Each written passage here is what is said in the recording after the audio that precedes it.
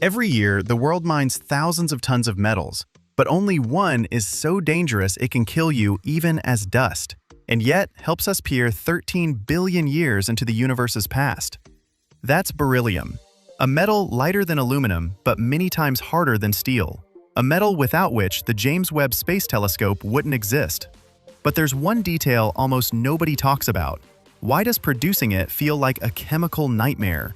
And why does working with it become a deadly gamble? And what exactly are those factories hiding behind thick, protective glass? Subscribe so you don't miss out. You'll learn something that'll forever change how you think about metal.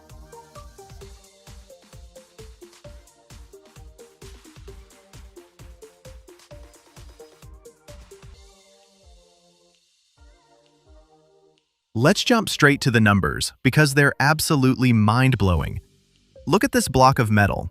Appears to be just another gray hunk of iron, but try to lift it and you'll nearly clock yourself in the chin from the surprise. Beryllium has a density of just 1.85 grams per cubic centimeter. That's almost 30% less than aluminum, which we've always considered the gold standard for lightness. But here's the kicker. Despite being this lightweight, beryllium is 4 times stiffer than steel. Its elastic modulus hits an incredible 303 gigapascals. What that means is this material puts up insane resistance to any deformation. You could build a structure thin as paper, and it would still hold its shape under colossal stress. On top of that, beryllium has this exceptional ability to maintain its strength at high temperatures, making it absolutely irreplaceable in the aerospace industry. The extraction process, that's a whole chapter in the textbook of industrial survival. The primary source here is a mineral called bertrandite, mined in the deserts of Utah.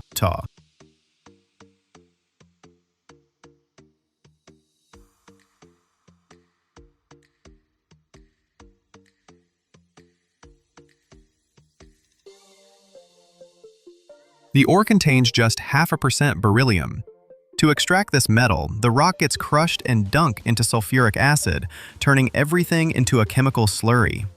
Then, through a series of complex manipulations with hydroxides and fluorides, they get pure beryllium fluoride.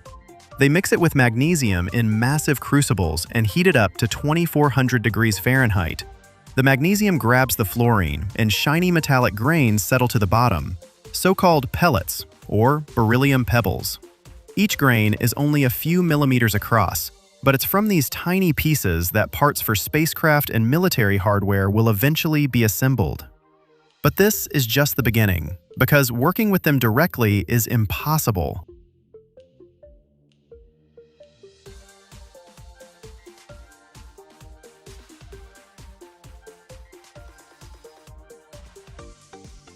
And here's where we get to the most dangerous part of the tour. Beryllium is a genuine toxic bomb. Its dust causes chronic beryllium disease, which basically makes your lungs shut down. All it takes is breathing in a microscopic amount of particles, and your immune system starts attacking your own tissues. The disease can show up years after exposure, when you've long forgotten that one day you spent at the facility. So nobody here pours the metal into molds like cast iron. Instead, they use powder metallurgy methods. Metal grains get ground into fine powder in special mills under vacuum. Every single dust particle has to be controlled. Then, they pour this powder into massive steel capsules and subject it to vacuum hot pressing. Imagine hundreds of atmospheres of pressure and temperatures over 1800 degrees Fahrenheit, simultaneously crushing this powder, forcing it to become a solid block. This goes on for hours until the structure becomes perfectly uniform.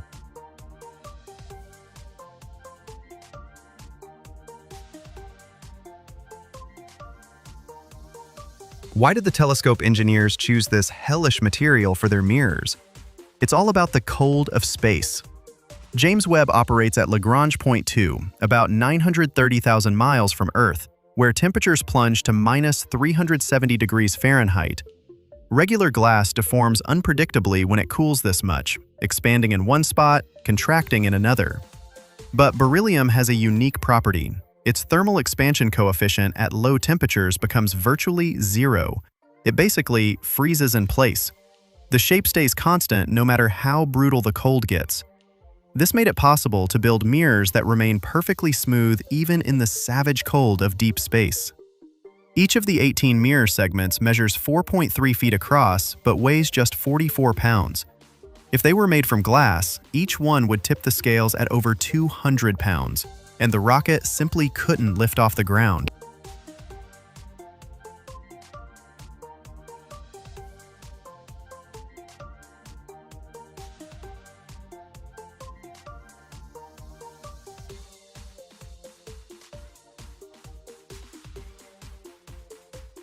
Each mirror was carved from a single block, removing 90% of the mass from the back to create a lightweight honeycomb structure. This is called lightweighting. The walls there are just a few millimeters thick. After that, polishing begins. It's done using computer systems that remove irregularities measured in nanometers. 1/1000th of a meter. That's the precision we're talking about here. If Webb's mirror were the size of the Atlantic Ocean, the biggest bump on its surface wouldn't be taller than a regular coin. Then the mirrors are taken to a cryogenic chamber, where they're cooled to space temperatures, microscopic warping is measured, and then they're polished again to compensate for those changes. This cycle was repeated dozens of times over several years.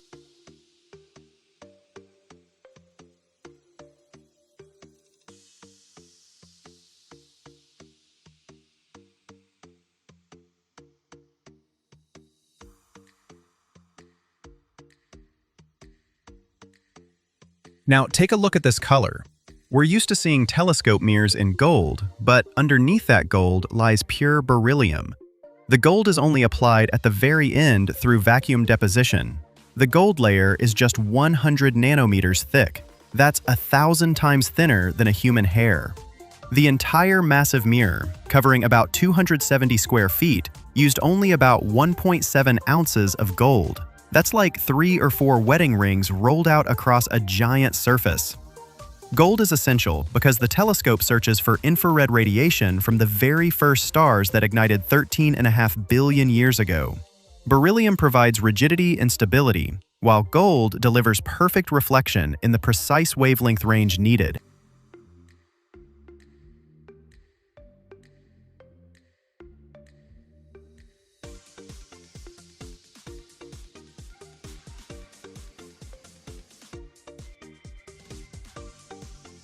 At this facility, safety protocols look like paranoia, but it's justified paranoia. See those yellow lines on the floor? You can't cross them without special footwear. The air in the shop completely refreshes every 3 minutes. Beryllium levels in the air must not exceed 0.2 of a microgram per cubic meter. That's so small you couldn't even see it under a microscope. But sensors are everywhere. After every shift, each worker goes through a special shower, and their clothing gets disposed of as hazardous waste. That's the price we pay for the ability to peer into the depths of space. But beryllium isn't just about space. Look at these tiny components for aircraft engines. Because beryllium conducts heat better than most metals, it's perfect for parts that need to cool down fast. Its thermal conductivity is around 210 watts per meter Kelvin. It pulls heat away faster than aluminum and doesn't melt until 1287 degrees. This lets planes fly faster and engines run more efficiently.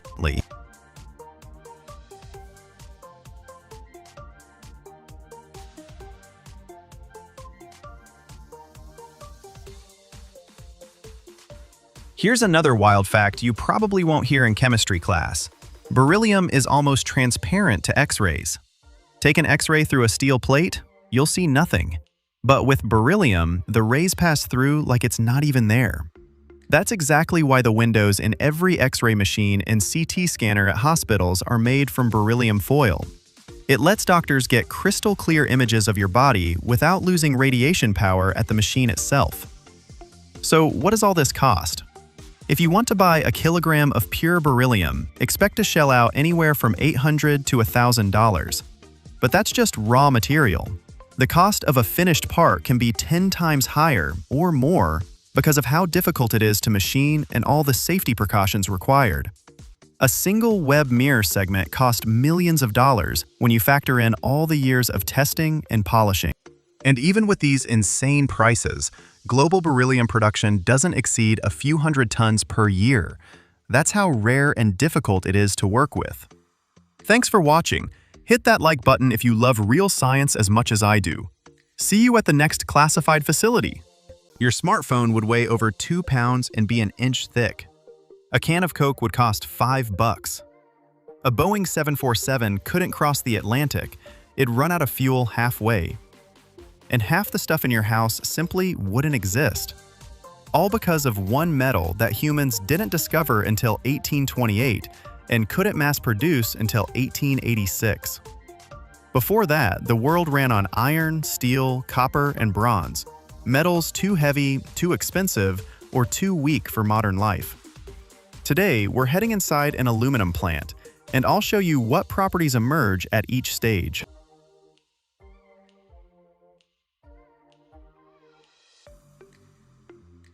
This aluminum plant sits right on the riverbank. That's no accident. It's been running non-stop for over 120 years. It's here because it has direct access to massive hydroelectric power. That's critical because making aluminum takes more electricity than almost any other industrial process on Earth. Walk onto the grounds and the first thing you feel, a low hum from the transformers. The smell of superheated metal hangs in the air constantly. The plant never stops, not for a minute.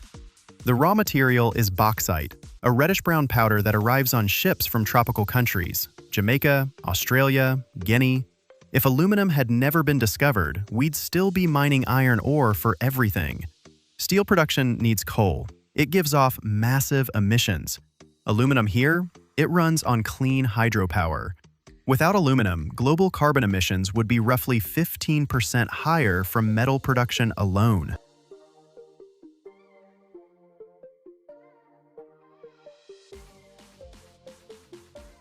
The first stage is processing bauxite through the Bayer process. The ore is crushed and mixed with caustic soda, then heated to 347 degrees Fahrenheit under pressure in autoclaves. Under these conditions, aluminum oxide dissolves while iron and silicon remain as red mud, a thick, bright, rust-colored mass that's diverted to special storage facilities. The output? Pure white aluminum oxide powder, also known as alumina. To produce 1 ton of alumina, you need to process about 2 tons of bauxite. This is where aluminum's first critical property is established: incredible corrosion resistance.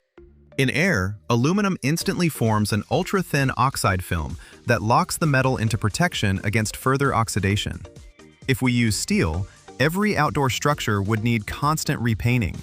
Steel ships require dry dock and repainting every few years. Aluminum boats serve for decades without maintenance. Without this property, coastal cities would burn billions on infrastructure upkeep.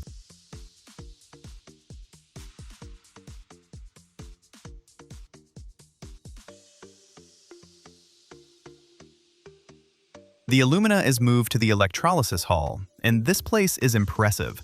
A massive room with rows of reduction cells radiating waves of heat.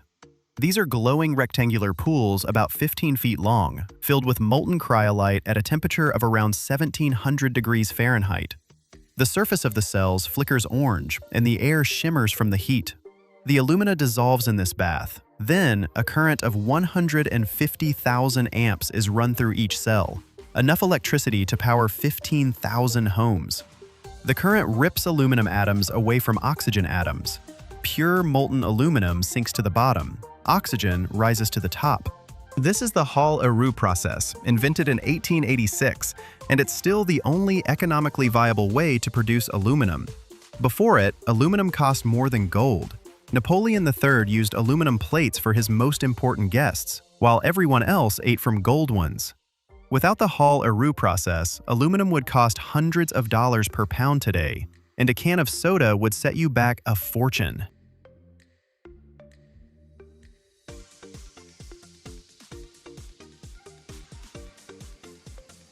After a full day of operation, the molten aluminum gets pumped out and poured into crucibles, 10 tons each.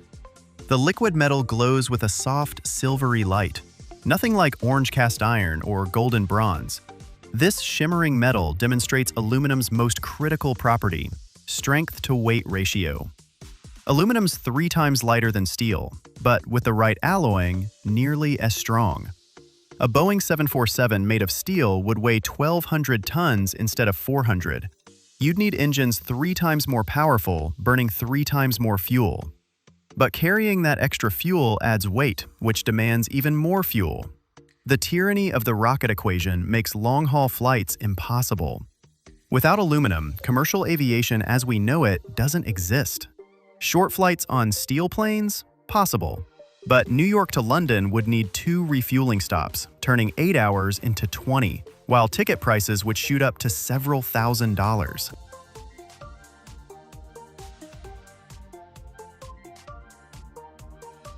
Molten aluminum gets poured into molds, forming ingots weighing several tons.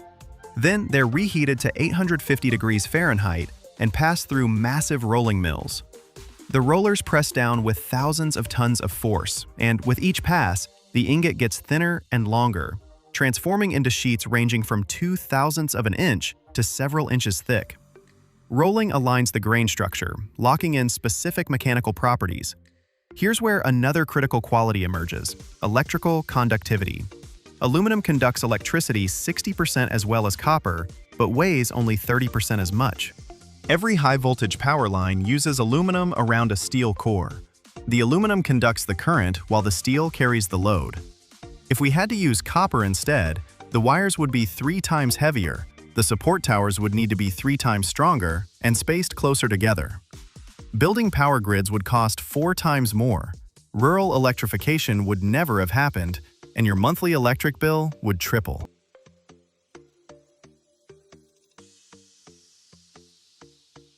Every sheet undergoes the strictest quality control, and there's a concrete reason for that. On April 28, 1988, Aloha Airlines Flight 243 was cruising at about 24,000 feet above Hawaii when passengers heard explosive decompression. The entire upper section of the forward fuselage tore away, exposing nearly 18 feet of skin and opening the cabin to the sky. One flight attendant was killed, 65 passengers injured. The investigation revealed that the aluminum fuselage had developed microscopic fatigue cracks after years of pressurization cycles. With every takeoff, the fuselage expands under pressure. With every landing, it contracts. Thousands of these cycles, and invisible defects appear in the metal. Tiny cracks grew and connected until the structure failed catastrophically. The aircraft had completed 89,000 flight cycles, and technicians couldn't detect such small defects.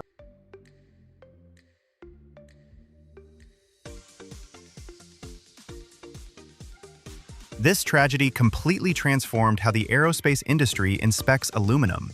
Today, every single sheet goes through eddy current testing, which detects surface cracks as small as 0.004 of an inch deep, ultrasonic testing that finds internal defects, and X-ray examination for critical components.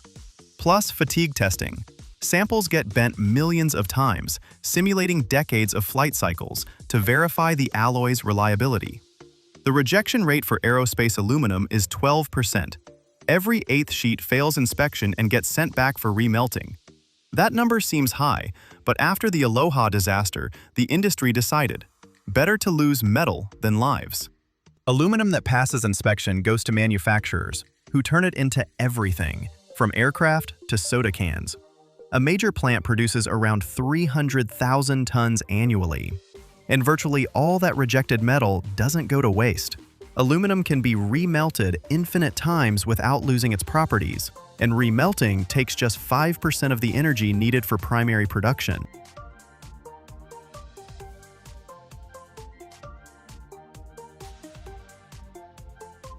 Without aluminum, cans would be made of tin-plated steel, weighing 3 times as much. A 12-pack of Coke, 24 pounds instead of 9. Shipping costs triple, prices double. Construction would look completely different. Modern curtain walls use aluminum frames, strong enough for glass but light enough that buildings don't need massive reinforcement. Without aluminum, tiny windows in thick walls, or steel frames so heavy that buildings over 50 stories become impractical. Modern glass skyscrapers don't exist. Computers and smartphones would be different too. That aluminum laptop body would have to be plastic or magnesium. Plastic isn't rigid enough and cracks. Magnesium is light but catches fire during machining. The plant's been running for over 120 years, producing roughly 20 million tons of aluminum, turned into planes, cars, buildings, power lines, packaging, and electronics. Without the electrolysis process running in those reduction cells, none of this exists. We'd be trapped in a world that's heavier, more expensive, and far more limited.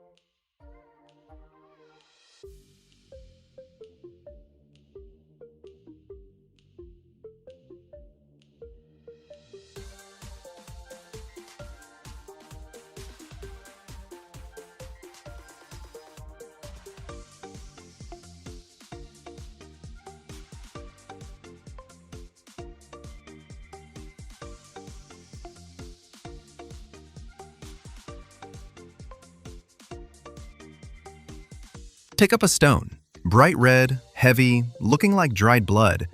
It doesn't smell, doesn't burn, doesn't radiate. Just a beautiful mineral.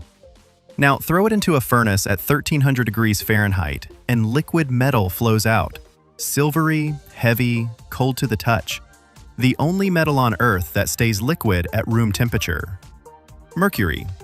A substance that has mesmerized alchemists for millennia, poisoned kings, and powered industry. And it's extracted from a stone that looks like a gemstone, but is actually just ordinary sulfide. Today, we're at a mine and processing plant where red rock turns into liquid silver. If you're into deep dives like this, subscribe and hit the bell so you don't miss new episodes.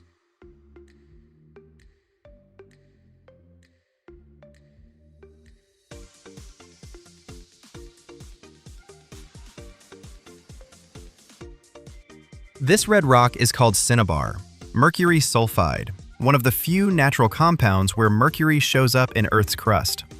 The chemical formula is simple: one mercury atom, one sulfur atom. Basically, nature locked liquid metal inside a sulfur cage, and to get it out, you've got to break that cage with heat. If you crack a chunk of cinnabar, the fracture surface reveals crystals with a diamond-like shine. The beauty's deceptive because the powder from this mineral is poisonous. Cinnabar was known even in ancient times. Egyptians used it as pigment, Romans painted palace walls with it, and Chinese alchemists believed the red ore was the key to immortality. Deposits are scattered across the planet, but the main ones are in Spain, Slovenia, China, and Kyrgyzstan. The Spanish mine at Almaden operated for nearly 2,000 years and gave the world more than a third of all mercury ever extracted.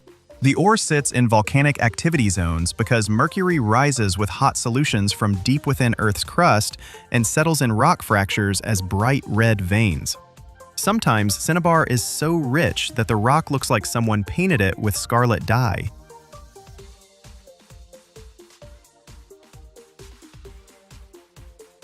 Mining starts underground. Miners drill into the rock with pneumatic jackhammers, place charges, and blast, bringing the whole face down. They load the ore into mine cars and haul it to the surface. It's hard, dangerous work. Even down in the mine, mercury vapor seeps from the rock, so ventilation runs at full blast. Mercury content in the ore is usually low, 1 to 12%. The rest is waste rock, sandstone, clay, quartz. But even 1% is worth going after because mercury fetches a high price. At the surface, the ore gets crushed in jaw crushers. 2 steel jaws squeeze the rock, breaking it down to gravel size. Then, vibrating screens sort the pieces by size. The fines go straight to the furnace. Oversized chunks loop back for another round of crushing.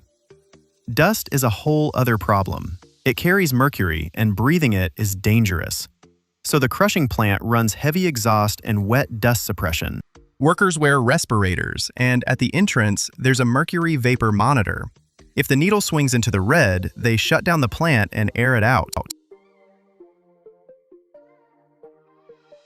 Now comes the most critical step: roasting. The principle is simple yet brilliant. Heat cinnabar to 1100 to 1300 degrees Fahrenheit in air, and the sulfur bonds with oxygen and escapes as sulfur dioxide gas, while the mercury vaporizes. 2 substances locked in stone for millions of years part ways forever. One into the air, the other into a pipe. Roasting furnaces come in different designs, but the classic is a rotary kiln. Picture a massive steel drum, 60 to 100 feet long, set at a slight angle. Ore gets fed in from the upper end, burners fire from the lower. The heat inside is so intense, the furnace walls glow a dull cherry red.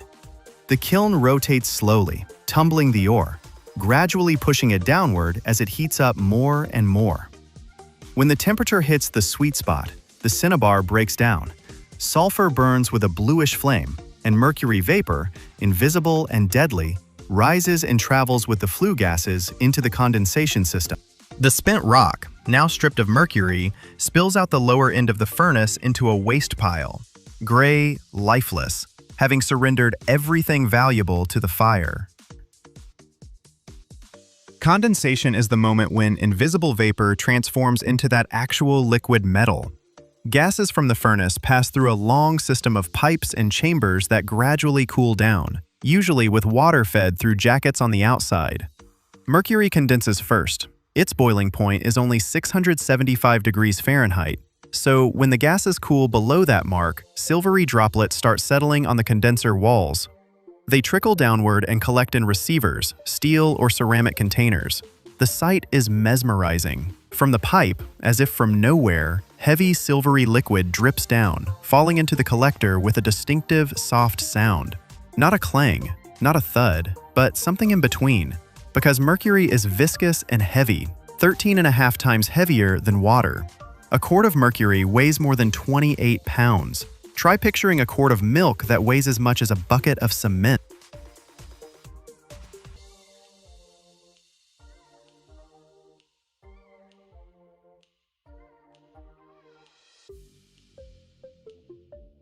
The raw mercury from the condenser isn't ready for sale yet. It's swimming with impurities, soot particles, water droplets, traces of other metals.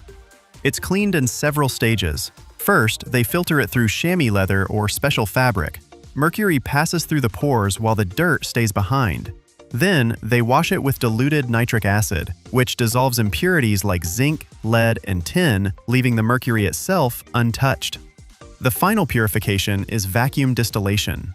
Mercury gets heated in a vacuum, where it evaporates at a lower temperature, while impurities with higher boiling points remain at the bottom. They collect the condensate, and now you've got mercury at 99.9% purity. It's poured into standard steel flasks holding 76 pounds. That's the international standard called a flask. The container's small, about the size of a thermos, but lifting it one-handed? Not easy. All because of that incredible density.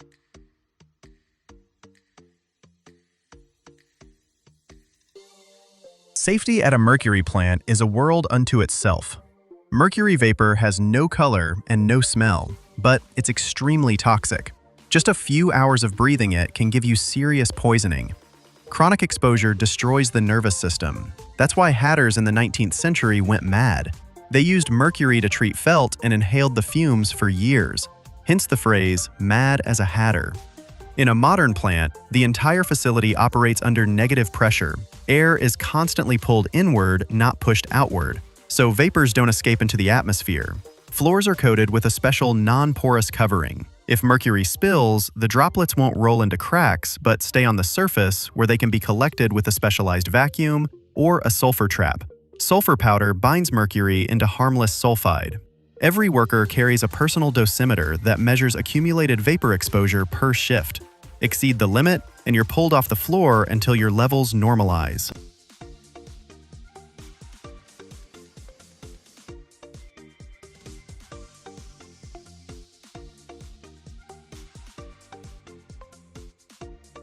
Where does all this mercury go? Historically, the biggest consumer was gold mining. Mercury dissolves gold, forming an amalgam. You then heat it up, and the gold evaporates out. Conquistadors in South America use this method, and it's exactly why the Spanish crown exploited almaden for centuries. Today, amalgamation is officially banned in most countries because of the catastrophic environmental damage. But in artisanal mining across Africa and Southeast Asia, millions of prospectors still use it. Poisoning rivers, poisoning soil. Other applications? Chlor-alkali industry, thermometers, barometers, mercury lamps, electrical switches, catalysts. But the world is slowly moving away from mercury. In 2013, the Minamata Convention was signed, named after a Japanese city where, in the 1950s, thousands of people suffered devastating poisoning. Mercury leaked into the bay from a chemical plant. It built up in fish. And the people who ate that fish started losing their sight, their hearing, their coordination. The Minamata tragedy became a symbol of mercury pollution for decades to come. Mercury production worldwide is plummeting.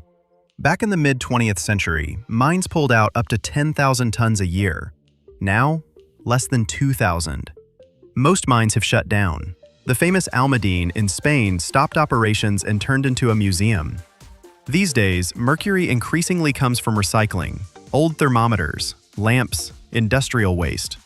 But humanity can't completely abandon it yet. Some chemical and electrochemical processes simply have no substitute. When you stand next to a flask where this heavy, silvery liquid sloshes around, it's hard to believe that an hour ago it was part of a red rock that sat underground for millions of years. Cinnabar guarded mercury like a safe guards valuables, and only fire could pick that lock. An ancient process, simple at its core, dangerous in execution, and still without an alternative. Every knife in your kitchen, every spoon in your drawer, every sink, every pot, every bolt in a skyscraper. All of it exists because of one gray-green rock lying hundreds of feet underground, nickel ore. Without it, stainless steel wouldn't exist at all.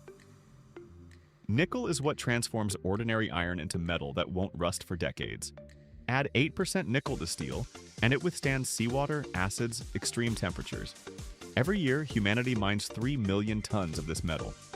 Value: $50 billion. But the journey from rock in the ground to shiny stainless steel sheet? It's technological hell. Explosions in quarries. Smelting at 2,700 degrees Fahrenheit. Chemical baths with sulfuric acid. Electrolysis under thousands of volts. How do you get metal that's 99.9% pure from gray rock that looks like an ordinary stone? Watch till the end. You'll see how the foundation of modern civilization is born.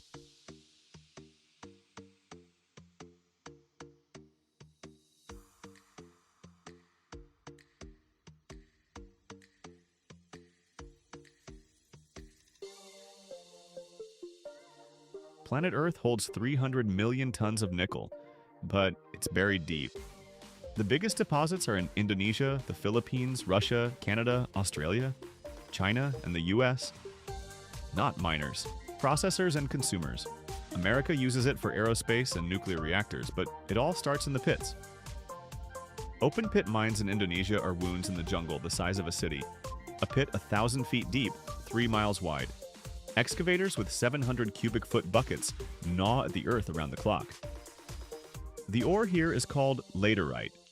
It's a reddish-brown rock that looks like clay. Just 1 to 2% nickel. The rest? Iron, silicon, magnesium. But even these scraps of nickel make mining profitable. One Belazi haul truck carries 300 tons of ore out of the pit. 500 trips like that a day. 150,000 tons of rock daily. That's an entire mountain of material you need to squeeze metal from.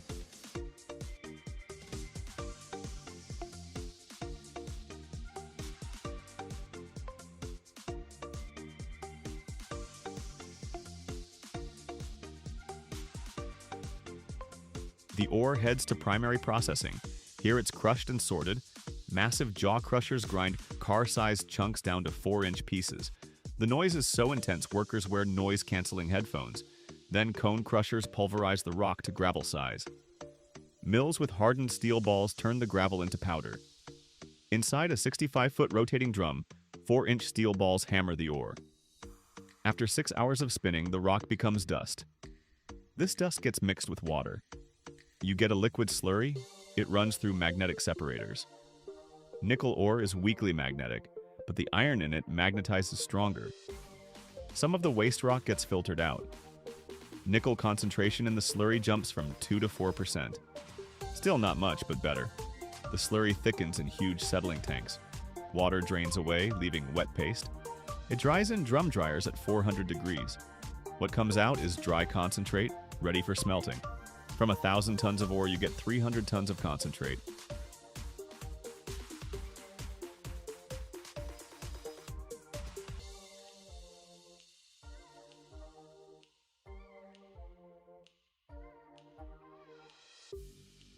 (1751). Swedish chemist Axel Kronstedt is studying a strange mineral from the Lost Mine. The rock's reddish, looks like copper ore. Kronstedt tries to smelt copper from it, but gets a white metal unlike anything known. Hard, heavy, doesn't rust. He names it nickel, after Nickel the mountain spirit from German folklore, who tricked miners by slipping them worthless rocks instead of copper. But nickel turned out to be anything but worthless. In the 19th century, they start adding it to steel. The British discover that 5% nickel makes battleship armor twice as strong. The Germans use nickel steel for artillery. World War I turns nickel into a strategic resource. Whoever controls nickel controls military production. In the 30s, metallurgist Harry Brearley invents stainless steel. The formula is simple: 18% chromium, 8% nickel, the rest iron. This steel never rusts. Revolution in kitchens, hospitals, factories. Demand for nickel explodes. The hunt for new deposits begins worldwide.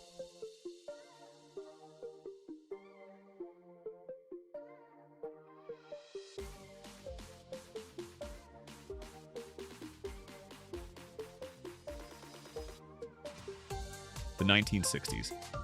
Discovery of massive deposits in New Caledonia and Indonesia. Laterite ores containing billions of tons of nickel. But there's a problem. These ores can't be smelted the conventional way. Too many impurities, compositions too complex. New technology is needed. The Canadians invent the Sherritt-Gordon process. The Chinese develop a pyrometallurgical method called RKEF. Rotary kiln, electric furnace, ferrochrome. Every country creates its own nickel extraction methods. By the 2000s, China becomes the dominant processor. They build dozens of plants in Indonesia and the Philippines. Strategy's simple: control the processing, control the market. The US took a different path. Americans focus on high-purity nickel for EV batteries and reactors. Smaller volumes, but the highest quality. A plant in Ontario processes Canadian ore using flash smelting technology. Temperatures above 2,900 degrees Fahrenheit. Metal purity, 99.999%. This nickel goes into Teslas and nuclear submarines. Two approaches, two philosophies. China wins through volume, America through quality.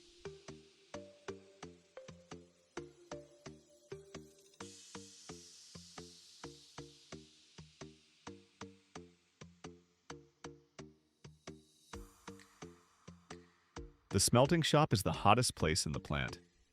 In the center of the hall stands an electric furnace as tall as a 5-story building. Power output, 100 megawatts. That's like 10,000 homes running simultaneously. Nickel ore concentrate is loaded from the top along with coke and fluxes. Coke is pure carbon, the heat source. Fluxes, limestone and quartz, they bind the waste rock. Through graphite electrodes, they run a current of 100,000 amps. Voltage, 200 volts. Temperature inside the furnace climbs to 1,500 degrees in an hour. The ore melts. Heavy metals, nickel, iron, cobalt, settle to the bottom. Light slag floats to the top. This separation is critical. After 8 hours of smelting, the furnace is ready for tapping. A tap hole opens at the bottom. Molten metal flows through a channel into a ladle. It glows white-hot. Temperature 1,400 degrees. Workers in silver suits control the process remotely. One ladle holds 50 tons of metal. This is matte, an alloy of nickel, iron, and sulfur. Nickel content, 20%. That's not enough. Further refining is needed.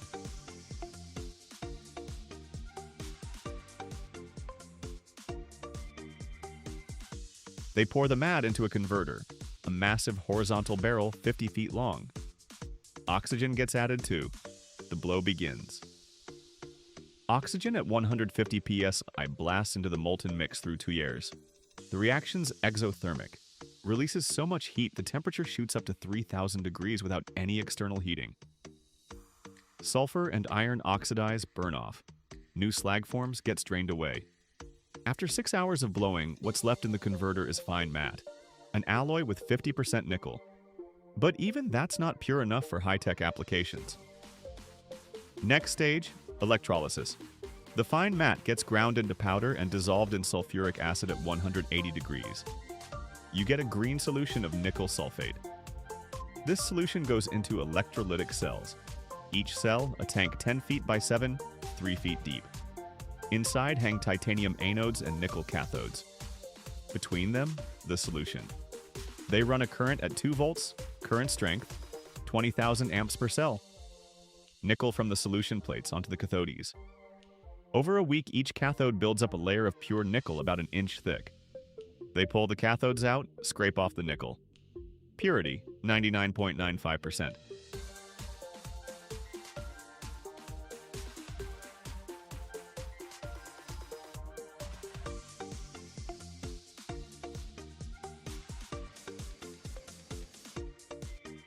And just like that, after passing through explosions, crushing, smelting at temperatures above 2700 degrees Fahrenheit, oxidation, dissolving in acids and electrolysis, a dull gray rock transforms into a shining metal that changed the world.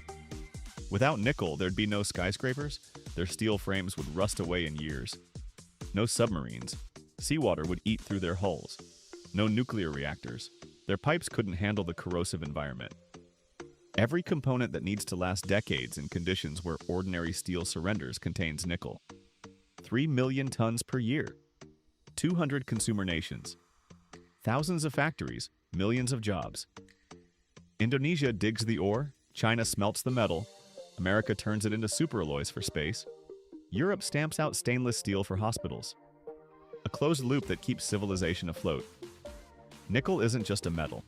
It's a guarantee of durability for everything we build. Proof that humans learn to take nature's dull rocks and turn them into eternity. Every time you wash your hands in a sink that gleams like new after 20 years of service, remember, that's nickel at work. The metal that conquered time and corrosion.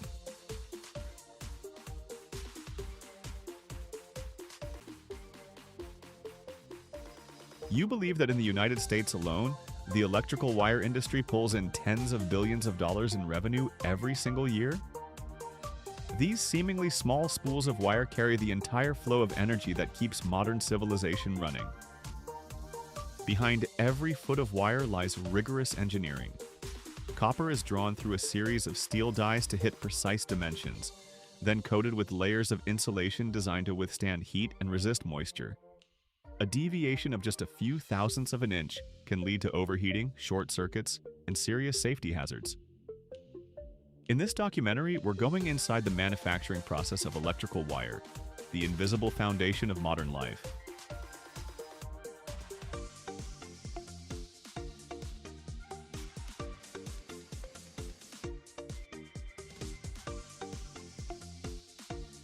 From a thin strand of metal that seems almost fragile, electrical wire becomes the silent foundation of modern life.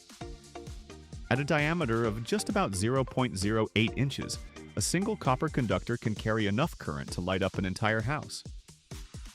Inside its thin insulation layer flows a constant stream of energy, transforming invisible motion into light, heat, and the continuous operation of the world around us. And when its mission is complete, electrical wire doesn't reach the end of its life. Copper can be reborn almost infinitely. The plastic insulation is stripped away, the metal is cleaned, melted down, and drawn again into new wire. Each recycling cycle consumes far less energy than mining and refining new ore, reducing waste and preserving natural resources. It's a closed loop, where technology and sustainability coexist in something as small and unassuming as a single wire.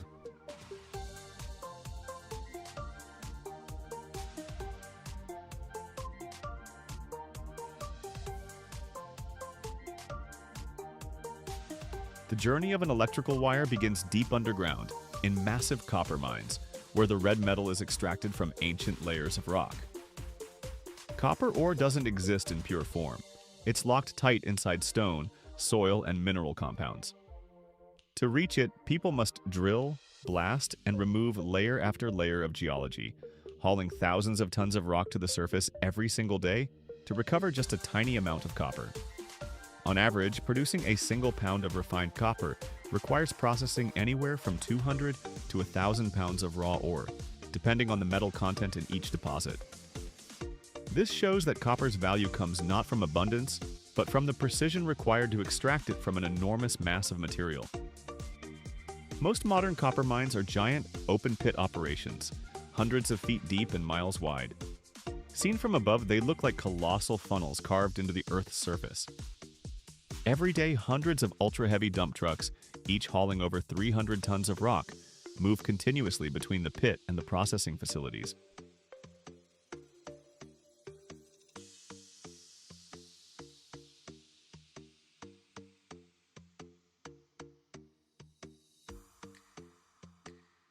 Once ore leaves the mine, it's still nothing more than solid rock with metal locked inside.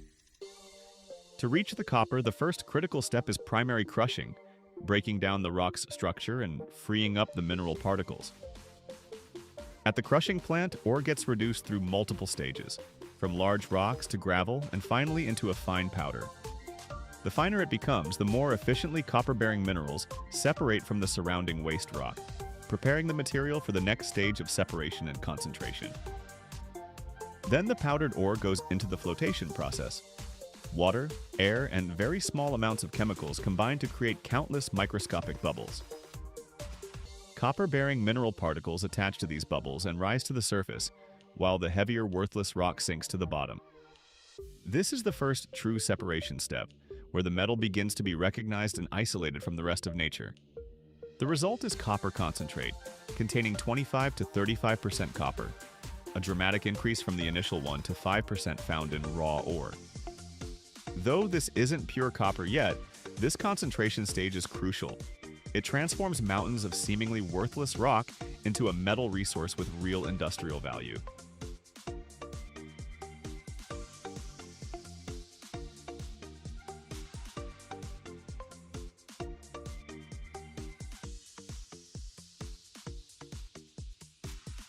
After crushing and flotation, the concentrate still isn't metal.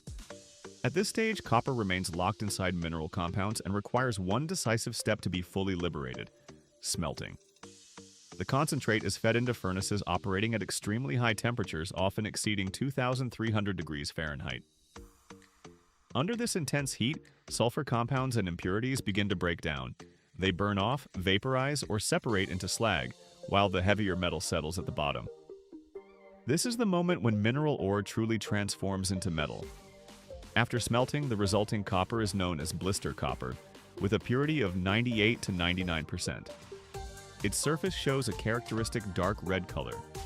The metal is dense, heavy, and conducts electricity far better than any mineral form before it. From rock and powdered ore, copper emerges for the first time as an industrial metal.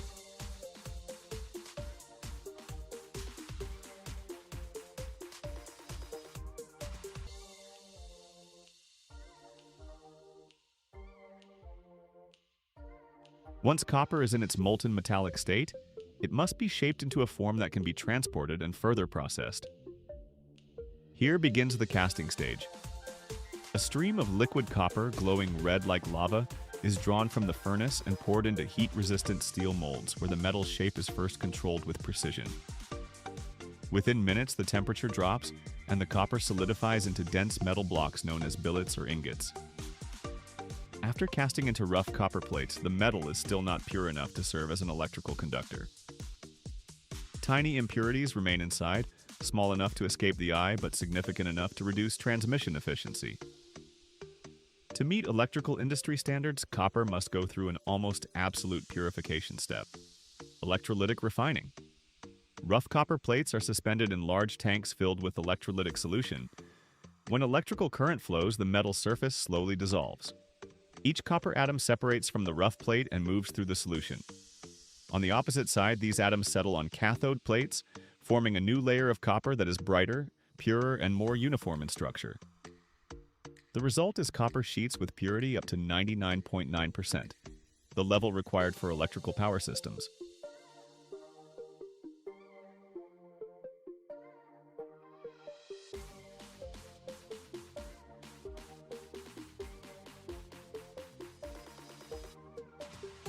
After refining, high-purity copper is remelted and cast into large round rods called wire rod.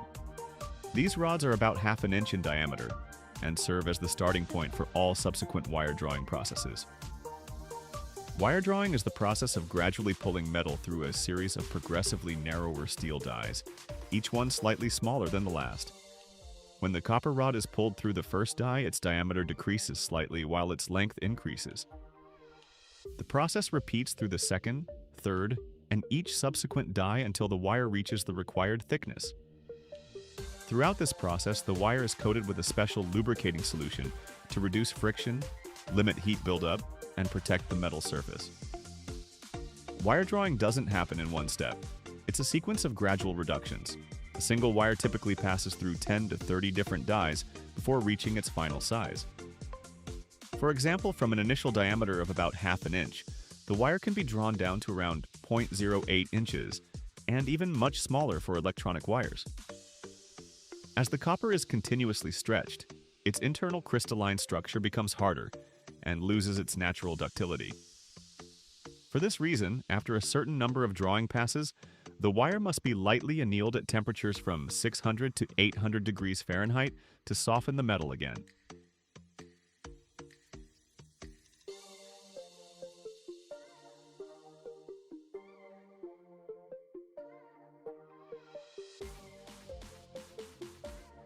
After the wire is drawn to the right size, the individual copper strands are still too thin and too stiff to be used on their own. To become the flexible, durable conducting core in real-world applications, they have to go through a twisting process. Copper strands are fed into a twisting machine, where dozens of spinning spools work simultaneously, twisting each strand around a central axis at a precisely calculated angle. This twist angle directly determines the flexibility and bend strength of the wire. A tighter twist creates a stronger, more compact core. A looser twist makes the wire more flexible. That's why every type of electrical cable, from household wiring to industrial power lines, has its own specific twist structure. A single conductor can be made from 7, 19, 37 strands, or even more. These numbers aren't chosen randomly. They follow geometric patterns that allow the small wires to fit tightly together, forming a round, uniform core with minimal empty space and even distribution of electrical current across the entire cross-section. Thanks to the twisted structure, mechanical stress is distributed among many small wires, significantly reducing the risk of cracking or metal fatigue. At the same time, microscopic gaps between the strands help dissipate heat more efficiently as electrical current passes through the conductor.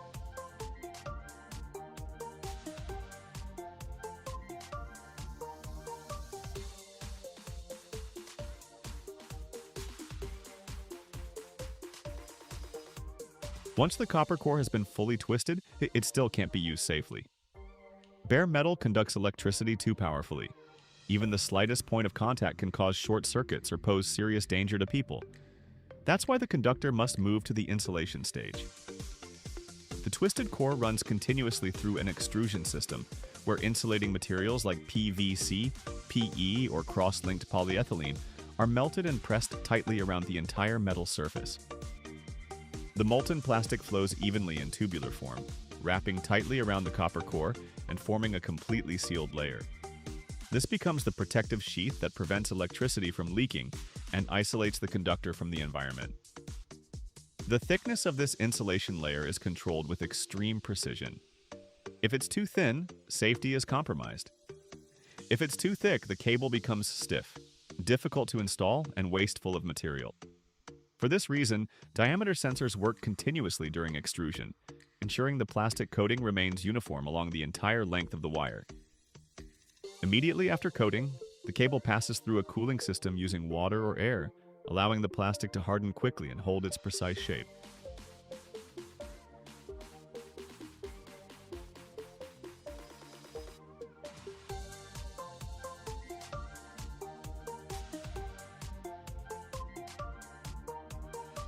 Once the insulation layer has completely cooled and stabilized, the wire feeds directly into the winding machine. Before reaching the spool, it passes through a tension control system that keeps the cable in a perfectly balanced state. It can't be too loose, which could cause tangling, and it can't be too tight, which could stretch the copper core or deform the plastic insulation. The spool rotates smoothly while a lateral guide mechanism moves back and forth, laying the wire in parallel, tightly aligned loops. Each turn is placed neatly beside the previous one, building layer by layer into a uniform, perfectly formed coil. Throughout the winding process, wire length is continuously measured by sensors. When the preset number of feet is reached, the system automatically stops, cuts the wire, and secures the end of the spool. After winding, the wire moves to the packaging area for protection against dust, moisture, and physical damage. Each spool is wrapped in plastic film or shrink wrap, and larger spools are additionally secured with plastic straps or steel bands to maintain their shape. Next, technical information such as wire type, cross-section, length, voltage rating, and production date is clearly marked on the packaging.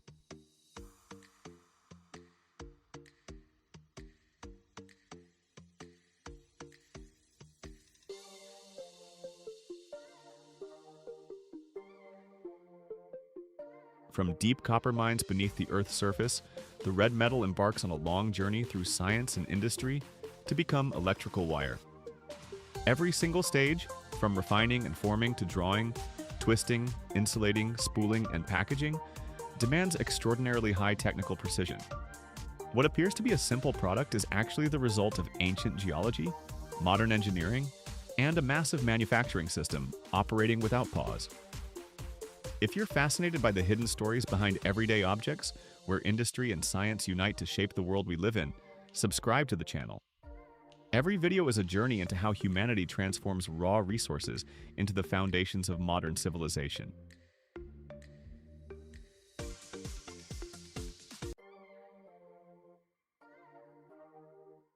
"68 million tons. That's exactly how much aluminum humanity consumes in just 1 year. This enormous figure stretches from fizzy drink cans and window frames to the wings of gigantic aircraft. But have you ever wondered how we satisfy such enormous demand without depleting Earth's resources? The answer lies in a revolutionary innovation that's transformed the entire industry: aluminum recycling.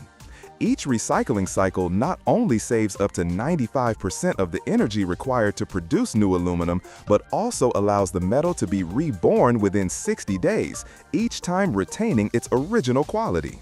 In this video, you'll witness aluminum's extraordinary journey, from discarded waste to gleaming products that return to everyday life.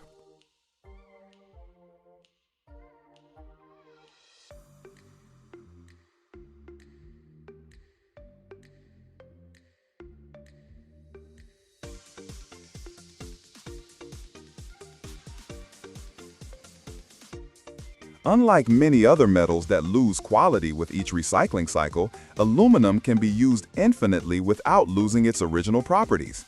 This unique characteristic explains why nearly 75% of all aluminum ever produced is still in use.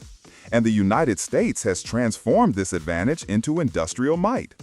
Thanks to advanced collection and smelting systems, recycled aluminum now comprises over 1/3 of the country's annual supply, saving sufficient energy to power millions of households every year. But the benefits aren't merely economic.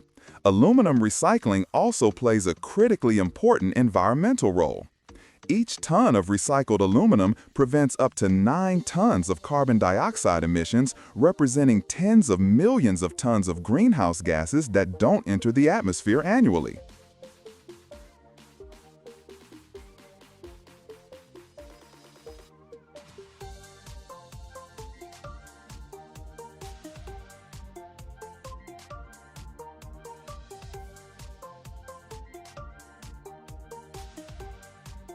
The recycling journey begins with a step that may seem simple, but ultimately determines the efficiency of the entire subsequent process: collecting aluminum scrap. In the United States, the world leader in aluminum recycling, this system operates on an enormous scale. Every year, tens of millions of tons of aluminum are collected from countless sources, creating a constant stream that feeds the industry. What distinguishes aluminum is its inherent economic value already at the collection stage. A discarded aluminum can is worth many times more than a plastic bottle, giving both individuals and businesses a strong incentive to return aluminum to the production cycle.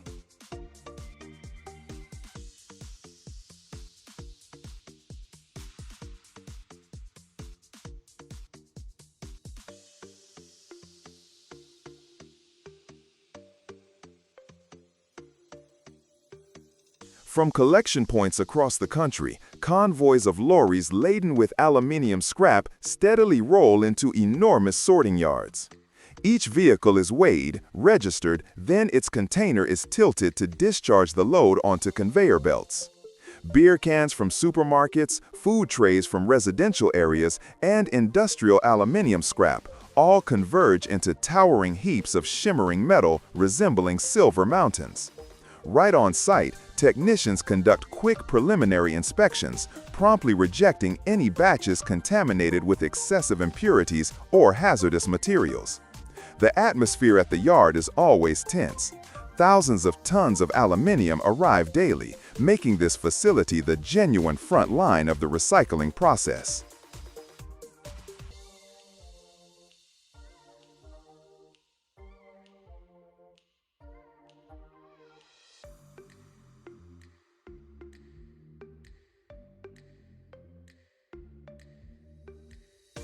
At the recycling facility, streams of aluminum scrap are fed onto long, continuously moving conveyor belts. Optical sensors, acting as electronic eyes, scan thousands of fragments per second, identifying aluminum by its characteristic color and light-reflecting ability. Immediately afterwards, powerful magnets remove any ferrous metals, whilst precisely calculated air jets blow aluminum away from plastic, paper, and lighter rubbish.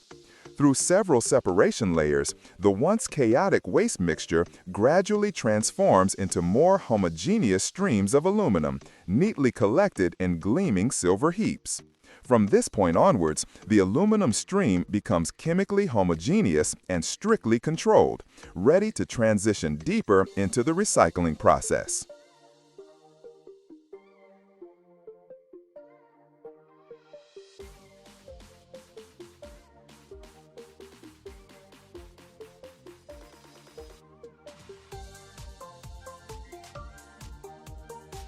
After separation, aluminum scrap is fed into a massive shredding system. Conveyor belts constantly drop beer cans, food trays, and industrial scrap onto counter-rotating steel rollers studded with sharp teeth. With intense crushing force, the metal is instantly destroyed, sending sharp metallic clicks echoing throughout the workshop. In just a few revolutions, hundreds of kilograms of aluminium are drawn inside and shredded into small fragments. A vibrating sieve system controls output size, guaranteeing that all shredded aluminium is reduced to uniform size, creating stable, homogeneous raw material for the next stage.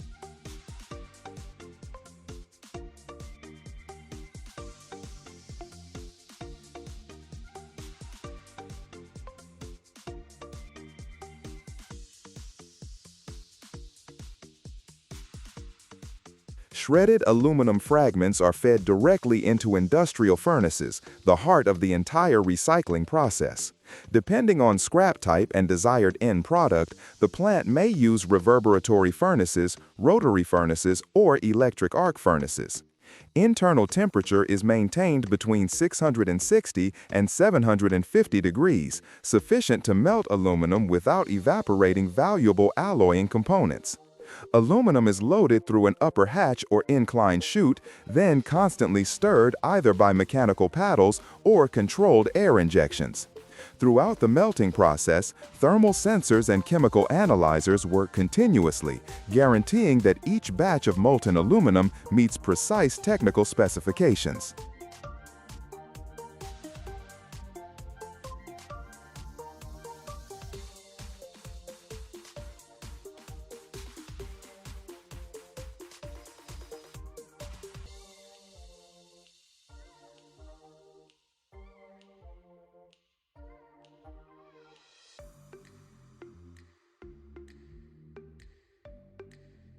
Even after complete melting, aluminum still contains countless hidden impurities invisible to the naked eye. Aluminum oxides, furnace dust, paint residues, and even oils.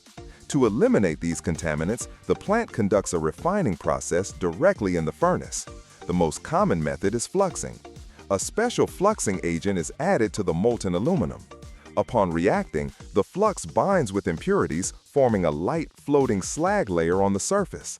This layer is then removed, leaving behind purer, refined metal. In more advanced systems, inert gases such as argon or chlorine are injected under low pressure. These microbubbles permeate the molten mass, capturing excess oxygen and hydrogen and carrying them to the surface.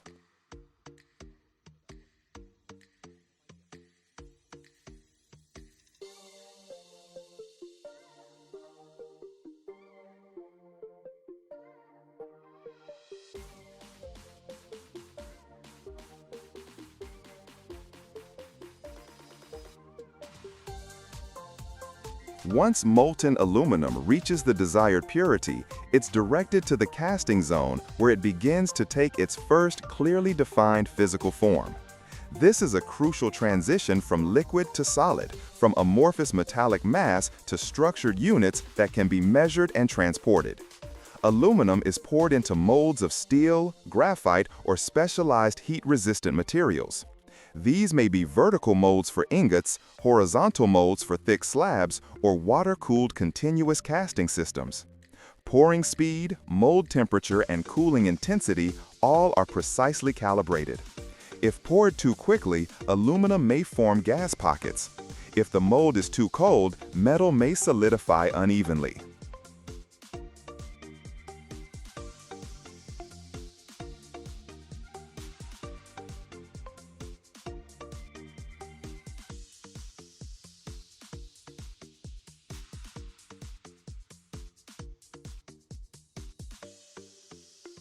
Once aluminum solidifies inside the mold, a hydraulic system carefully pushes out the solid metal. Mechanical clamps grasp the heavy ingot, often weighing dozens of kilograms, lifting it and placing it onto a parallel steel conveyor. The sound of grinding metal echoes throughout the casting shop, whilst the surface of each ingot still glows faintly red from residual heat. One after another, ingots are extracted in rhythm with equipment operation, lining up in neat rows on the moving belt. Sensors quickly scan each piece, checking shape and dimensions. From the casting zone, rows of solid aluminum ingots begin their journey forward, perfectly aligned like metallic bricks, marking completion of a full production cycle.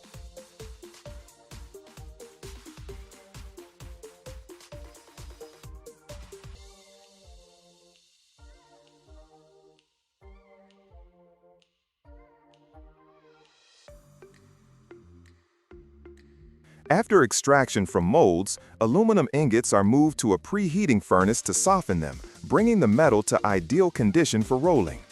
Once the ingot is ready, it passes through a set of counter-rotating steel rollers where enormous pressure flattens and elongates the aluminum block.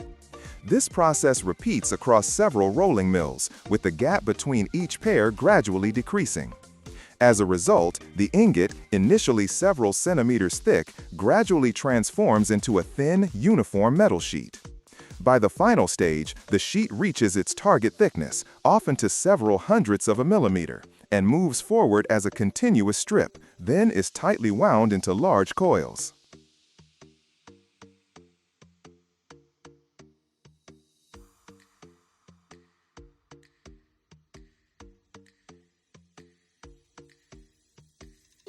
Amongst countless products made from recycled metal, the aluminum can is the brightest proof of recycling's power, returning to shop shelves in just a few weeks in completely new form.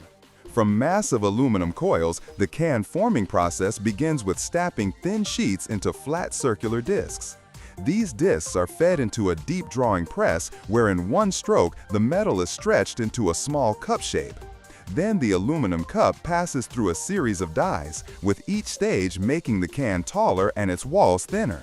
Finally, the outer surface is decorated using high-speed rotographer printing, allowing thousands of cans per minute to receive precise labels.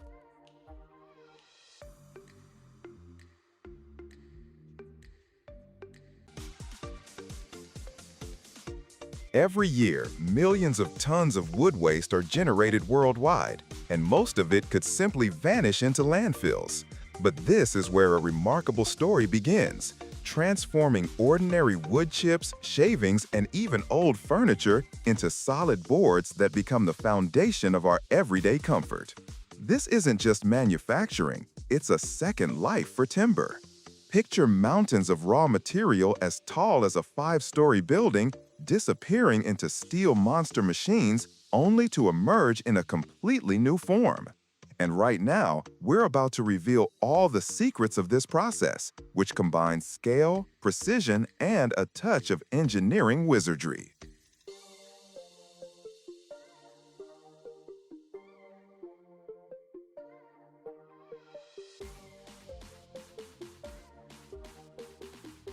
It all starts at a massive raw material yard, where the foundation for future boards arrives in a continuous stream. Contrary to popular belief, high-quality timber is almost never used in their production. On the contrary, the manufacturing philosophy is all about giving wood waste a second life. Mountains of raw material are brought here, reaching heights of dozens of meters. The foundation is industrial wood chips obtained from low-grade timber. A huge proportion comes from sawmill waste, slab wood, offcuts, and thin battens.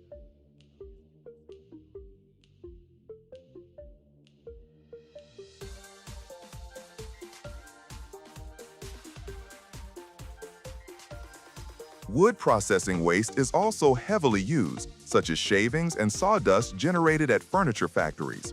A separate and important category is reclaimed timber. Old wooden pallets, crates, and even used furniture are given a chance at a new life as part of chipboard after thorough cleaning.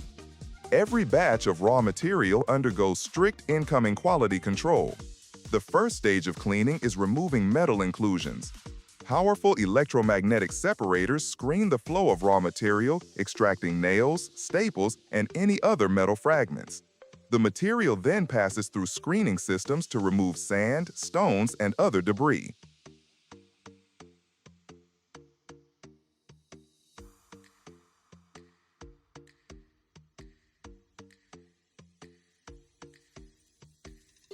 If whole logs are used in production, say 20-foot lengths, they must pass through a debarking machine.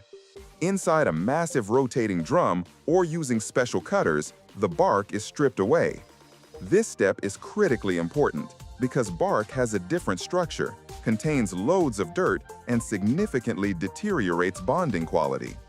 The prepared and cleaned timber begins its journey along a conveyor belt hundreds of meters long, carrying it towards the first stage of mechanical transformation. It disappears into the steel jaws of a giant chipping machine, an industrial monster the size of a small room.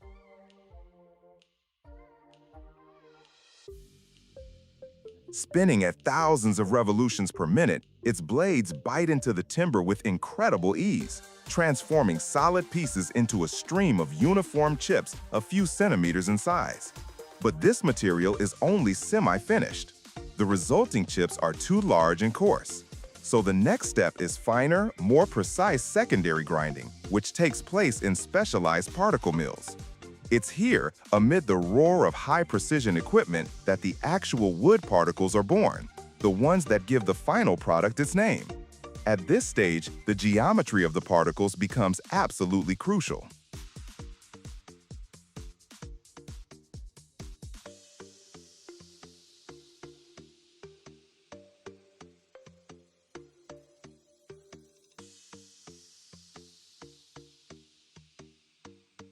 For the outer, face layers of the board, which will be responsible for its appearance, very fine, thin, and flat particles are needed. These are produced in knife ring fakers, which literally slice thin flakes off the chips, resembling cornflakes. For the inner, core layer of the board, which forms its structural backbone, larger and thicker particles are used. This creates a strong internal framework that gives the board its final rigidity, bending strength, and the ability to reliably hold fixings such as screws and bolts.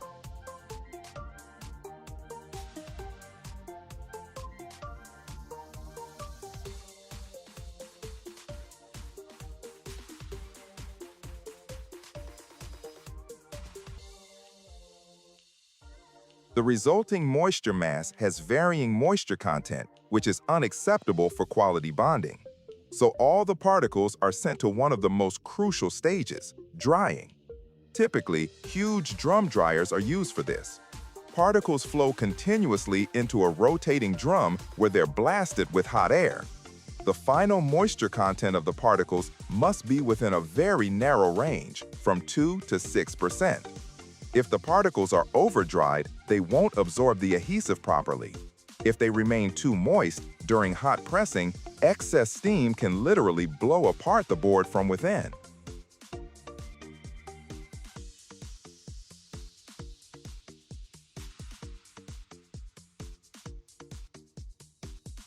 Now comes the turn of the key component that will transform the loose mass of particles into a monolithic board, the binding agent. Most commonly, these are synthetic resins. The sorted particles enter special continuous action mixers. Inside them, resin is sprayed through nozzles, creating an adhesive mist that evenly coats every wood particle. Resin dosage is critically important and typically ranges from 6 to 10% of the dry particle mass. The resin-coated particles, now sticky and ready for bonding, are finally prepared to become board.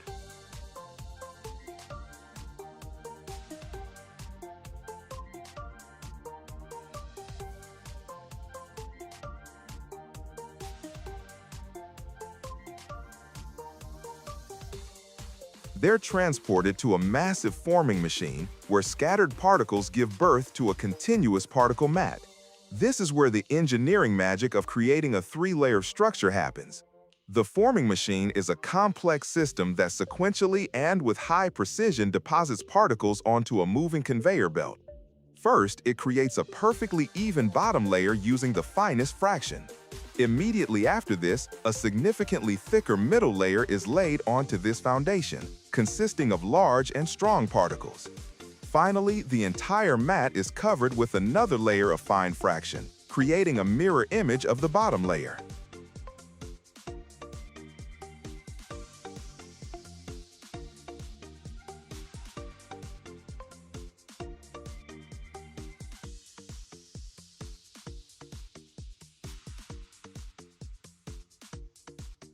This precisely calibrated structure, resembling a sandwich, provides unique properties to the future board.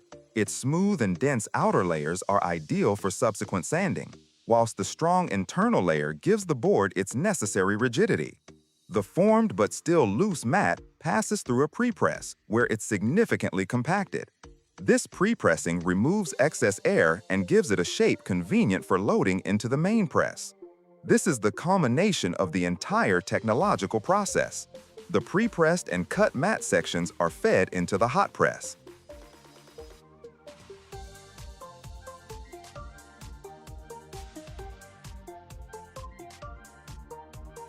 Inside the press, two powerful forces act simultaneously on the particle mass. Enormous pressure, reaching dozens of kilograms per square centimeter, compresses the particles. At the same time, the press plates, heated to 200 degrees Celsius, transfer their heat to the mat. This high temperature activates the resin, triggering an irreversible polymerization process. The liquid adhesive instantly transforms into an extremely hard and durable polymer, which permanently bonds millions of wood particles together. During this brief moment, the loose mat transforms into a hot, solid, and absolutely monolithic chipboard.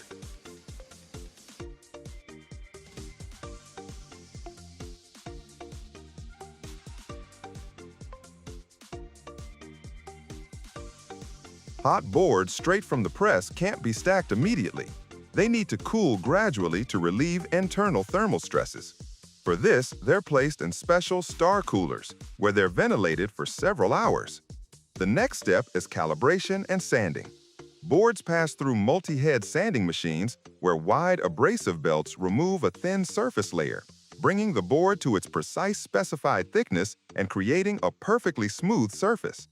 At the final stage, large production boards are cut into standard commercial formats and their edges are trimmed. Finished products undergo strict quality control. Only quality boards are marked and sent to the warehouse.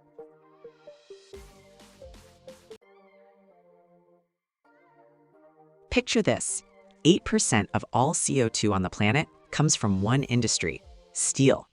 Every single second, the world produces 60 tons of steel, and every ton leaves behind nearly 2 tons of carbon dioxide.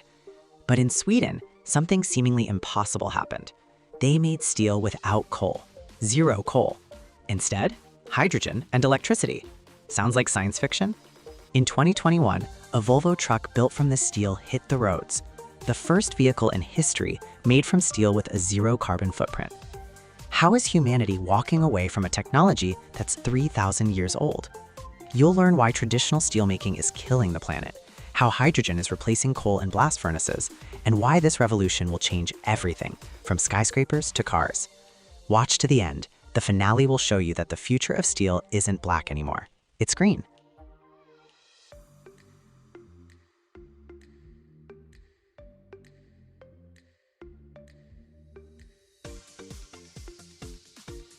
The history of steel production began 3,000 years ago when humanity learned to smelt iron.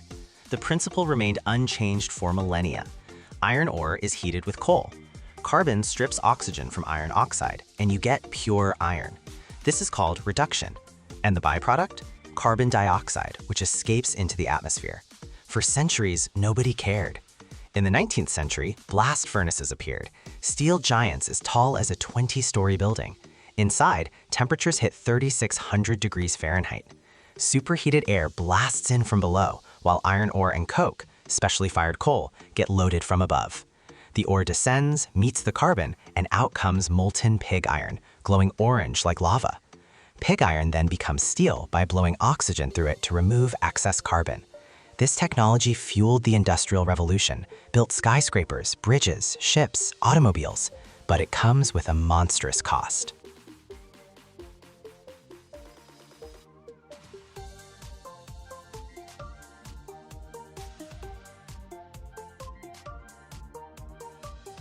Every ton of steel requires about 1,300 pounds of coke. When burned and used to reduce the ore, it produces nearly 4,000 pounds of carbon dioxide for every ton of steel. Global steel production, almost 2 billion tons per year. Do the math. Around 7.5 billion tons of CO2 annually. That's 8% of all global greenhouse gas emissions, more than all aviation worldwide. If the steel industry were a country, it would rank third in emissions after China and the US. And the problem's getting worse. Demand for steel is rising, especially in developing countries. By 2050, emissions from steelmaking could double if nothing changes. Humanity's caught in a trap. Modern civilization is impossible without steel, but steel is killing the climate. Aluminum or plastic can't replace steel in most applications. The properties are just too different. We needed a revolution. And it started in cold Sweden, in the city of Luleå, above the Arctic Circle.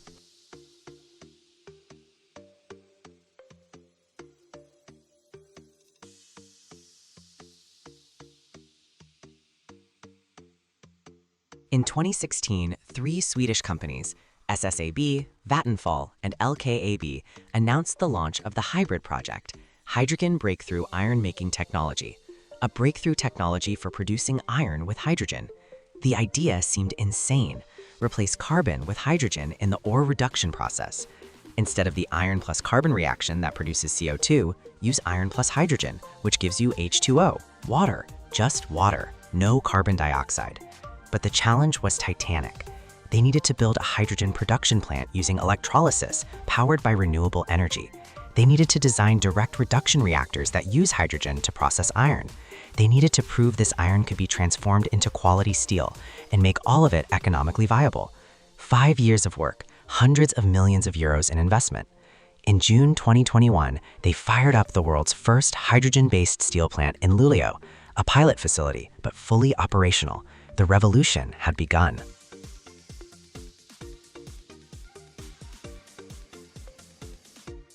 Now let's break down how this actually works. The process starts with hydrogen production. Typically, hydrogen comes from natural gas, but that creates CO2 emissions. Hybrid uses water electrolysis. They run electric current from wind and hydroelectric plants through water. The water splits into hydrogen and oxygen. Pure green hydrogen, 0 emissions. This hydrogen feeds into a shaft furnace, a direct reduction reactor. Iron ore pellets get loaded from the top. These are walnut-sized granules made of iron oxide. Superheated hydrogen enters from below at around 1,500 degrees Fahrenheit. The hydrogen rises up through the pellet bed. A chemical reaction occurs. Hydrogen strips the oxygen from the iron oxide. What forms is metallic iron and water vapor. Yep, just steam. The pellets sink downward, gradually losing oxygen and transforming into porous iron, called sponge iron or direct reduced iron, DRI. What comes out are gray, porous granules of pure iron.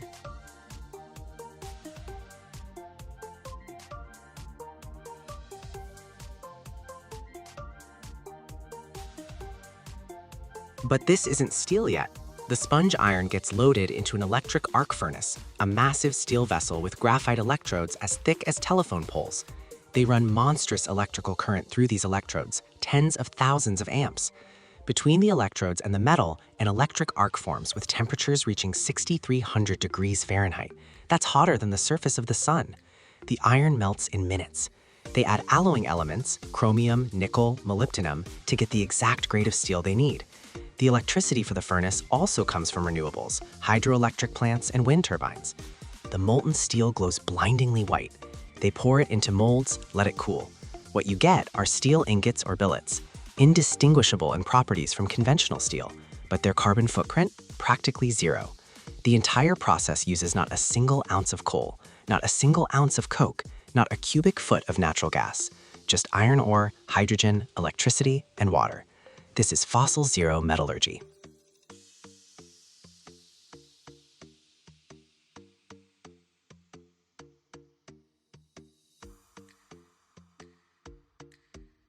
In August 2021, a historic event occurred. The company SSAB shipped its first batch of green steel to a customer. The buyer was Volvo. This steel was used to manufacture body parts for trucks, the first vehicles in human history made from carbon-free steel. Volvo ran tests: strength, fatigue resistance, weldability, corrosion resistance, all parameters identical to regular steel, or even better. Because the process is more controlled, fewer impurities. In 2022, other companies also received batches of green steel, manufacturers of excavators, construction equipment, household appliances. Mercedes-Benz ordered a batch for use in passenger cars. SSAB announced that by 2026, it will launch the first full-scale hydrogen-based plant, capacity 1,300,000 tons of steel per year. By 2035, all SSAB products will be carbon-free. The company promises to cut Sweden's emissions by 7% just by switching to hydrogen.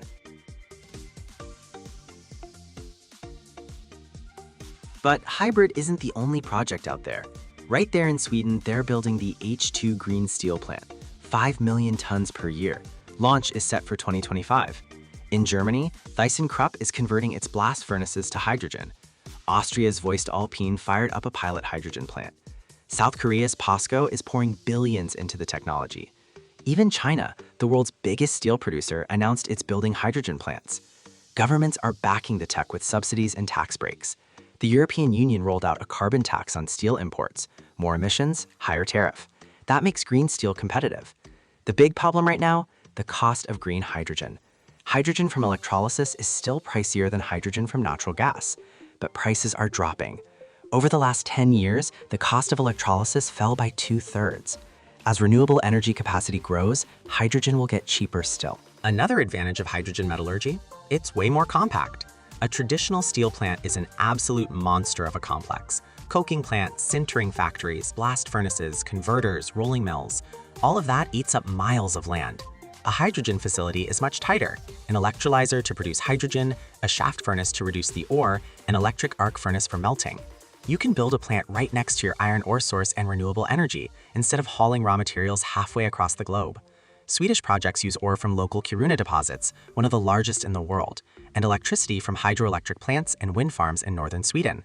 Logistics get simpler, costs drop. Steel quality can be higher too. Direct reduction with hydrogen gives you purer iron, with less sulfur, phosphorus, and other nasty impurities. That steel's better suited for high-strength applications: aviation, cars, bridges, wind turbines. Ironically, the green technology turns out to be technically superior as well.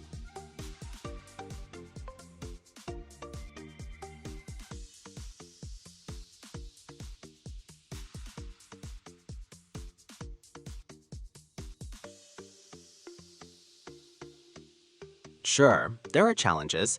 Hydrogen metallurgy demands massive amounts of electricity. Producing 1 ton of steel requires about 3.5 megawatt-hours of power. That's a small city's daily energy consumption. That's why projects are being built where cheap renewable energy is abundant. Scandinavia with its hydroelectric plants, Germany and Denmark with wind, Australia with sun. You also need infrastructure for storing and transporting hydrogen. It's an explosive gas. They're building special pipelines, storage tanks, safety systems. But all of this is solvable. The technology exists, the economics are starting to add up, and so is the political will. Analysts predict that by 2030, 10% of the world's steel will be produced with hydrogen. By 2050, a third or even half. That'll cut CO2 emissions by 1 billion tons annually, like removing 200 million cars from the roads. The metallurgy revolution, quiet but powerful.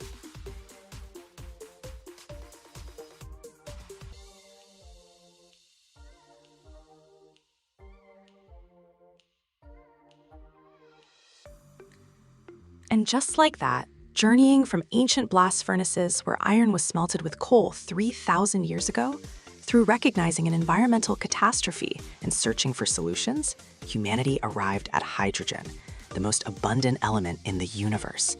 The very same gas that stars are made of now melts steel on Earth. Instead of black smoke from blast furnace stocks, water vapor. Instead of billions of tons of carbon dioxide, water. This is a story about how a technology that seemed unshakable was rewritten in a decade. Every time you see a new skyscraper, bridge, or car 10 years from now, know this: inside, possibly, green steel. Metal produced without harming the climate. The metal of the future, made from ore, water, wind, and sun. Black metallurgy is turning green. And this isn't just a color change, it's a paradigm shift. Humanity has proven you can build civilization without destroying the planet, even in an industry as dirty as steel. The hydrogen revolution has begun, and it will change everything. Every year, the world produces over 5 million tons of structural steel, and almost all of it is born from rusty scrap. Old cars, dismantled ships, demolished bridges get melted down and transformed into I-beams, the steel backbone of modern cities. From the outside, it looks simple, a piece of metal with that distinctive I-shaped profile. But this shape is the result of engineering genius, allowing a single beam to support loads of several hundred tons. A skyscraper being built somewhere in the world right now might contain a piece of armor plating from a warship, melted down and born again. This isn't just metal, it's history, sealed in steel. How does a mountain of rust become a precision structure with tolerances measured in fractions of a millimeter?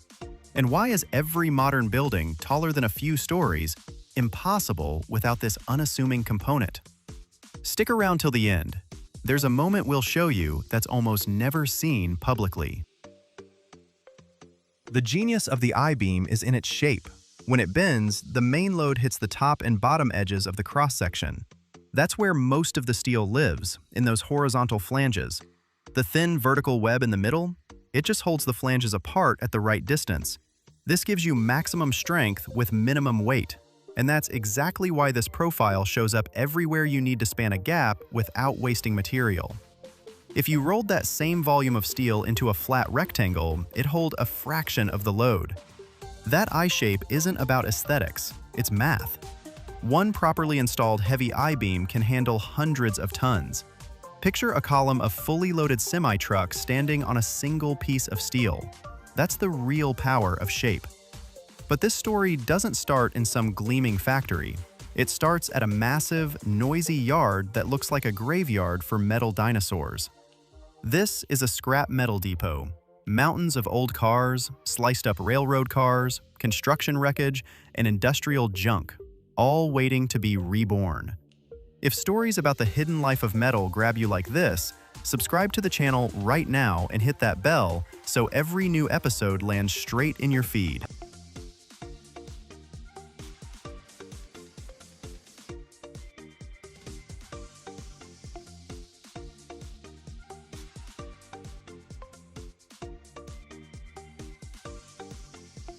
A giant crane with a powerful electromagnet descends onto this pile, and with a metallic screech, tons of old iron stick to it. This scrap is the main ingredient of the entire production process. It's loaded into a massive steel basket and sent to the melting shop, where a fiery baptism awaits. Steel is the absolute champion of recycling. The recycling rate for structural steel reaches 98%. That means practically all the metal from demolished buildings, old bridges, and scrapped ships returns to production. On average, a new I-beam is 90% recycled metal. A skyscraper being built today might contain a piece of a car from the 70s, a railroad rail from the 30s, and armor from a World War II ship. This isn't just a piece of steel, it's compressed history, remelted for new service. This is the special magic of manufacturing that almost never gets talked about. The steel cycle is virtually infinite, and each generation of cities passes its metal to the next.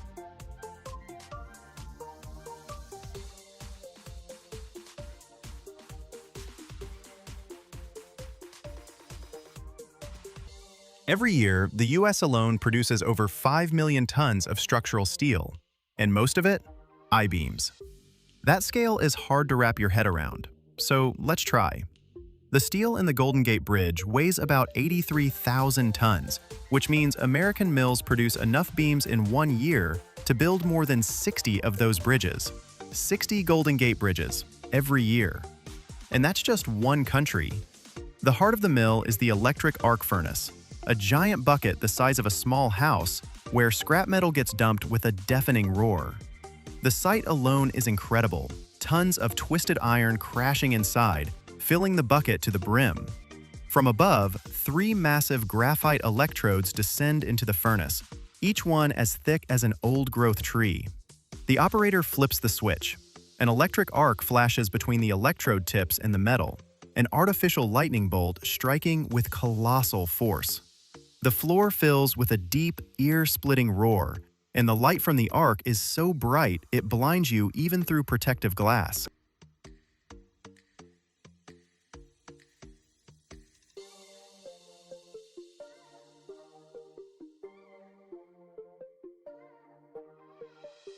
The temperature inside instantly rockets to 3,000 degrees Fahrenheit.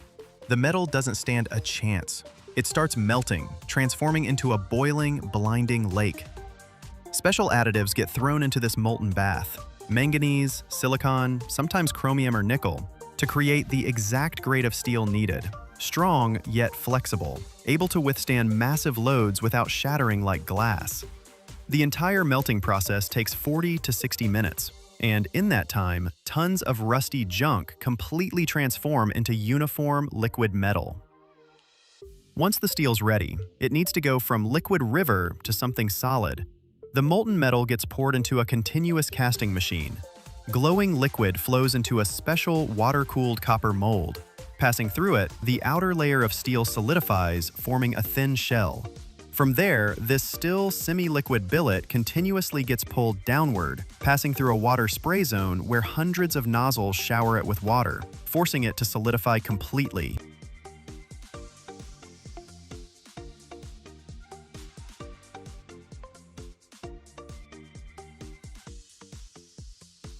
Out of the machine crawls an endless, red-hot, massive steel billet, square or rectangular in cross-section. This is called a bloom. Automatic cutters hiss as they slice off pieces to the right length, 20, 25, 30 feet. This is our blank, the chunk of dough we're going to shape into a beam. Looks like an ordinary rectangular bar. No hint of the form it'll take in just a few minutes. These hot but now solid blooms head to the next furnace, the reheating furnace. Think of it as a giant tunnel with flames roaring inside. The blank creeps slowly through, and its temperature climbs back to the perfect working state, around 2200 degrees Fahrenheit. It becomes plastic and soft, like clay, ready for the most critical step, rolling.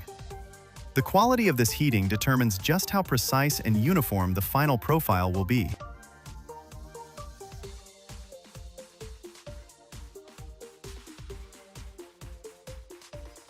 And now, the real spectacle begins.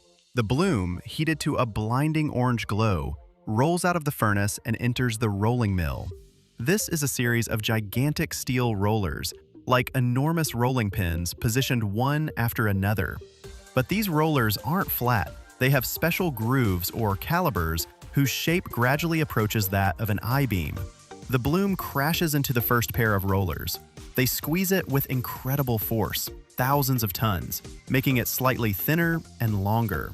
At the exit, the next rollers catch it, compressing it at a different angle and starting to form the flanges and web of the future beam. Step by step, passing through dozens of these roller pairs, the shapeless bar visibly stretches and takes on the familiar I-beam profile. A glowing chunk 20 feet long extends into a fiery ribbon stretching several hundred feet. The entire shop fills with thundering noise, the screech of metal, and the hiss of water cooling the rollers. This is one of the most powerful industrial spectacles you can witness with your own eyes.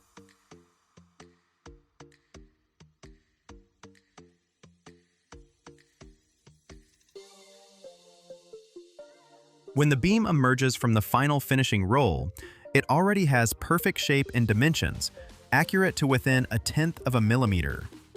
Hot, long, like a fiery serpent, it travels along a roller conveyor to a massive cooling table.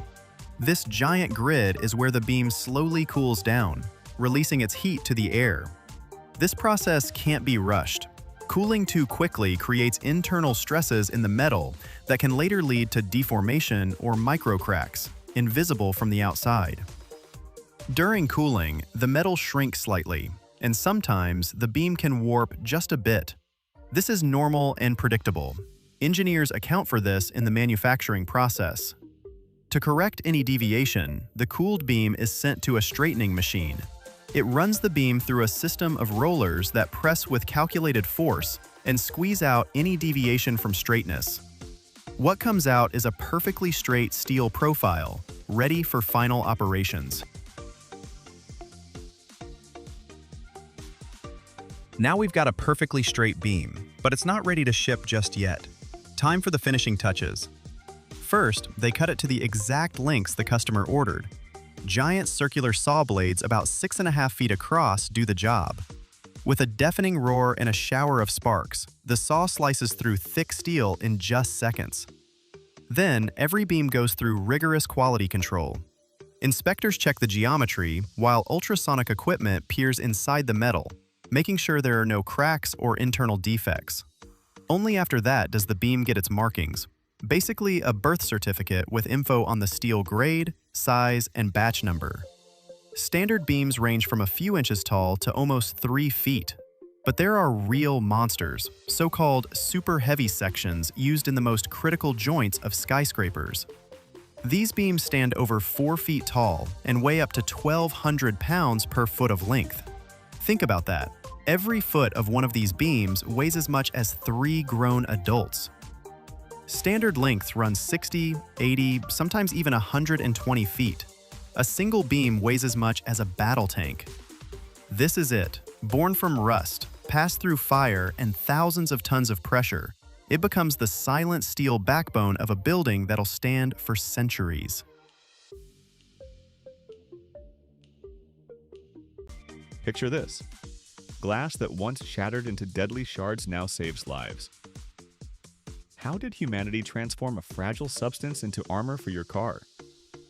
Every year, the world produces over 100 million square meters of automotive glass, enough to cover an entire country. But the real magic happens where molten rock becomes a perfectly smooth surface, in furnaces reaching temperatures over 2,700 degrees Fahrenheit. That's hotter than the surface of molten lava. How did ordinary quartz sand become the foundation of a safety technology we can't imagine modern transportation without? What accidental experiment changed the history of automobiles forever? You'll discover how the first safety glass was created, what secrets hide within its layers, and why modern windshields can withstand the impact of a rock at 60 miles per hour. Watch until the end. The finale reveals how many stages glass goes through to protect your life.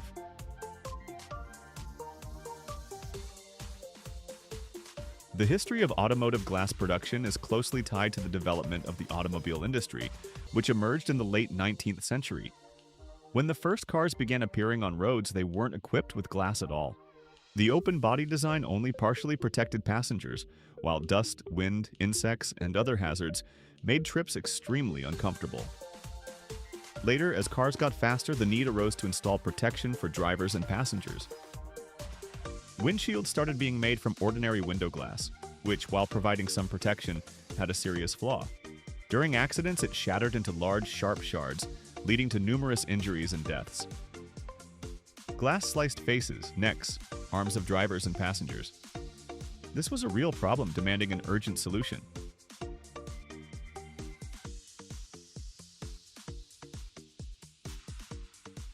The first revolutionary breakthrough in automotive glass came with the creation of laminated glass, and it happened by accident. In 1903, French chemist Edouard Benedictus accidentally knocked over a flask coated with nitrocellulose. The glass cracked, but stayed intact thanks to a thin plastic layer. This accident inspired the scientists to create multi-layer glass, which later became the foundation for laminated safety glass. By the 1910s, laminated glass started appearing in premium automobiles. Its construction consisted of two glass layers with a thin, transparent film sandwiched between them. On impact, the glass wouldn't shatter. Cracks would stay trapped in the film. In the 1920s, laminated glass became widely used in windshield production. Its main advantage? Enhanced safety. Even in serious crashes, fragments wouldn't fly everywhere. They'd stay locked in the polymer layer.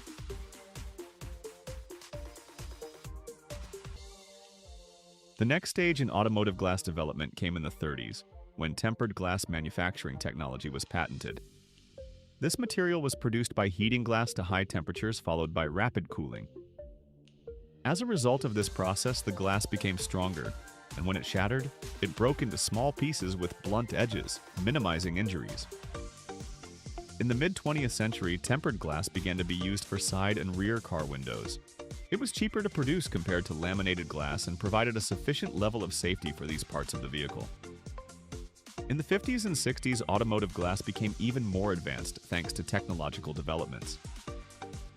Important changes occurred: improvements to laminated glass and the development of new polymer films made laminated glass more transparent, resistant to ultraviolet radiation, and durable. Mass production and automation of manufacturing processes allowed for a reduction in the cost of automotive glass.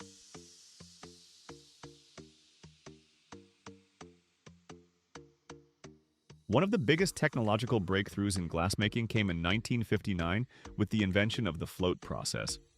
This technology, developed by British company Pilkington, made it possible to manufacture perfectly smooth glass by spreading molten glass across a surface of molten tin.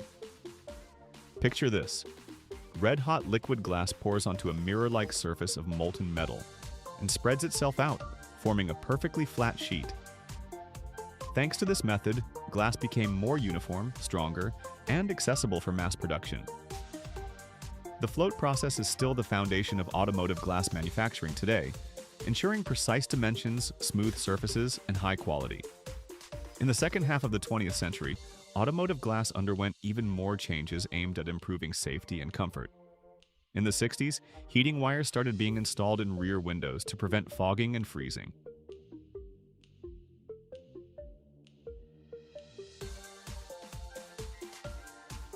In the 80s, glass with special metallic coatings appeared that reflected sunlight and reduced cabin heating. UV protective glass, thanks to new technologies, began providing nearly complete protection from harmful radiation. Modern automotive glass is divided into several types depending on its purpose and manufacturing technology. The windshield is typically laminated glass consisting of two layers of glass with a polymer film sandwiched between them. This design ensures that when damaged, the glass doesn't shatter into sharp fragments. Side and rear glass are most often tempered glass, which breaks into small blunt pieces upon impact, reducing injury risk. Panoramic roofs or other specialty glass types often use laminated or tempered glass with special coatings for ultraviolet radiation protection.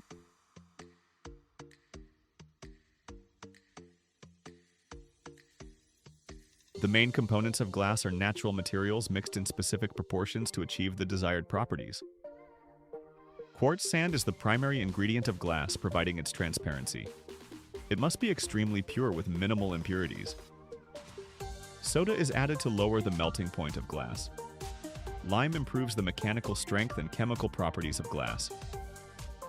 Additional additives are used to adjust color, transparency, resistance to ultraviolet light, and other characteristics. The raw materials are purified, dried, and ground to a uniform consistency. It's critical that impurities that could affect glass quality are eliminated as much as possible. After the raw materials are prepared, they're loaded into specialized furnaces for melting. The melting temperature to form glass reaches around 5,000 degrees Fahrenheit. This is the temperature at which stone transforms into liquid. During the melting process, the raw materials become a uniform, viscous fluid.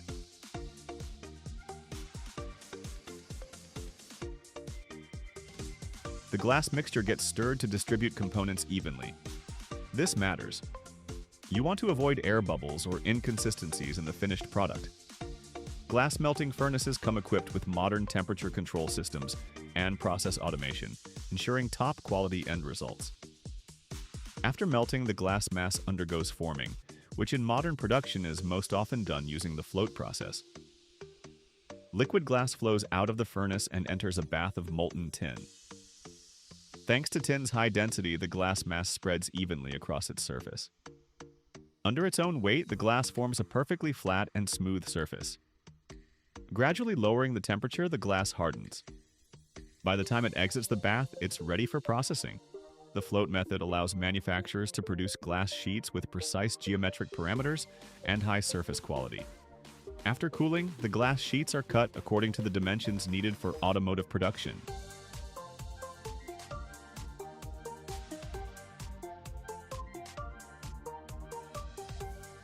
Automated cutting machines ensure precision in the process.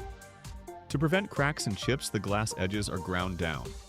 Each sheet undergoes inspection for defects like microcracks, bubbles, or other damage. To guarantee the strength and safety of automotive glass, it goes through a tempering process. The glass is heated to around 1,112 degrees Fahrenheit. Then the glass surface is rapidly cooled by air jets, while the inner layers cool more slowly. This creates tension that increases impact resistance. When tempered glass breaks, it shatters into small, safe fragments, minimizing the risk of injury. Windshields use laminated glass, a construction of glass and polymer film. Its manufacturing involves several steps. A polymer film is placed between two glass sheets. The construction is put into a vacuum press to eliminate air bubbles.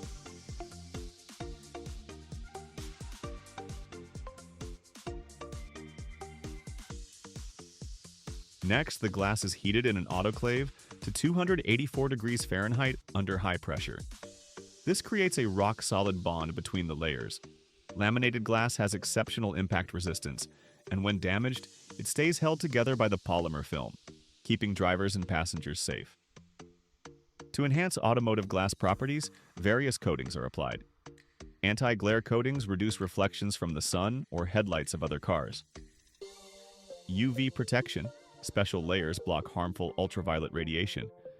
Hydrophobic coatings make water sheet right off the glass surface. Heating elements. Thin heating wires can be embedded in the windshield, making it easier to clear ice or fog. To achieve the exact shape needed, special thermoforming equipment is used. The glass is heated to a temperature where it becomes pliable and is formed according to the specified parameters.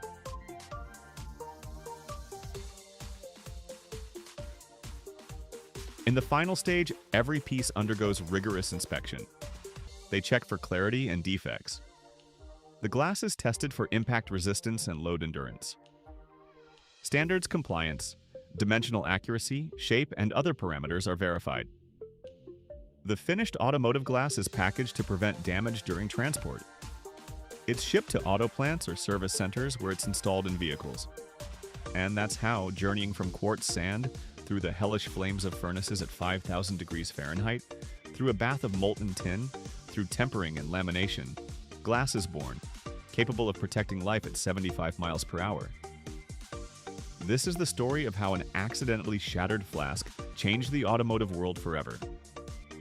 Automotive glass production is a high-tech process combining physics, chemistry, and engineering. Thanks to modern technology and strict quality control standards, automotive glass delivers safety, comfort, and durability. Every time you get in a car, remember, between you and danger, a thin layer of glass that's passed through dozens of production stages to save your life in that critical moment. Have you ever seen what molten bronze looks like? I have. It's golden, almost like the sun, and flows slower than water, thick, heavy, with this inner weightiness to it. And when 70 tons of this metal get poured into a single mold all at once, it's a sight you can't look away from. Today we're at a factory that makes propellers for military ships. This is one of those places they don't run tours through and almost never film inside. and I'm going to show you the entire journey from molten bronze to a polished giant that will silently push thousands of tons of steel through the ocean.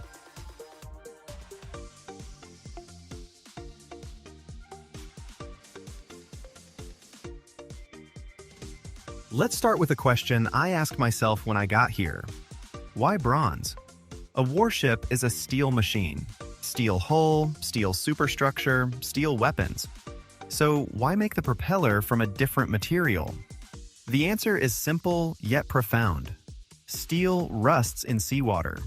The propeller is constantly submerged, constantly spinning, constantly in contact with an aggressive environment. A steel propeller would turn into a rusty hedgehog in just a few years, one that can't do its job anymore. That's why they use nickel aluminum bronze here, an alloy that sailors and metallurgists call nibral for short. Nibral is a mix of copper, aluminum, nickel, and iron in precisely calibrated proportions. Copper provides the base and corrosion resistance. Aluminum strengthens the alloy and reduces weight. Nickel adds hardness and erosion resistance, and iron refines the grain structure, making the metal uniform. Every element here is deliberate, the result of decades of research and real-world testing.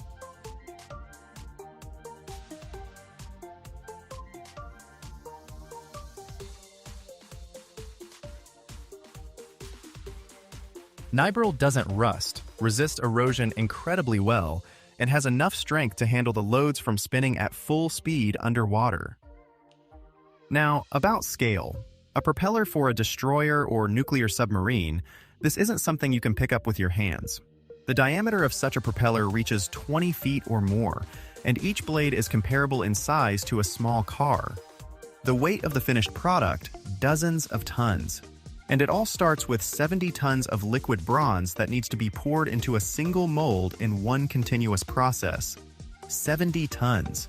That's roughly the weight of 12 fully loaded pickup trucks.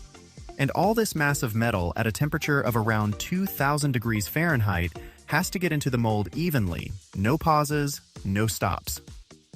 The metal is melted in large induction or arc furnaces. Depending on the plant's configuration, there might be several of these furnaces, and they run in parallel to accumulate the necessary volume of molten metal by the time of pouring.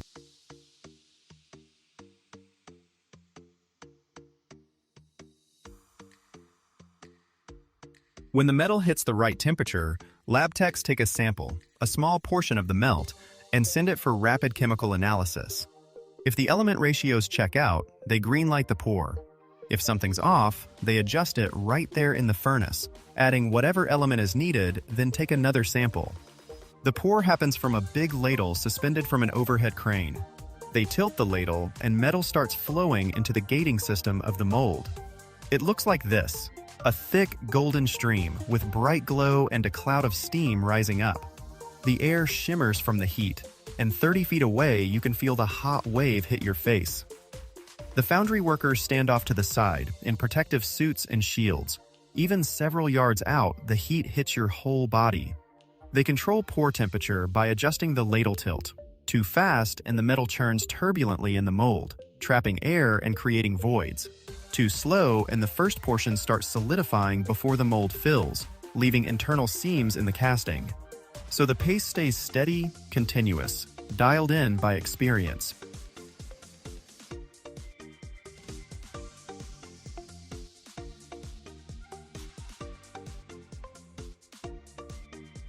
When the mold is complete, they leave what's called a riser at the top, an extra reservoir of metal that feeds the casting as it shrinks during cooling.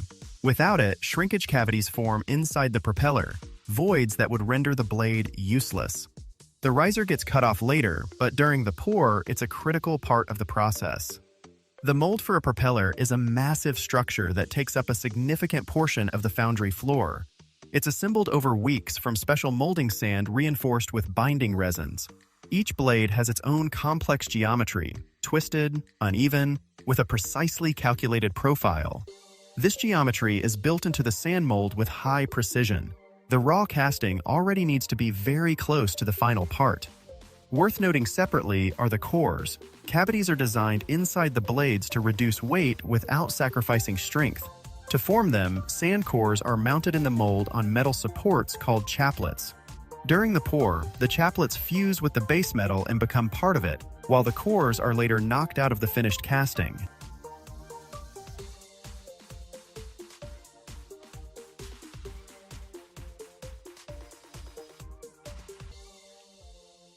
Sounds simple, but in practice, it's precision work, carefully controlling the position of every rod. If a rod shifts under the weight of molten metal during the pour, the blade wall comes out uneven. An uneven wall means imbalance. Imbalance on a submarine propeller means vibration. Vibration means noise. And noise underwater? That's a death sentence for a sub, because enemy hydrophones will pick it up. This brings us to the main theme of this facility: silence. A warship, and especially a submarine, must be as quiet as possible. The propeller is the primary source of underwater noise. There are two mechanisms: mechanical noise from imbalance and vibration, and cavitation noise. Cavitation is a phenomenon where microscopic vapor bubbles form on the blade surface due to pressure differences, then collapse with a distinctive crackle. Each pop is a micro-impact that, over time, destroys even bronze, leaving small pits on the surface. But the main problem isn't wear, it's sound. That crackling travels brilliantly through water and is easily detected by sonar systems. That's why blade surfaces must be perfect: no roughness, no waviness, no deviations from the calculated profile.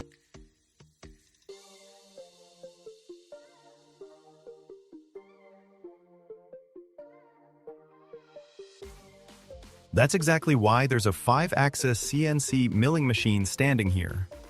If you've never seen one of these machines, picture something between an industrial robot and a building. The work envelope can handle parts up to 20 feet in diameter. The spindle and cutter move simultaneously along 5 axes, 3 linear and 2 rotational. This lets the tool approach any point on a complexly twisted blade at exactly the right angle and remove metal with micron-level precision. The price tag on one of these machines? A small fortune. But without it, achieving the required surface quality on parts this size is simply impossible. Machining a single propeller takes several weeks. Weeks, not hours. The machine strips away chips continuously, layer by layer, closing in on the final profile. Bronze shavings curl into golden spirals and drop into the catch pan, while beneath the cutter emerges a surface smooth as glass. Operators regularly pause the process to measure blade geometry using specialized probes and laser scanners. Any deviation from the theoretical profile? The program gets adjusted. The goal is to achieve a surface that matches the blueprint to within hundredths of a millimeter on a part that's 20 feet across.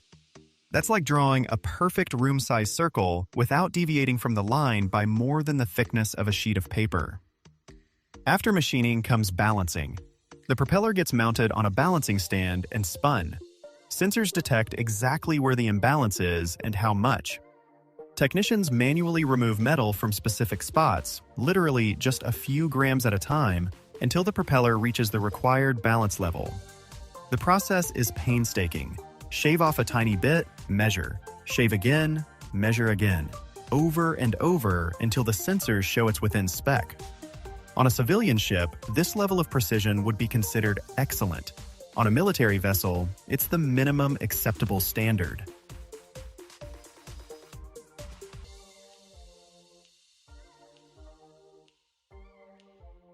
The final inspection includes complete measurement of every blade, surface roughness checks, and verification of the metal's chemical composition using samples taken during the melt. Each propeller gets a full documentation package, from the melt's chemical analysis to balancing protocols and laser surface scanning reports. This isn't just paperwork. It's a legal and technical passport for a product that'll go on a warship and serve for decades under the harshest operating conditions. I stood next to a finished propeller before shipping, trying to wrap my head around the fact that I was looking at something that had gone from liquid bronze to this golden, polished giant in just a few months, through the work of dozens of people and one very large machine. Somewhere out in the ocean, this propeller will spin in complete darkness, pushing thousands of tons of steel forward. And it'll do it silently. because that's exactly what it was built to do. Every single day, the United States alone extracts over 9 million barrels of oil. A single barrel holds nearly 159 liters. Now multiply that by thousands of wells across the planet. But have you ever stopped to consider what oil actually is and how it is formed? This isn't just a black liquid. It is the result of immense geological forces acting over millions of years deep within the Earth. Oil is born from the remains of ancient life, transformed by pressure and heat into a liquid hydrocarbon. And from there, the modern story begins. A high-stakes hunt, deep earth drilling, and the incredible process that turns this primordial substance into the fuel that moves our world. It's expected that the average daily oil output in the U.S. will soon reach 9.9 million barrels. But what exactly is this substance we call oil? The process of its formation is a slow, powerful saga that unfolds over geological time. It begins with the accumulation of organic material, the remains of ancient plants and animals at the bottom of seas and lakes. Over millions of years, these remains are buried under layers of sediment. Under the immense pressure and heat, this organic matter transforms into a waxy substance called kerogen. Further heating, in a temperature window between 60 and 150 degrees Celsius, triggers the thermal breakdown of kerogen, creating liquid hydrocarbons. And that is what oil is, the distilled essence of ancient life.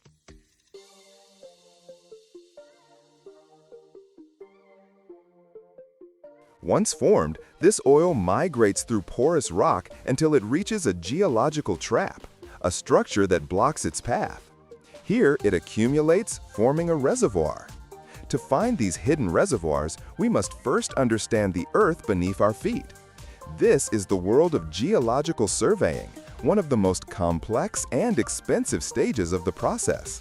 Scientists use satellite imagery, magnetometers, and seismic waves. Seismic surveying is particularly spectacular. Controlled underground explosions are triggered to send shock waves deep into the Earth. By reading the echoes, geologists can map the subterranean landscape and identify potential traps.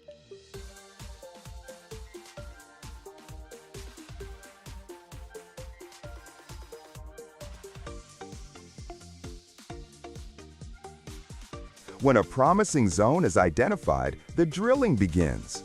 A land or offshore rig becomes a giant mechanical creature operating day and night without pause. The drill string, steel pipes with a cutting bit at the end, bites into the earth, rotating at up to 200 revolutions per minute. A special drilling fluid is pumped down to lubricate the bit and carry rock cuttings back to the surface. A modern well can reach depths of 3 to 5 kilometers, and in some cases 10 or even 12. In Texas or Saudi Arabia, wells are drilled over 8 kilometers long, often with a significant horizontal section to maximize contact with the reservoir. A single drilling operation can cost tens of millions of dollars with no guarantee of success. But when a well strikes oil, it begins its journey to the surface, either under its own pressure or with the help of powerful pumps. Saudi Arabia is one of the world's oil titans. In February, the kingdom was producing nearly 9 million barrels per day, and its position is only set to strengthen, as Saudi Aramco has recently discovered 14 new oil and gas fields. Once the well is completed, the extraction phase begins.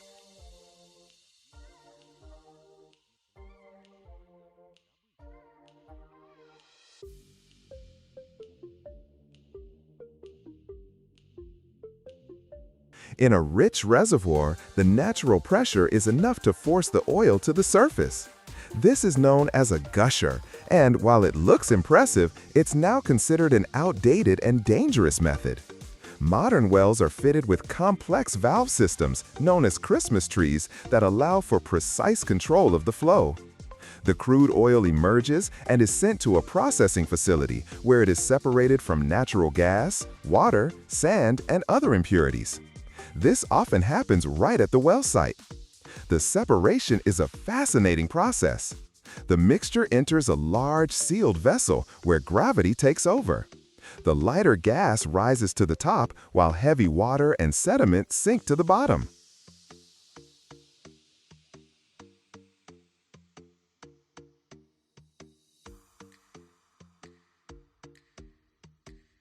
Sometimes, water is trapped in the oil as a microscopic emulsion, which is harder to separate. In this case, chemical de-emulsifiers are added to break it down. To maintain pressure in an aging reservoir, secondary recovery methods are used. Water or gas is injected into the formation through other wells to push the remaining oil towards the production well. These techniques can allow up to 60% of a reservoir's oil to be recovered. The average modern well in the U.S. produces between 500 and 1,500 barrels per day. A single barrel is 159 liters. Multiply that across thousands of wells and you begin to grasp the true scale of this global operation.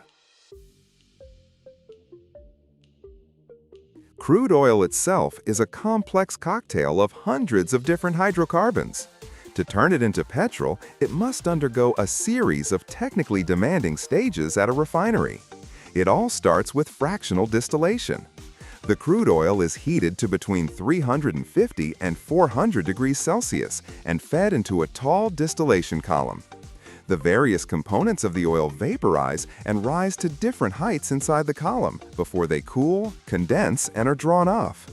The petrol fraction is one of the lightest, and it's typically collected at a temperature between 40 and 200 degrees. But this initial distillation only yields about 15 to 20% petrol.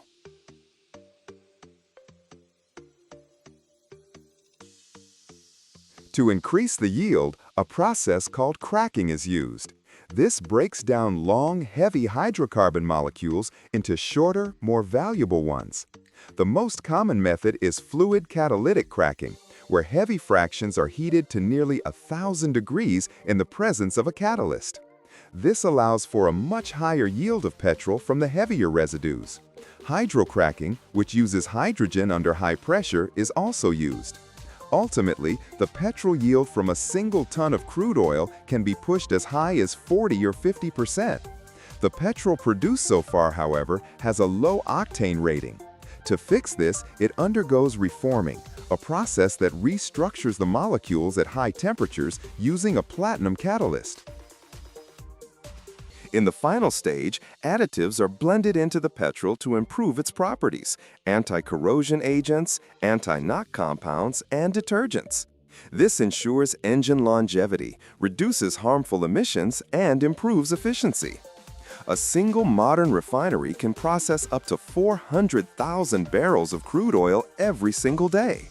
The sheer volume is staggering, especially when you consider that the daily petrol consumption in the U.S. alone is around 1.4 billion liters. A river of ancient life, powering the modern world. Every year, hundreds of oil platforms get installed in the world's oceans. Each one weighs tens of thousands of tons, and at some point, all that weight hangs from a single hook. Not a cable, not a beam, but a hook. A piece of forged steel that looks like a giant fishing hook from another dimension. Around it, the North Sea, a storm, 30-foot waves, a crane swaying on the deck of a ship, and the hook holds. It holds 8,000 tons. That's roughly the weight of 8,000 cars lifted simultaneously above the water's surface. One invisible microcrack half a millimeter wide, and a structure worth billions of euros plunges to the bottom, along with everything attached to it. How do you forge a monster capable of holding 10,000 tons in the middle of a raging ocean from molten steel, at temperatures exceeding 4,000 degrees Fahrenheit? And what critical moment do manufacturers carefully hide from prying eyes? Watch until the end. The answer will surprise you.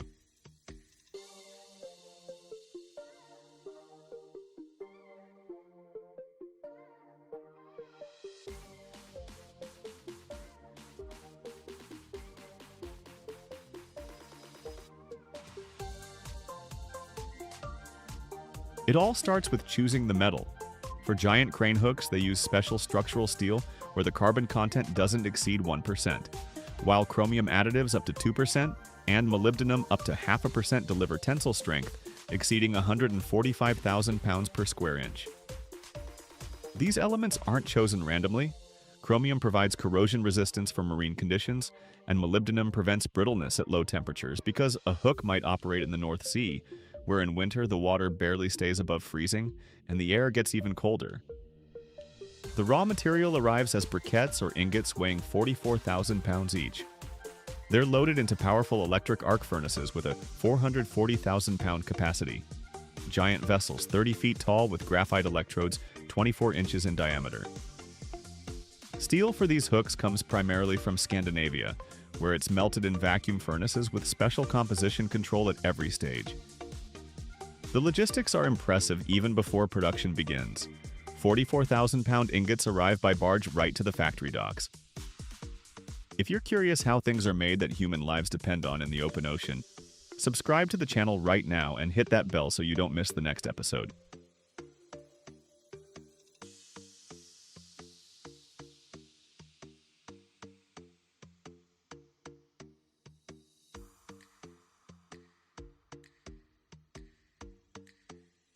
When a current of up to 100,000 amps flows between the electrodes and the metal, it creates an arc about 20 inches long that heats the furnace contents to over 3,600 degrees Fahrenheit. This isn't just hot, this is the temperature where steel stops being a solid and transforms into glowing liquid. The furnace slowly rotates for even mixing, while gases are drawn off through powerful filters. The melting process takes 4 to 5 hours, during which the metal is purified through vacuum evaporation and argon purging. The finished melt, a bright yellow color, is poured into ladles lined with fire brick. The temperature at discharge, around 3,000 degrees Fahrenheit. Cranes lift the ladle and transport it to the casting line, where prepared molds are already standing. Massive steel structures weighing up to 200 tons each. The mold geometry is calculated accounting for 2% metal shrinkage. If you don't build in this allowance, the finished blank will come out smaller than required.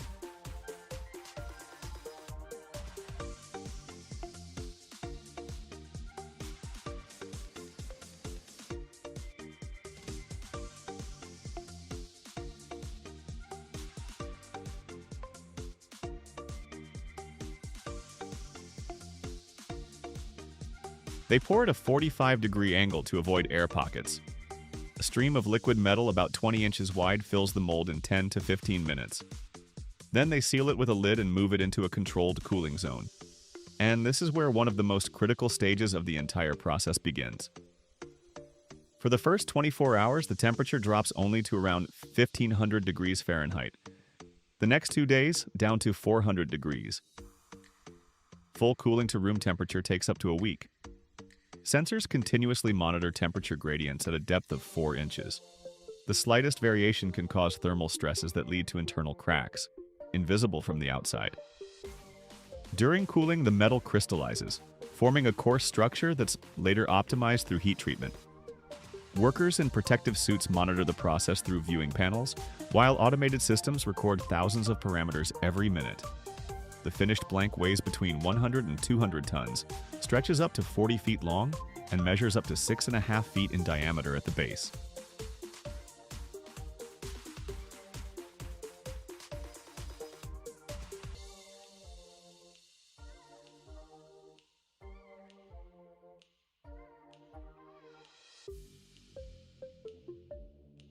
Once the lengthy cooling period is complete, the workpiece is pulled from the mold, using cranes rated for 300 tons and transported to the forging shop, a massive facility covering 22,000 square feet with ceilings 80 feet high.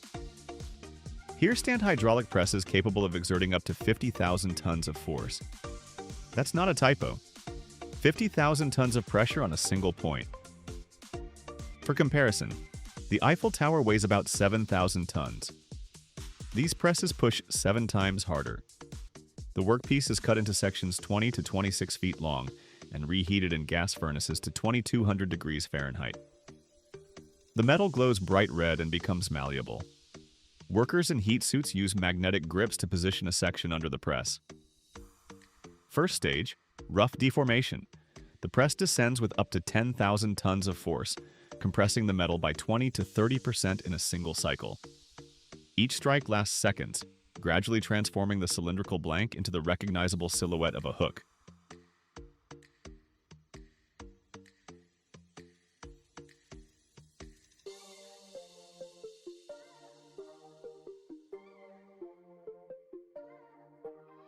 Next comes intermediate forging. The metal gets stretched out, they shape cable holes up to 2 feet across and lugs 6 inches thick. The presses are equipped with complex dies made from high-strength steel, matching the exact geometry of the future hook. Total forging cycles: up to 50 per section, with breaks for reheating every 10 to 50 minutes. Between press strikes, they constantly flip and reposition the workpiece. This ensures even densification of the metal throughout the entire volume. Forging doesn't just shape it. It improves the internal structure of the metal, refining the crystalline grain and multiplying the strength compared to the cast state. The final forging stage: precision work on the working section. The main arc of the hook reaches over 3 feet in diameter, wall thickness 12 inches, bend radius 8 feet.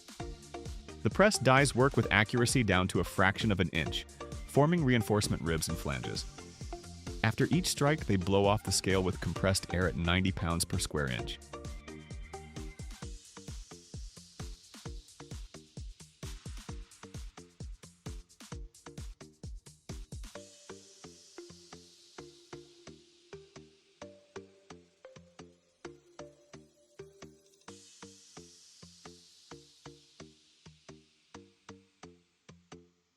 After forging comes heat treatment, a stage without which the hook would be just a pretty but unreliable hunk of metal. The piece is placed in a furnace for tempering at 1200 degrees Fahrenheit for 20 hours. This relieves the internal stresses built up during forging and gives the metal the necessary impact toughness. Then comes machining on milling equipment. Surfaces are ground to specified roughness. Mounting holes are drilled. Threads are cut into the attachment points. Each hook weighs between 50 and 150 tons depending on load capacity. Manufacturing takes anywhere from 3 to 6 months. The plant produces up to 20 of these units per year, and each one costs millions of euros. They go to crane companies that install oil platforms in the North Sea, the Persian Gulf, and off the coast of West Africa.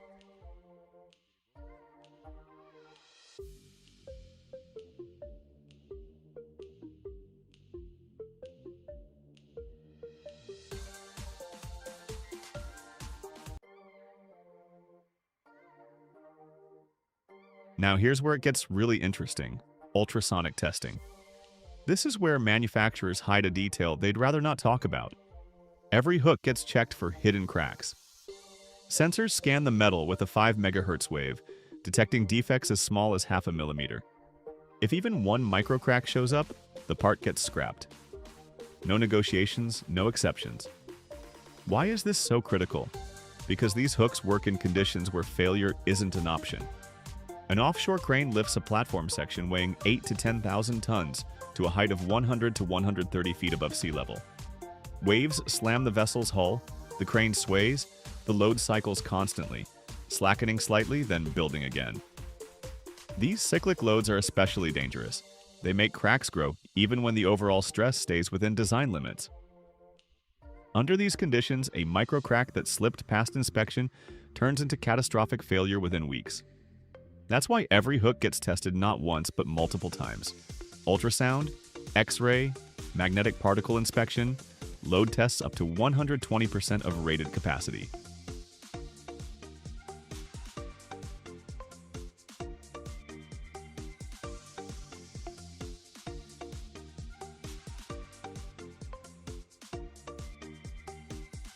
After passing all inspections, the hook's surface is coated with an epoxy layer 200 microns thick to protect against saltwater corrosion. Then they apply the markings: serial number, steel grade, manufacturing date, and load capacity. This is the hook's passport, which will follow it throughout its entire service life. The global fleet of offshore cranes exceeds 4,000 units, of which around 1,200 are floating vessels with lifting capacities above 5,000 tons. Hook production for them is concentrated in Europe, primarily in the Netherlands, Norway, and Germany.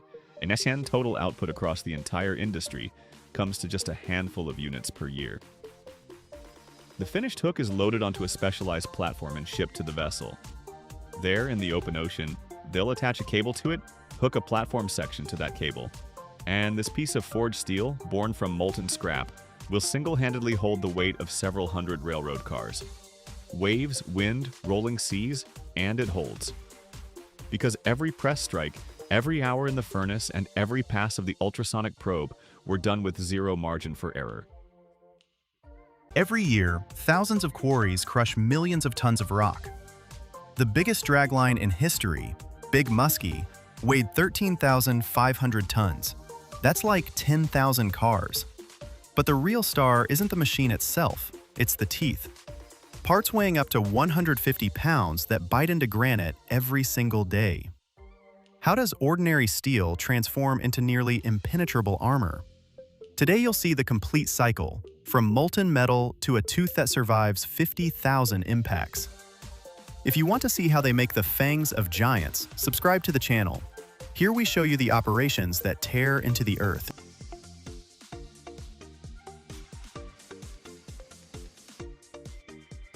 Big Muskie weighed 29,779,800 pounds. The bucket could fit 2 buses side by side. Bucket capacity, 4,300 cubic feet. 60 teeth on the bucket. Each tooth weighs 50 to 150 pounds. A tooth isn't just a chunk of iron, it's an engineering marvel that bites into granite day after day without wearing down. Teeth are made using 2 methods, casting and forging. Right now, you're seeing casting. Material: alloy steel with nickel and molybdenum.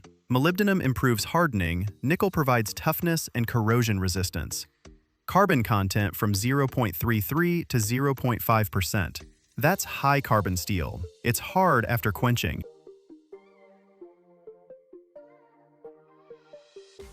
Steel melts in an electric arc furnace. Temperature: 2,692 degrees Fahrenheit. 3 graphite electrodes. Arc between electrodes and metal. Power: 10 megawatts. Furnace holds 20 tons. Melting time: 2 hours. Steel gets purified. Sulfur removed with lime. Phosphorus by oxidation. Then the metal stirred in an argon-oxygen deoxidizer. Argon blown in from below. Pressure: 73 psi. Flow rate: 79 gallons per minute. Argon bubbles rise. Mix the melt. Carry gases to the surface. Hydrogen content drops from 10 to 2 parts per million. Oxygen from 80 to 20. Low gas content is critical. Gas bubbles become cracks. Finished steel pours into a ladle. Ladle lined with refractory.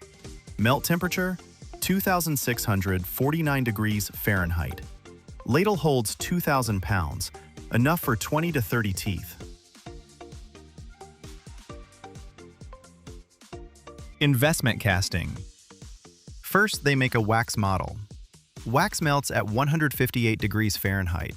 Pour it into the die. Cool it down. You get a wax copy of the tooth. Accuracy down to a few thousandths of an inch. Models are assembled onto a sprue tree, 5 to 10 teeth per tree. The tree gets dipped in ceramic slurry. The slurry is fine zirconium powder in colloidal silica, particle size about 2/10,000ths of an inch. Dip the tree. Pull it out. Coat with coarse zirconium sand, grit size about 1/100th of an inch. Dry it. Repeat 7 to 10 times. Each layer about 1/16 inch thick. Final shell thickness roughly ½ an inch. The shell withstands 2,800 degrees Fahrenheit. That's the steel pouring temperature. They melt out the wax. Heat the mold to 1,500 degrees. Wax melts, flows out through openings, leaves behind a cavity that's the exact shape of the tooth.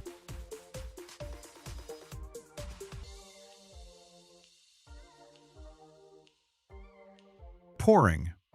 The mold heats up to 1,800 degrees Fahrenheit. A hot mold means less thermal shock during the pour. A crane brings the steel ladle into position. The steel's at 2,650 degrees. It glows bright orange. They pour fast but carefully. Pour rate is 4 pounds per second. Air bubbles will kill the part. Metal fills the mold from bottom to top, pushes air out through the top. After pouring, they don't touch the mold.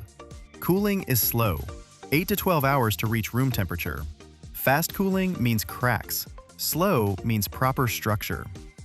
Once it cools down, they break the shell. Sandblasting machine. Pressure at 120 psi. The sand is corundum, grit size 20 micrometers. The ceramic cracks and crumbles away. Underneath, a gray cast tooth. Surface is rough, ceramic remnants in the recesses. But the form is precise. Deviation from the blueprint is less than a millimeter.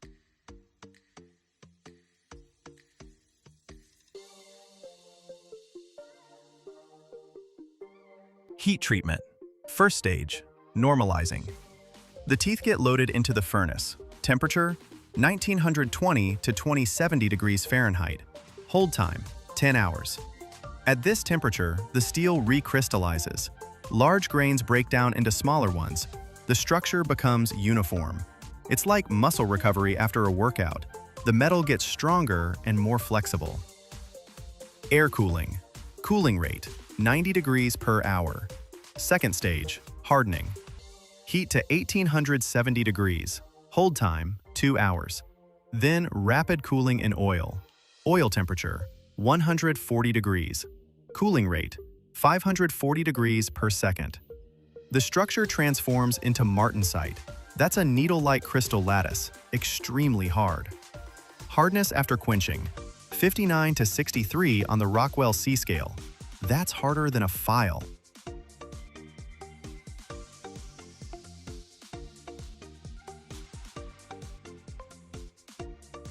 But hardened steel is brittle as glass. One strike, crack. That's why there's a third stage, tempering. Heat to 400 to 500 degrees Fahrenheit. Hold for 4 hours. This relieves internal stresses, adds flexibility. Hardness drops to 48 to 52 units. Perfect balance. Hard enough not to wear down, flexible enough not to break. Some manufacturers use induction hardening. The tooth gets placed in an inductor. Current frequency 400 kHz. Power 100 kilowatts. The surface heats up in 3 seconds to 2700 degrees Fahrenheit. Heating depth 0.04 to 0.08 inches. Immediately cooled with water. Pressure 145 pounds per square inch. Flow rate 26 gallons per minute. The surface hardens, the core stays soft. Surface hardness 58 to 63 units. Hardened layer depth 0.05 inches.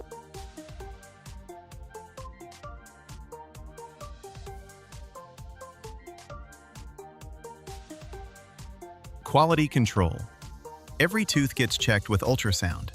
The probe generates waves at 5 MHz. Waves pass through the metal, bounce back off defects. A crack just 0.2 inches wide? Rejected. They check hardness with a Rockwell tester. A diamond cone presses down with 330 pounds of force. They measure the depth of the indent. Below 48 or above 52? Rejected. Too soft, it'll wear out fast. Too hard, it'll crack. The teeth get ground down.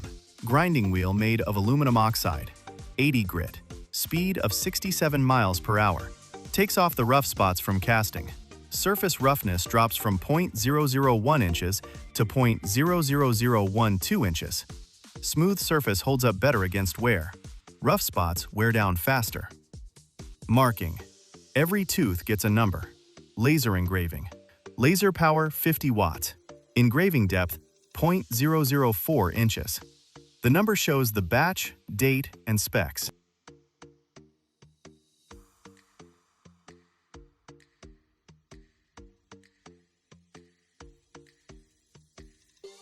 Testing. One tooth from the batch gets sent to destruction. A hydraulic hammer strikes with a force of 1,000 pounds. Impact every 2 seconds. They count cycles until failure. A quality tooth withstands 50,000 strikes. Wear test. The tooth gets abraded. Quartz sand with 500 micrometer grain size. 5 bar pressure. 100 hours. That's equivalent to 1,000 hours of operation. The best teeth lose less than 0.5% of their weight. Production numbers. A big dragline, bucket holds 4,300 cubic feet, 60 teeth on the bucket. Each weighs 66 to 150 pounds. Teeth get replaced every 3 to 6 months. One dragline wears through 80 to 120 teeth per year. Hundreds of draglines operate worldwide. 50 large machines in U.S. coal mines alone. Tens of thousands of teeth produced annually. One tooth costs $1,000 to $3,000. 60 teeth per bucket, $180,000 just for consumables. Replace twice a year. That's why every tooth must be perfect. The economics of mining depend on the reliability of these steel fangs. That's how dragline teeth are made. From molten steel to a part that chews through granite. If this was interesting, hit that like button. Write which quarries you've seen. Subscribe. We show how giants are made. If you want to see what the industrial edge of the world looks like, come to Ecatepec. This suburb of Mexico City won't greet you with mariachis or cocktails on the beach. Here, the air is thick with exhaust fumes from old Volkswagen Beetles, and the mountains all around are shrouded in gray smog. But it's right here, among the dusty streets and endless chaos, that what Mexicans call their quiet revolution is happening. I'm standing at the gates of the Granutec factory. There's a pebble stuck in my right shoe, and in my mouth, the aftertaste of cheap pork tacos and dust. But ahead lies a black hell that's becoming this country's salvation.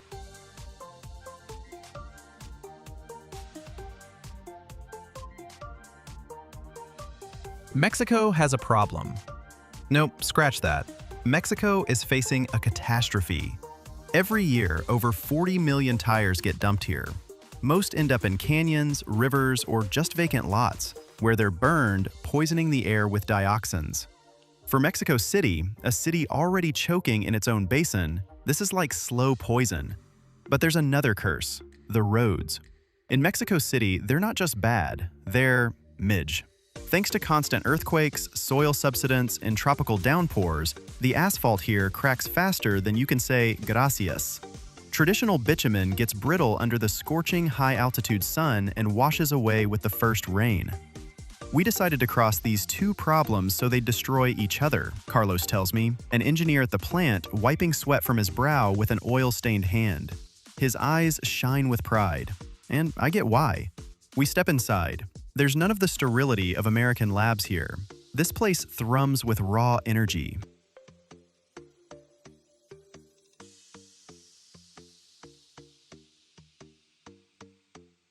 Stage 1. Intake. Massive trucks, rusted and beaten down by life, dump thousands of tires right into a dirty yard. It's a depressing sight. Whole mountains of black rubber, reeking of sun-scorched burn. But the second they hit the conveyor, the magic begins. The Granutec shredders are monsters.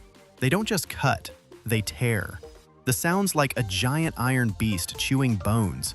Vibration comes up through the floor, hammers your legs, makes your teeth rattle.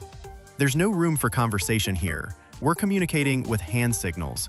I watch a tire from a massive truck get shredded into ragged chunks in seconds. Here, unlike those sterile European factories, you see every drop of the worker's sweat. They're hand sorting whatever the magnets missed. It's dirty, heavy, honest work. The dust is so thick that sunlight cuts through it in yellow beams. We move to the fine grinding zone. Here, the rubber passes through a cascade of mills, getting finer and finer until it becomes rubber flour. This is the secret ingredient.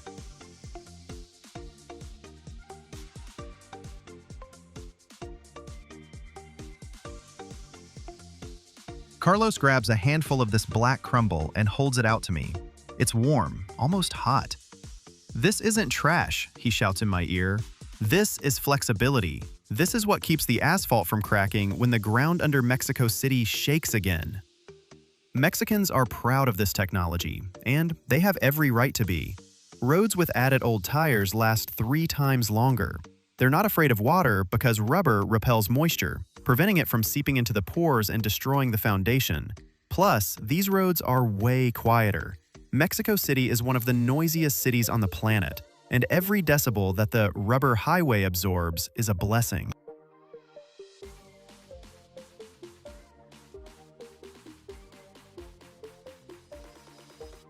If the shredder is the brute force of the Granitech plant, then the bitumen modification shop is its devious and dangerous brain. We leave the noisy yard and climb iron staircases to a platform housing gigantic mixing tanks. Here, the air changes. Instead of dry rubber dust, your lungs fill with a heavy, oily mist. It's the smell of hot bitumen mixed with the sweetish scent of heated polymers. Rising from the center of the platform is the reactor, a massive steel thermos where real alchemy happens. Temperature here holds steady at 360 degrees Fahrenheit. This is the critical threshold. Drop below it and the reaction won't start. Go above it and the bitumen will rapidly oxidize and lose its properties. I watch as an automated auger begins feeding that same black flour, fine rubber crumb no bigger than a 32nd of an inch, into the scorching night black bitumen.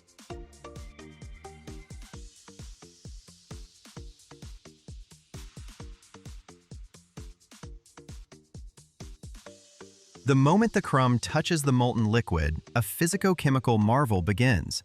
You can't see it with your eyes, but the sensors on the monitor show it. The viscosity of the mixture starts climbing fast. The rubber doesn't simply melt because the rubber in tires is vulcanized. It can't just melt like ice. Instead, adsorption happens. The rubber particles start drinking the light petroleum fractions from the asphalt.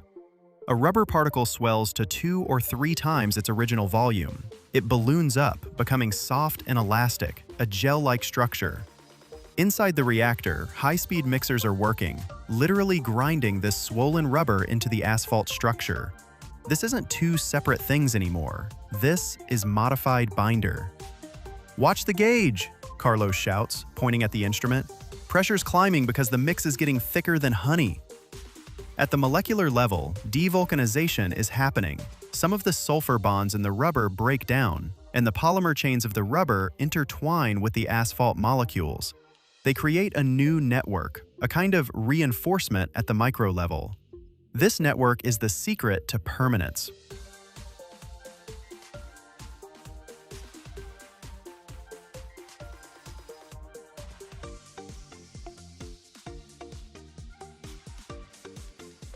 Now, let's compare.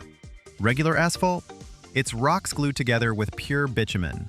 Under Mexico City's intense sun, it softens. Then, at night, when it cools down, it hardens and becomes brittle. Over time, it turns into a dry shortbread cookie. All it takes is one heavy truck rolling over that surface and microcracks appear. Water gets in, freezes, or just washes away the base, and voila! You've got another pothole where your road used to be. Granitech's rubber asphalt works like a tough rubber tile. When a truck presses down on this asphalt, it doesn't crack. It deforms and, here's the key, bounces back to its original shape. That's called elastic recovery.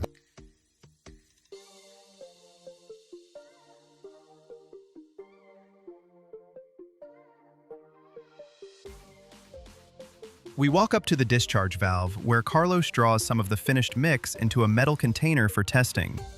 As it cools slightly, he stretches it like rubber. Regular bitumen would just tear apart, but this one pulls into long strands, bounces back, and retracts again. Right now, before our eyes, tons of this black mass pour into the dump truck bed. The temperature's still holding around 320 degrees. The mix smells like power and progress. This truck's heading to the outskirts of Ecatepec, where tomorrow morning, Mexicans will drive to work on a new road. A road that won't fear the Texas sun, torrential rains, or heavy buses.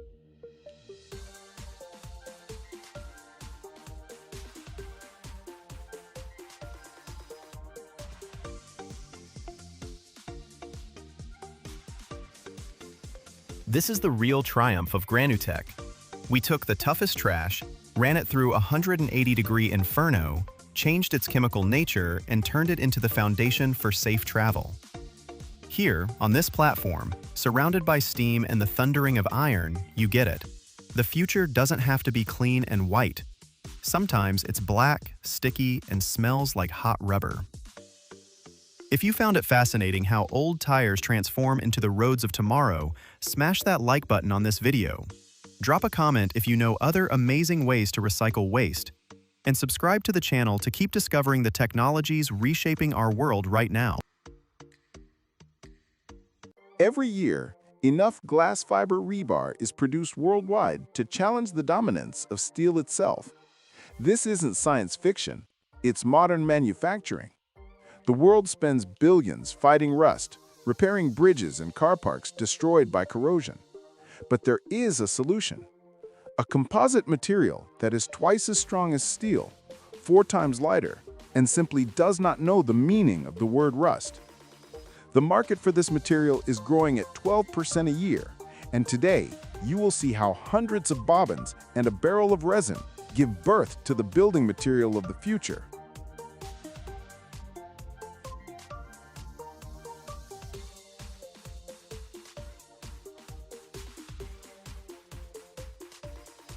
It all begins at one end of a vast workshop, in front of a structure that looks like a giant library for thread. It's called a creel. On a wall several meters high, hundreds, sometimes thousands of huge bobbins are mounted in neat rows. Wound onto each one is a fine glass thread, or roving. This isn't the glass from your windows. It's a special glass fiber produced by melting glass and drawing it through microscopic holes. The result is a thread thinner than a human hair, but with incredible tensile strength. This will be the skeleton. From each of these hundreds of bobbins, a single separate thread is drawn, and they all converge into one thick, fluffy bundle.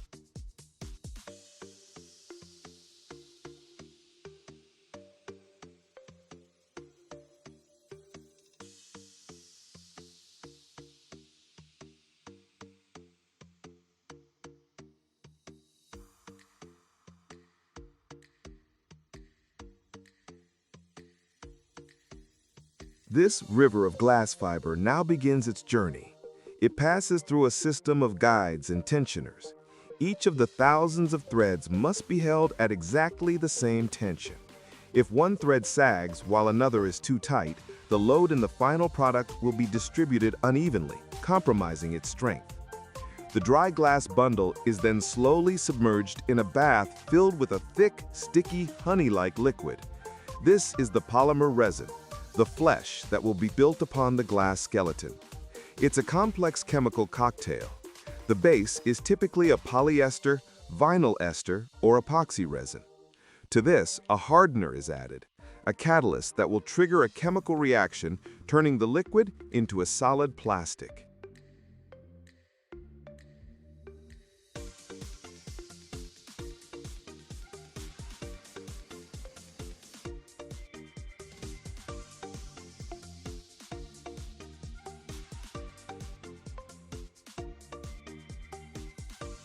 Various additives can also be mixed in.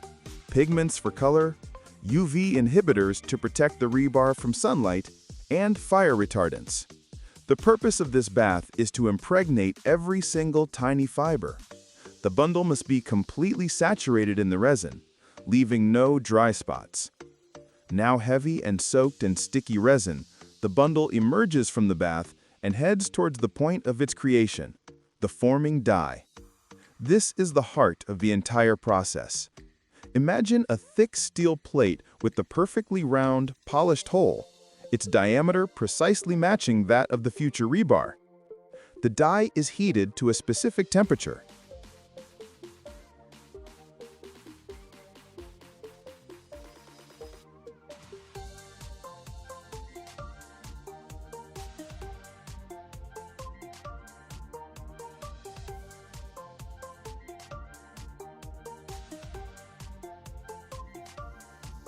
As the wet bundle is pulled into this hole, several things happen at once. First, the die acts like a press, squeezing out all excess resin. Second, it compacts all the glass fibers tightly together, forming a perfectly round rod. Third, the heat from the die initiates the first stage of the curing reaction.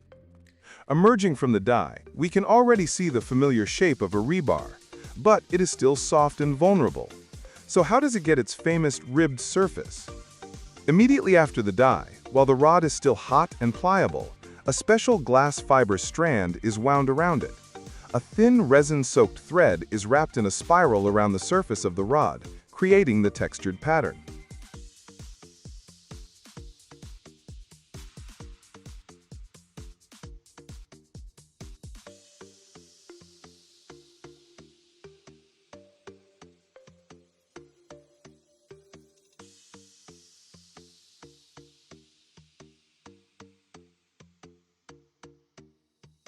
The formed and wrapped rod now enters the longest part of the machine, the curing tunnel, or polymerization oven.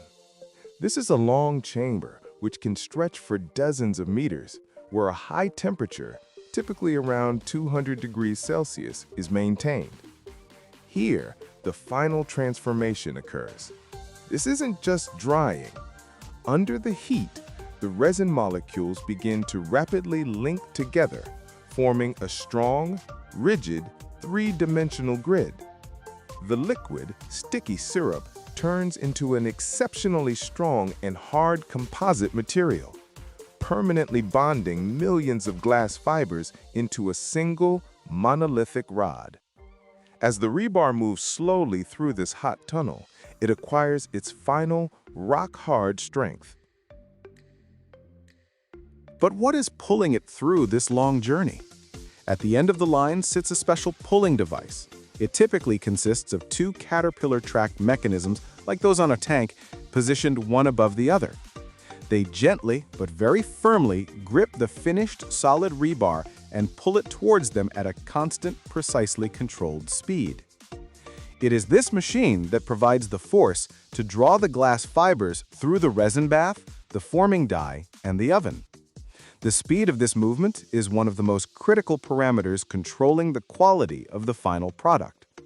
And so, from the other end of this long production line, an endless, perfectly straight, hard and hot GFRP rod emerges.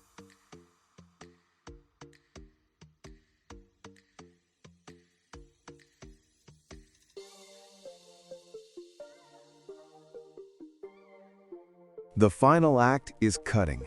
An automatic saw is mounted across the line. It synchronizes with the speed of the moving rebar, and at the right moment, it makes a quick forward dash, and with a sharp whiz, it cuts a standard length, for example 6 or 12 meters, from the continuous rod. It then returns to its starting position. The finished, still warm rebars roll onto a cooling table, after which they are collected into bundles, tied, and sent to the warehouse. And so, before our very eyes, thousands of fragile glass threads and a barrel of sticky liquid have journeyed through baths, presses, and ovens to become the lightweight yet incredibly strong building material of the future.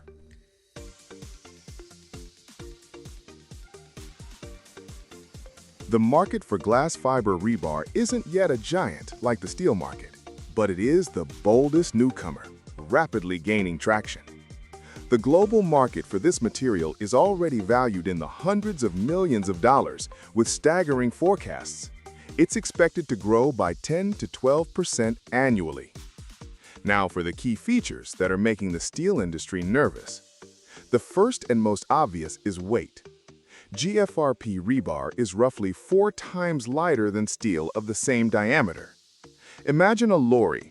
It can deliver 4 times more GFRP rebar in a single trip than it could steel.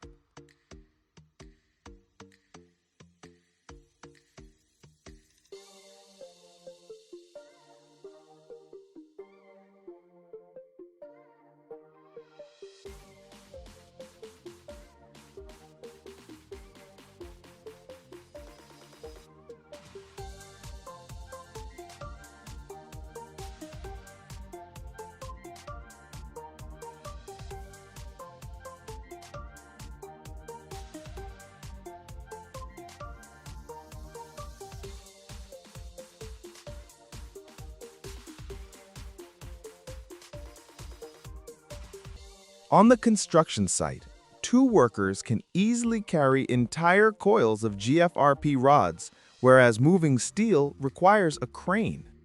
This represents a colossal saving in logistics and labor. Second is strength. And here, GFRP steps into the ring and knocks steel out in the first round. Its tensile strength is approximately twice that of standard steel rebar. This means that for some structures, a smaller diameter rebar can be used, saving even more on weight and volume.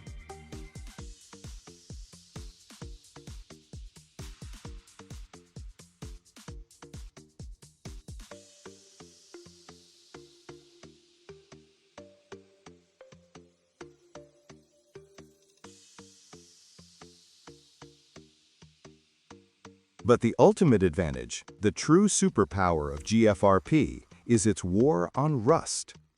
The main enemy of any reinforced concrete structure, from bridges to car parks, is not the load, it's rust. Water and salts penetrate through microcracks in the concrete, reach the steel rebar, and it begins to corrode. Rust expands in volume and literally bursts the concrete from within. And GFRP? It simply laughs in the face of rust. It is chemically inert. It is completely indifferent to water, salt, acids, and alkalis.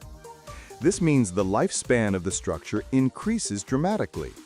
A concrete structure reinforced with steel is designed for about 50 years. A structure with GFRP rebar can easily be designed for a lifespan of over 100 years.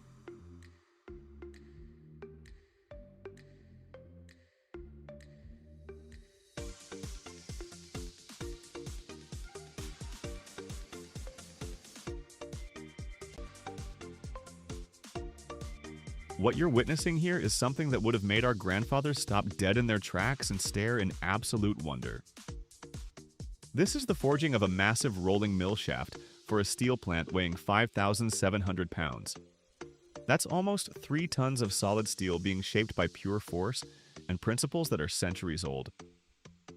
The process starts with a massive steel ingot that's been heated in a gas furnace to around 2,200 degrees Fahrenheit, hot enough to glow like a miniature sun. Back in the days when American steel mills dotted the landscape from Pittsburgh to Gary, Indiana, this kind of work was the backbone of our industrial might. The forging press you're seeing here is a modern hydraulic giant, capable of exerting thousands of tons of pressure. But the fundamental process hasn't changed since blacksmiths were shoeing horses on Main Street.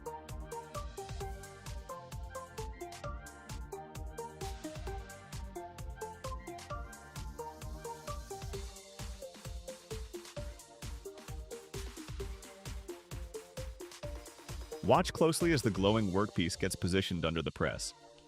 The operators, and these folks are true craftsmen, use overhead cranes and manipulators to rotate and position the workpiece with incredible precision. Every press strike, every controlled squeeze is carefully calculated. They're not just hammering hot metal, they're restructuring the grain structure of the steel, eliminating internal voids and creating a component that'll eventually face enormous forces in the rolling mill. The shaft gets worked from multiple angles, gradually taking shape. Between each pressing operation, the team repositions the workpiece, sometimes returning it to the furnace to maintain that critical working temperature. This dance between heat and pressure goes on for hours. The hydraulic press moves with deliberate force, almost gently despite its massive power. Around 5,000 to 10,000 tons of pressure compacts the steel's crystalline structure into something far stronger than the original ingot could ever be. What's fascinating is how this forged shaft will serve in a steel mill, helping shape other steel products. It's a beautiful cycle. Metal processing metal, and these shafts can last for years under extreme conditions.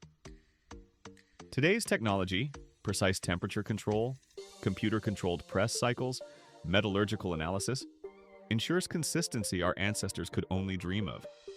But the soul of the process remains unchanged. Heat, pressure, and the skilled hands of craftsmen who understand steel like old friends.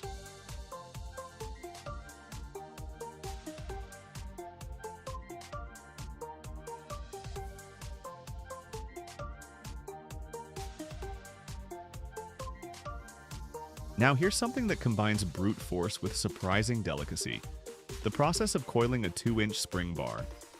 If you've ever wondered how these massive industrial springs are made, the ones that control freight train suspension or support heavy machinery, You're about to get a lesson.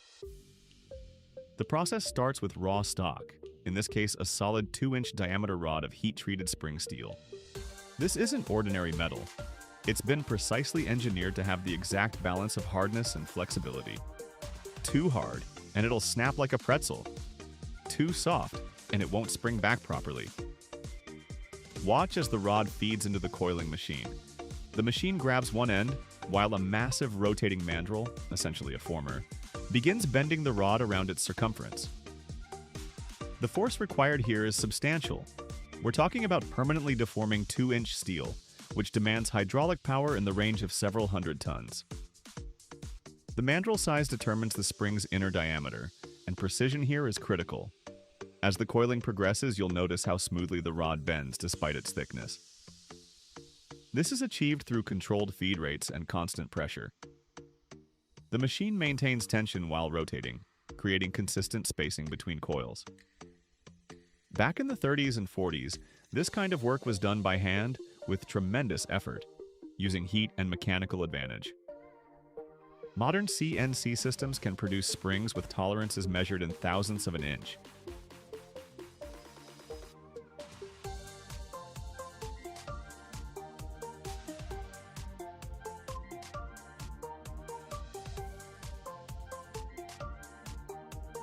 What you're seeing here is one of the most reliable welding processes ever developed: submerged arc welding.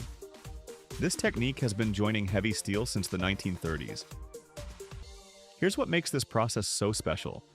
Unlike stick welding, which your grandfather might have done in his garage, or even modern semi-automatic welding, submerged arc welding happens beneath a blanket of granulated flux. This flux, which looks almost like coarse sand, performs several critical functions.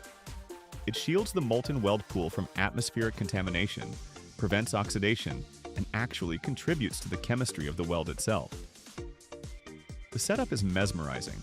A continuously fed wire electrode runs through the welding head, and when it strikes an arc to the base metal, it melts both the electrode wire and the parent material, creating a deeply penetrating weld. But you can't see any of this happening, because it's all taking place under that protective layer of flux. The flux melts on top, forming a protective slag that operators chip off later. Watch the welding head move along the joint. It's typically automated for consistency. The process can deposit weld metal at rates that would make a stick welder cry with envy, 10 to 50 pounds per hour depending on the setup. That's why submerged arc welding is the #1 choice for welding thick sections in shipbuilding, pressure vessel fabrication, and structural steelwork. The beauty of this process lies in its depth of penetration. Submerged arc welding can achieve full penetration welds on steel up to 3/4 of an inch thick in a single pass.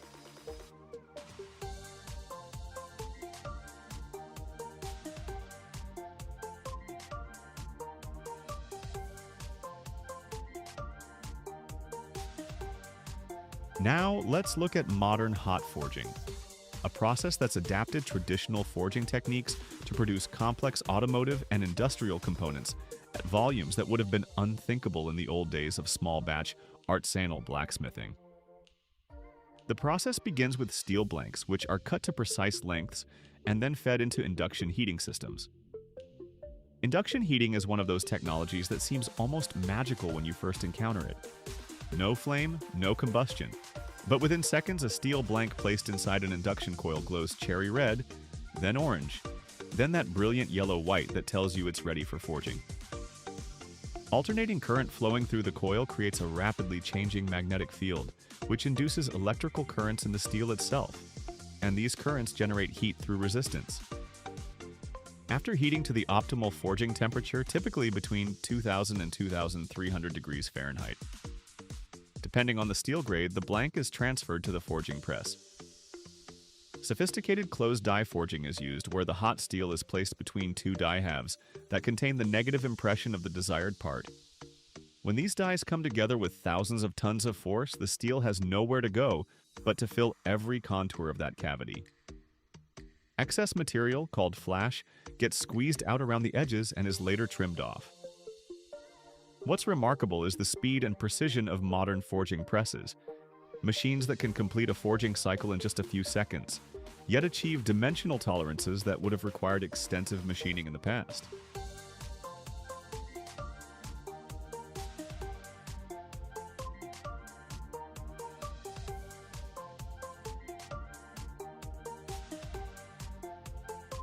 Sometimes you need to bend metal that's so big it seems almost impossible, and that's exactly what a horizontal bending press specializes in, forming massive pipes that can be several feet in diameter.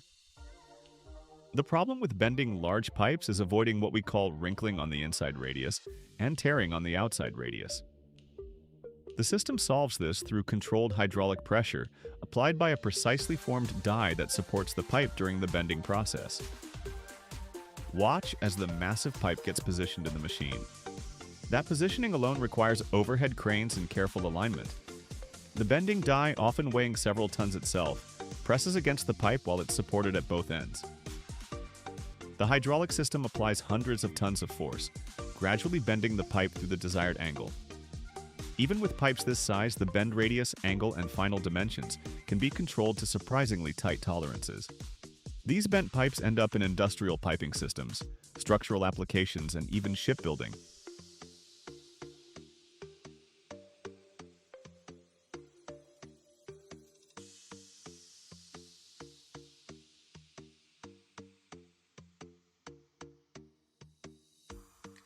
We're watching the cutting of a heavy railroad rail, 47 kilograms per meter, which translates to roughly 95 pounds per yard, using oxy-fuel cutting with propane.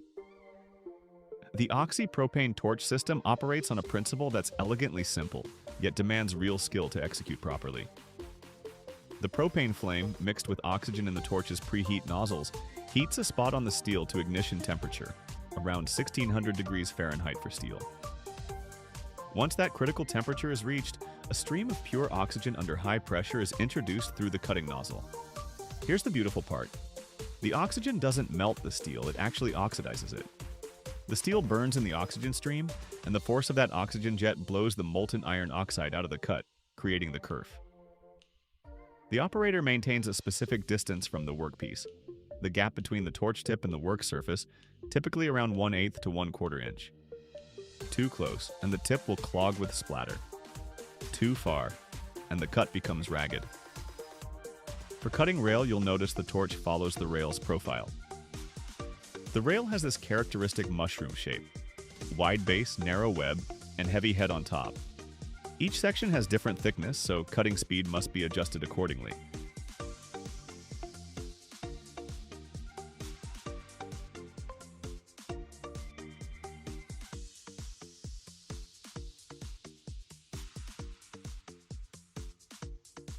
We're now entering the realm of precision machining, where tolerances are measured in 10,000ths of an inch, and programming is just as critical as the actual technique.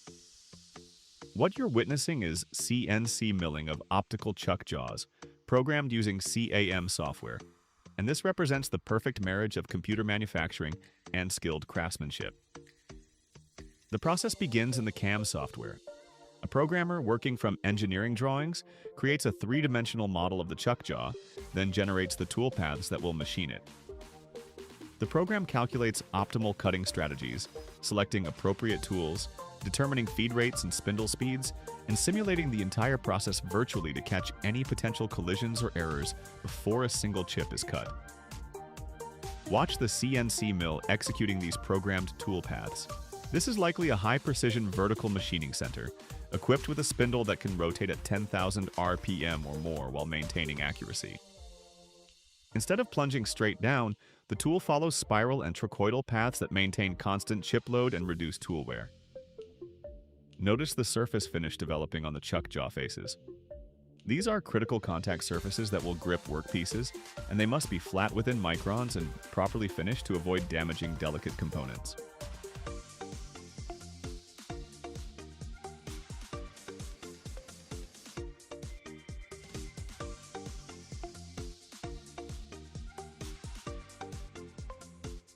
The float glass process you're watching, one of those manufacturing breakthroughs that completely transformed the industry, and remarkably, the core principle hasn't changed since it was invented back in the 1950s.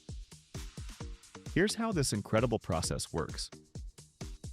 Molten glass, heated to around 2000 degrees Fahrenheit, flows continuously from the furnace onto the surface of a molten tin bath. The glass literally floats on the tin, spreading under gravity and surface tension, forming a ribbon with parallel surfaces and uniform thickness. Watch as the glass ribbon advances through the tin bath. Temperature is carefully controlled, gradually cooling as the glass moves forward. This controlled cooling, called annealing, is critical. It relieves internal stresses that would otherwise cause the glass to crack or shatter during cutting or installation. As the glass exits the tin bath, it's cool enough to be supported by rollers, entering what's called a layer, a long cooling tunnel where temperature continues to drop under precise control. The glass emerges at room temperature, perfectly flat with optical clarity that would have been impossible to achieve consistently using the old methods of sheet glass production. The production line can create thousands of square feet of glass daily, all with consistent quality. The ribbon is then cut to size, inspected, and prepared for further processing like tempering or coating.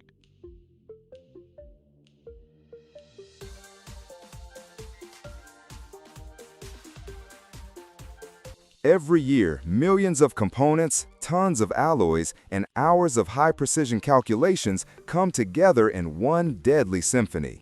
This missile isn't simply metal. It's a moving brain, an engine, and coded death that flies over 1,000 miles whilst hiding from radars. How is a secret capable of changing the course of battle born from hundreds of metal sections? Stay until the end. I'll reveal one production secret that few people know. Want to know what's hidden inside? Imagine lasers, press forming, robots welding components in clean rooms with tolerances of 1/100th of a millimeter. All of this for a single flight.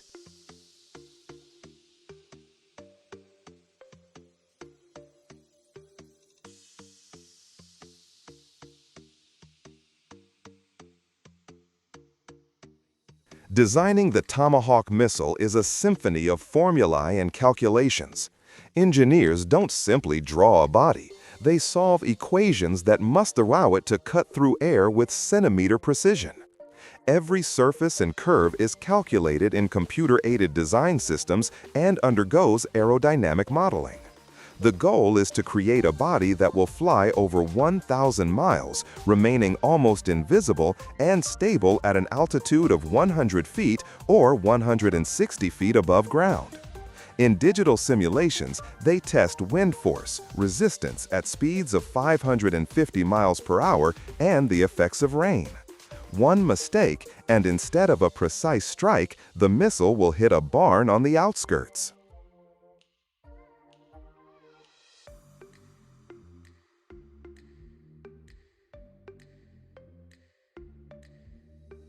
Body components, electronics, payload, all of this fits into nearly 20 feet of length and 20 inches in diameter. It's genuine artistry, packaging death with such elegance. Only after dozens of virtual tests does the missile move to the production phase. After the calculation stage, drawings are transferred to the real world, to factories with high-precision equipment. Here, not a single crack nor an extra micron can be permitted. The missile body, over 18 feet long, is assembled from sections manufactured from high-quality aluminum alloys, sometimes with titanium added. This is an aerodynamically refined cylinder that must withstand overloads, vibration, and temperature fluctuations.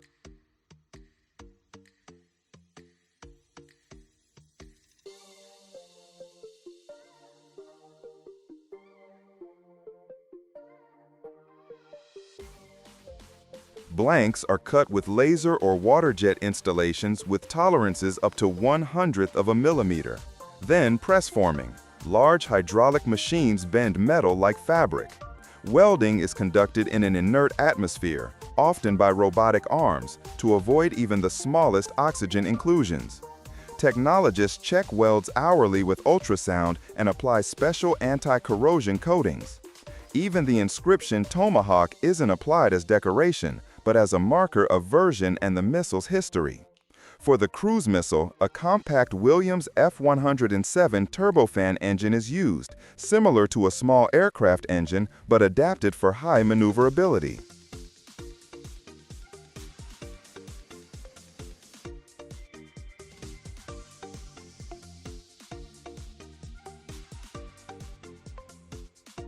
Turbine blades are manufactured from nickel alloys in a form resembling sculpture more than a technical component.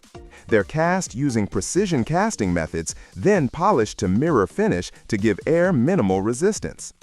The compressor and combustion chamber are a complex mosaic of dozens of elements. Each component is checked for seal integrity because any micro leak and the missile simply won't launch. The nozzle is manufactured from heat-resistant alloy capable of withstanding flame temperature without deformation. Engine assembly occurs in clean zones similar to laboratories. Workers in sterile suits, stable temperature and humidity.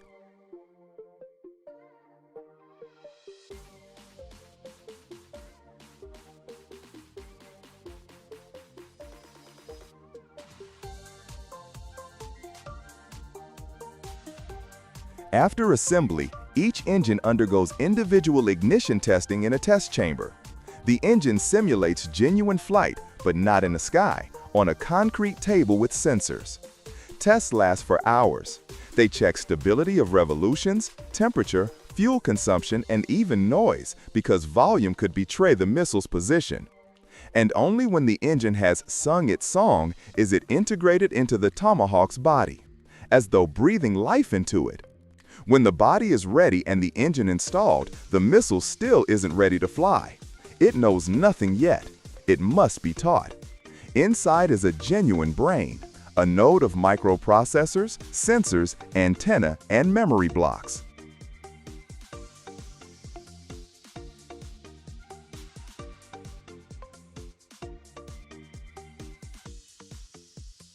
But the moment it receives its first power signal, a machine consciousness awakens within it. Its navigation is an entire ensemble of systems. Inertial sensors maintain course even if the signal disappears. GPS correction helps prevent deviation from the route. But most important is its ability to see. Special cameras analyze terrain, comparing every hill or bridge with the map stored in memory. If there's forest beneath it when there should be field, it knows something's wrong. It makes decisions. The control system works like nervous tissue, flexible and infallible. Small stabilizers and control surfaces respond to every tilt and altitude change.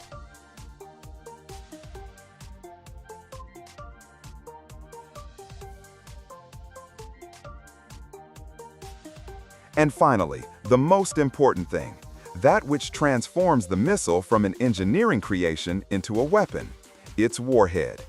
It looks simple, a cylinder hidden in the body. But inside is explosive capable of penetrating concrete and destroying equipment. It's manufactured separately under conditions of absolute sterility. Not a single spark. This is work where mistakes aren't corrected, they're not permitted. Before final assembly, each component undergoes inspection. X-ray, vibration tests, electronic diagnostics. And then assembly. Quietly, step by step, as though someone's assembling not a weapon but an antique clock that must strike just once. And when everything's connected, the missile silently settles into its container. It doesn't glow, doesn't flash, it simply waits. Its flight lies ahead, but it's already ready. Hey everyone, on this channel we go behind the scenes where cameras usually aren't allowed. If you're into this kind of breakdown, hit subscribe and tap that bell so you don't miss new episodes.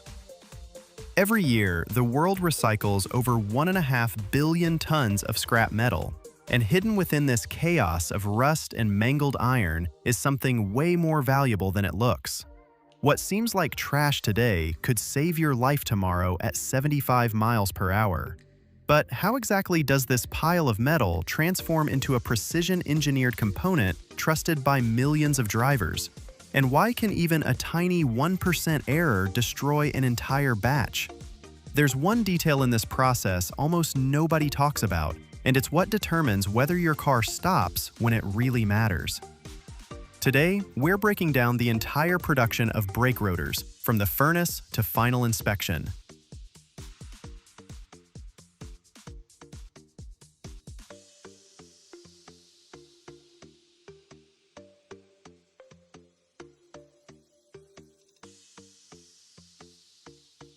It all starts with what most people would just call a junkyard. And that's pretty ironic. What will later stop your car at 75 miles per hour, right now looks like a giant pile of rusty junk. Old cast iron radiators, car body fragments, twisted beams, and other metal scrap. It's all stacked in heaps on the lot outside the plant, and rain sends rusty orange streaks running down into the asphalt. But to this factory, it's all treasure. A massive electromagnet hanging from a crane scoops up several tons of this iron and drops it with a crash into the throat of a giant induction furnace. Induction, meaning the metal doesn't melt from fire, but from an electromagnetic field that heats it from the inside out, evenly and fast. If you stand too close, it's kind of terrifying. The furnace hums at such a low frequency that you don't really hear the sound. You feel it deep in your chest, like your heart's trying to sync up with this heavy industrial rhythm.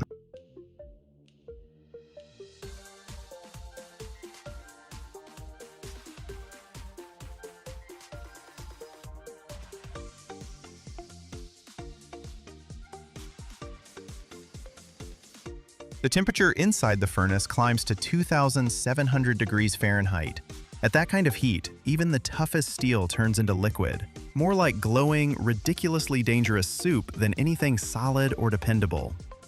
When the furnace tilts to pour out the molten metal, everything around you floods with bright orange light that makes you want to squint. No artificial beauty here, just brutal physics and an insane amount of heat. Every batch of metal gets tested instantly. Lab techs in special suits grab a small sample, cool it down, and within seconds determine its chemical makeup using a spectrometer. The device breaks the sample down into elements and spits out precise percentages of each component. If the carbon or silicon content deviates from spec by even 1%, the entire massive batch gets sent back for remelting without hesitation. Mistakes aren't tolerated here, because the cost of that kind of error to the end user could be way too high.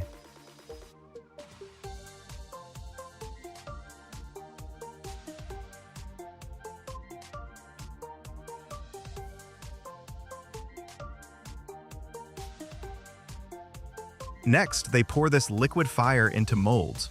They use sand casting technology here. Sand seems like an unreliable material, but at this factory, they mix it with special resins and under enormous pressure, it becomes hard as concrete. The molds are made with jeweler-like precision. The internal relief copies every detail of the future disk, including cooling fins and mounting holes. Metal fills the cavities inside the sand mold, and it's at this exact moment that the rough blank of the future brake disc is born. It doesn't look anything like that shiny part we're used to seeing in auto parts stores yet. Instead, it's something big, heavy, and really dirty.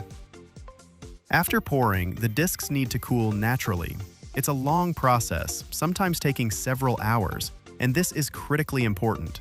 If you try to speed up the cooling, say by splashing water on it, the metal becomes too brittle. A disc like that could just shatter into pieces at the first hard stomp on the brake pedal somewhere out on the highway in the rain.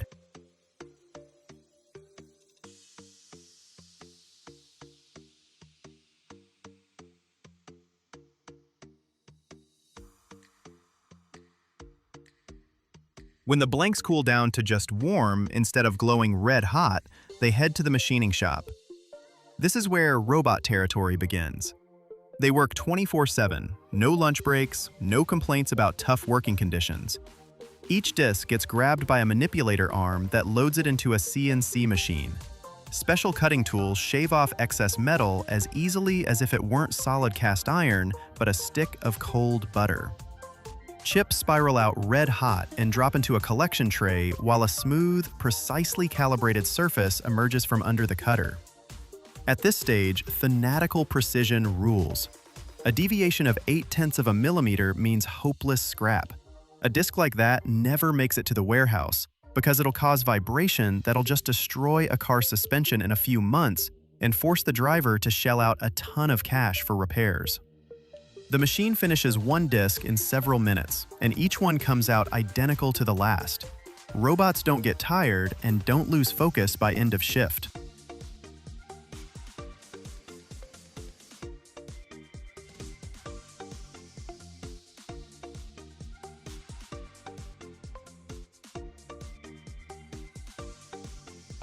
It's fascinating to watch as the perfect, almost mirror-like surface gradually emerges from a rough and ugly form.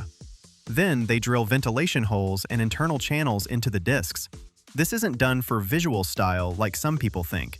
It's a critically necessary cooling system, without which the disks simply wouldn't survive serious loads. During heavy braking, the disk can heat up to 1,300 degrees Fahrenheit. At that temperature, it glows dark cherry red. If this heat isn't removed in time, the metal starts losing its friction properties, and the brakes just disappear at exactly the wrong moment. So these holes and channels, they're the result of extensive engineering calculations, not some design decision for looks. Each channel has a precisely determined diameter and angle, calculated so airflow pulls heat away from the working surface as efficiently as possible.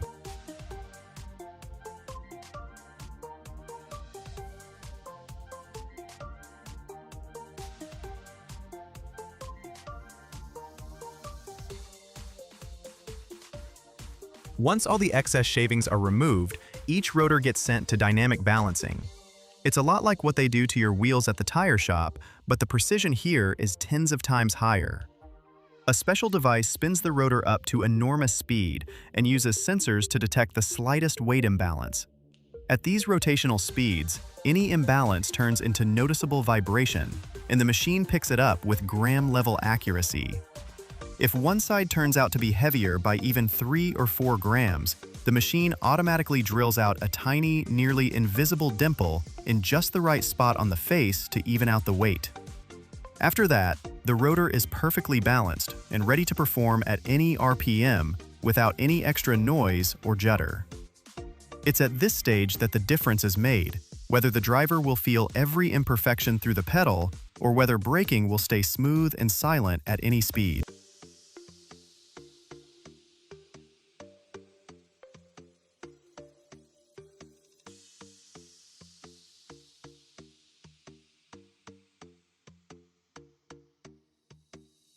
I asked the chief engineer how many of these rotors they produce in a single full workday. He just smiled wearily and said they stopped counting them individually a long time ago. They track output in thousands of tons of finished product per month. Just think about that for a second. This facility supplies parts for nearly half the European automotive market, which means every other car you see on city streets is probably stopping with rotors made right here, in this loud, scorching hot plant. Before packaging, the rotors go through a protective coating process. They're either painted with a special heat-resistant paint or coated with a thin, anti-corrosion, zinc-based layer. The coating gets applied in a chamber, the rotor hangs from a conveyor, and automatic sprayers evenly cover it from all sides. This is done so they don't turn into a rusty chunk of metal during long-term warehouse storage or while crossing the ocean in a shipping container.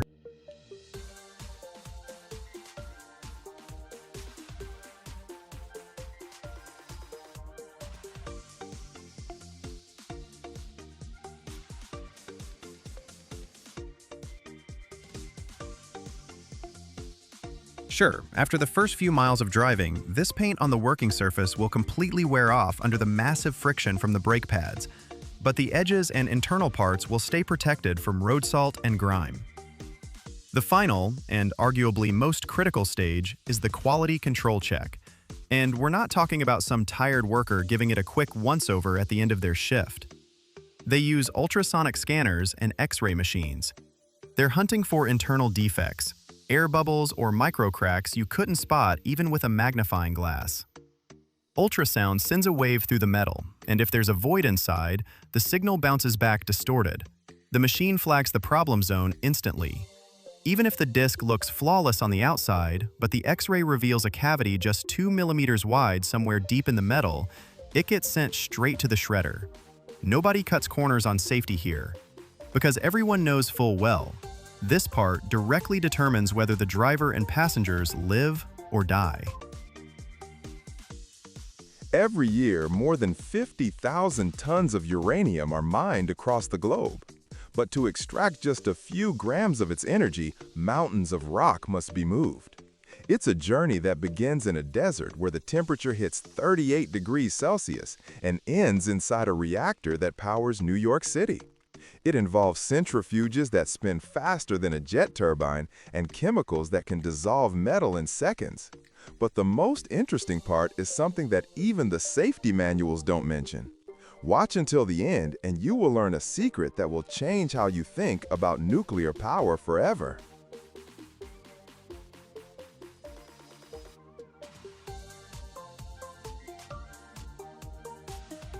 It all begins in the dust, literally. Uranium ore is mined in hot, arid regions: Arizona, Wyoming, Texas, New Mexico.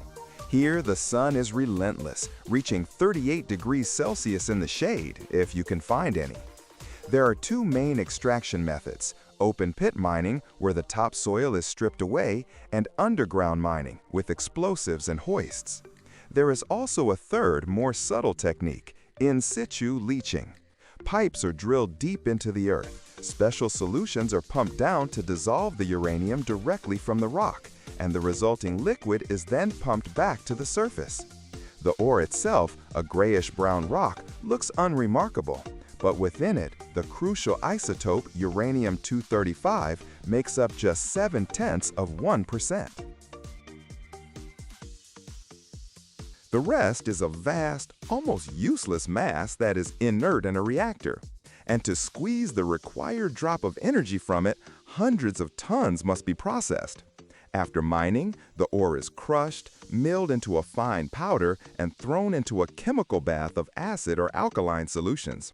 This is followed by filtration, precipitation, and drying at 260 degrees.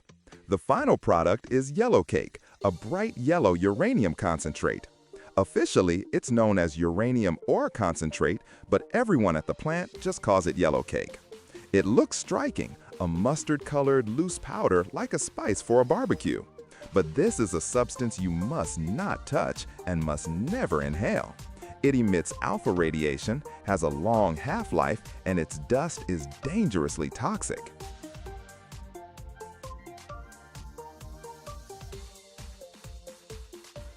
The yellowcake is sealed in double-walled drums, loaded onto escorted trailers, and plastered with radiation warning signs for the journey to the enrichment facility. This is the start of the path that turns a poisonous dust into the clean white light from a lamp over your kitchen table, or the electricity that powers the tube deep beneath London. Right, the yellowcake has arrived. It's radioactive, dry, and sealed in its drum. The next step? Turn it into a gas. And not just any gas. This is uranium hexafluoride. The uranium concentrate is first dissolved in acid, purified, and converted into uranium dioxide. And here, the alchemy begins. The uranium dioxide is treated with fluorine gas in special reactors at 540 degrees. The reaction creates a volatile, transparent gas that boils at just 56 degrees. A little heat and it turns from solid crystals into a vapor. But it's not that simple. This gas is extraordinarily toxic. It corrodes most metals, destroys human tissue, and on contact with humid air, it instantly transforms into hydrofluoric acid and uranofluoride, a lethal cocktail. That is why this entire process is conducted inside sealed, automated reactors. The substance is stored as solid, whitish crystals, formed by cooling it to room temperature. These crystals are kept in steel cylinders, each engraved with a serial number and a radioactive symbol. A single cylinder weighs almost 14 tons.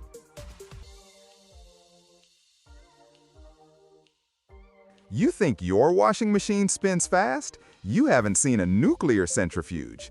They can reach 70,000 revolutions per minute, more than 10 times faster than a jet engine turbine. And all for one purpose: to separate uranium isotopes.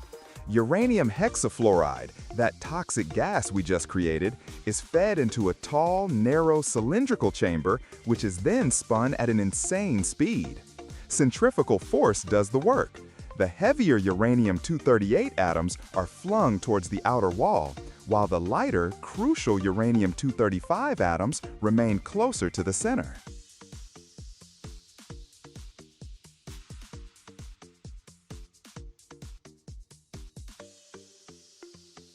But one centrifuge isn't enough. They are connected in cascades of hundreds, sometimes thousands. Each one slightly enriches the gas and passes it to the next. This process is repeated, cycle after cycle, until the concentration of uranium-235 reaches at least 3 to 5%. This is the standard grade for reactor fuel. Okay, the gas is enriched, but you can't feed a reactor with a gas. So now it is converted back into a solid, this time a ceramic form. After a series of chemical reactions, the gas becomes uranium dioxide powder, a dark gray solid. This powder is pressed under 20 tons of pressure into small cylindrical pellets, just 8 millimeters in diameter. They look almost harmless.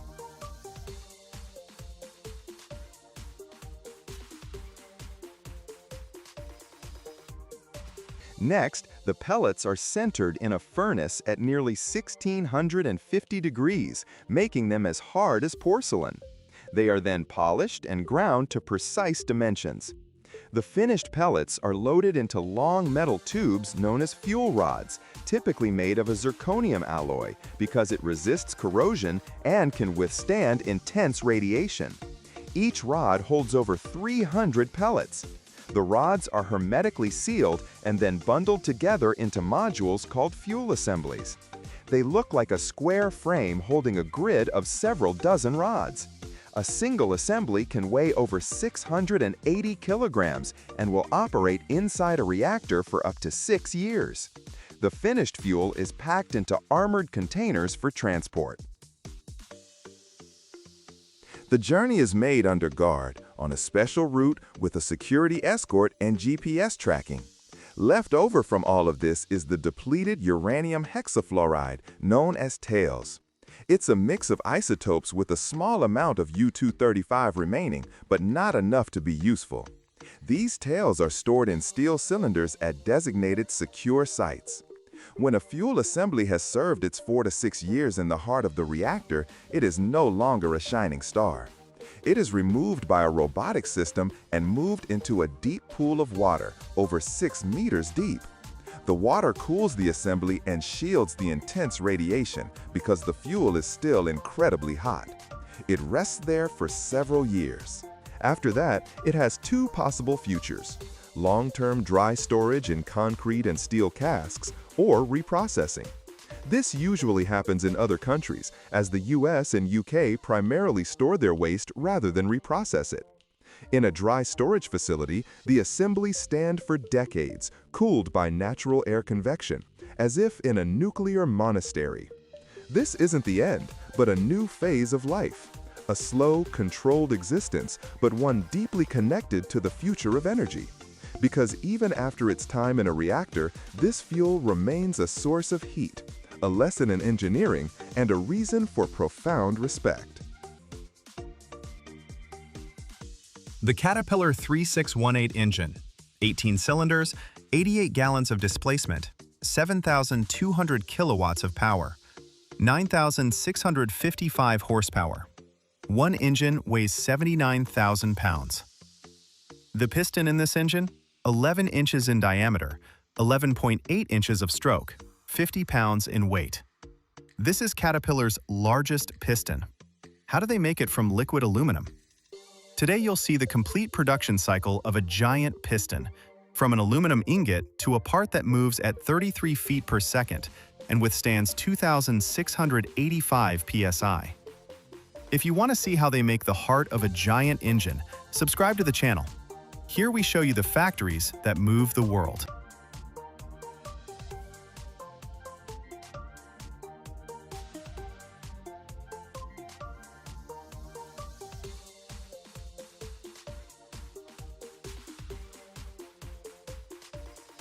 The Caterpillar 3618 engine is designed for high-speed marine vessels, ferries, patrol boats, yachts. A single engine produces 9,655 horsepower at 1,050 revolutions per minute. It's a V18 4-stroke diesel. Cylinder bore is 11 inches. Stroke is 11.8 inches. Displacement per cylinder is 1,130 cubic inches. 18 cylinders total, 20,330 cubic inches. Compression ratio 12.6 to 1. Maximum cylinder pressure 2,680 psi. That's 185 atmospheres. Combustion chamber temperature 3,600 degrees Fahrenheit. Mean piston speed 34.4 feet per second. The piston travels 11.8 inches in 0.028 seconds. Up and down 1,050 times per minute. 70 million cycles over 10,000 hours of operation. The piston material has to withstand all of that.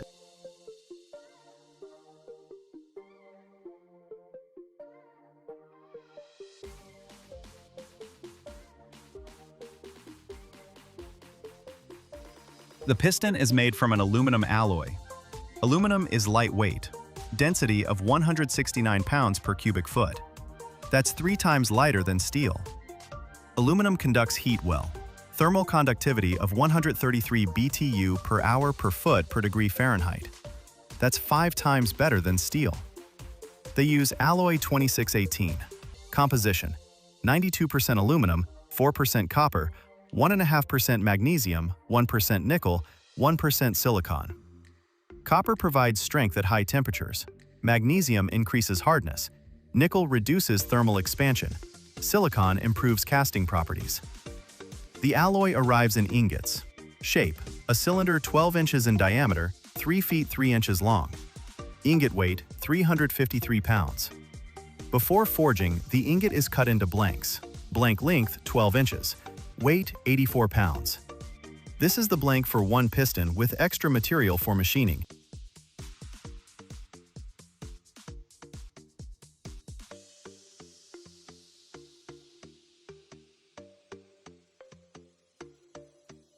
The blank gets loaded into an induction furnace.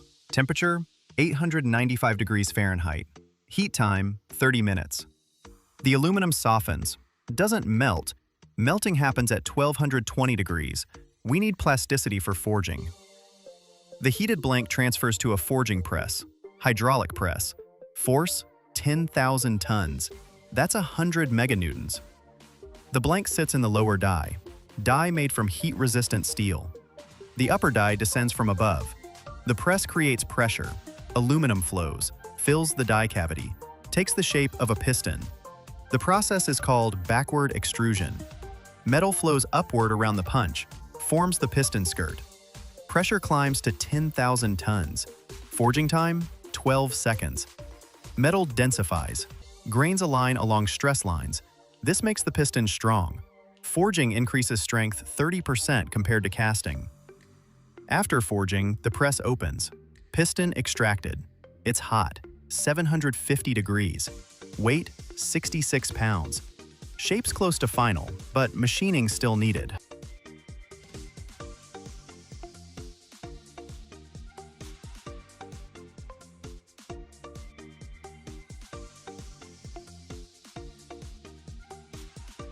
Heat treatment.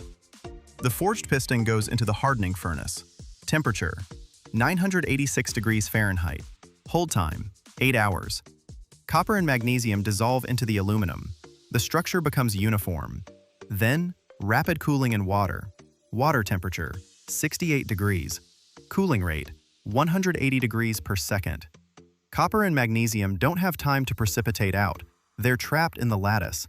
Strengthening zones form. After quenching, the piston is soft. Hardness: 60 on the Bernoulli scale.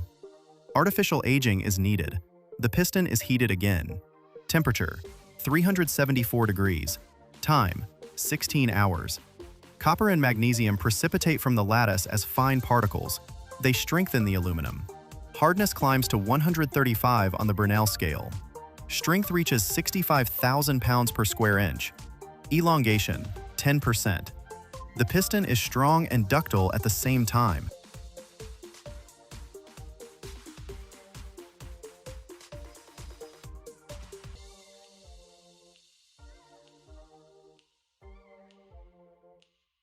Machining begins with the turning operation. The piston gets clamped into the chuck of a CNC lathe. The chuck diameter is 19.7 inches. Spindle speed is 300 revolutions per minute. The cutting tool is carbide, tungsten carbide. They machine the outer surface of the skirt. Final diameter is 11.02 inches.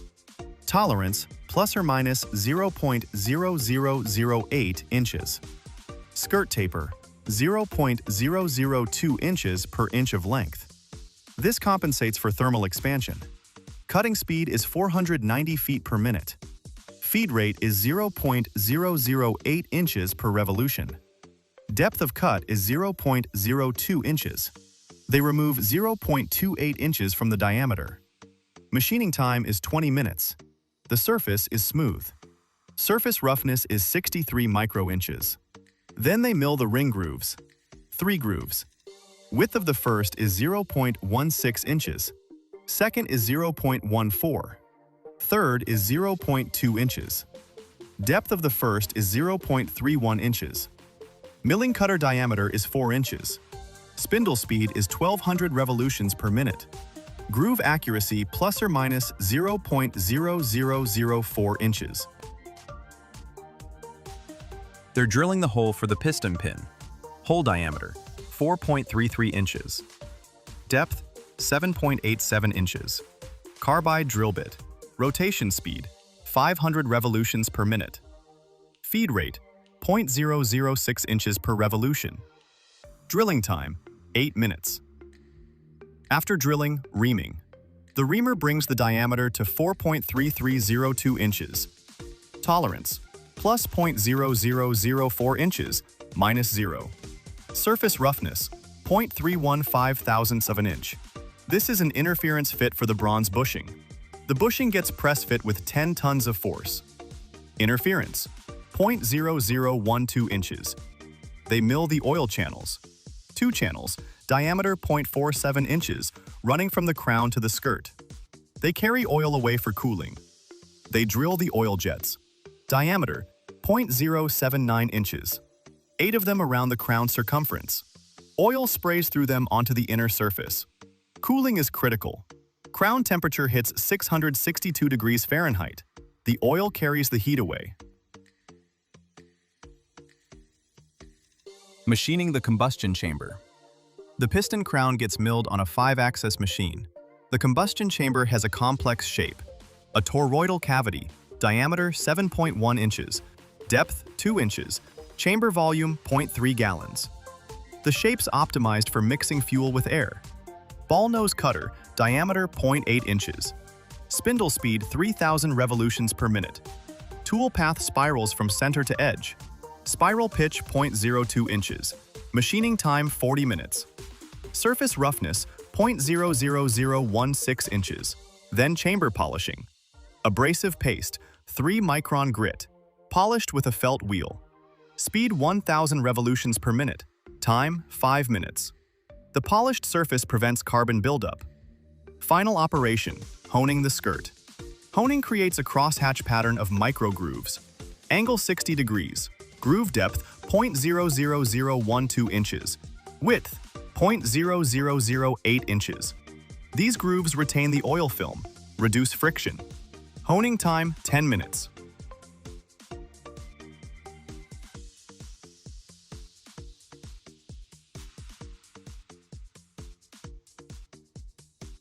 Coatings and inspection. The crown gets a ceramic thermal barrier coating. Thickness, 0.3 millimeters. Material, yttria stabilized zirconia. Thermal conductivity, 2 watts per meter Kelvin.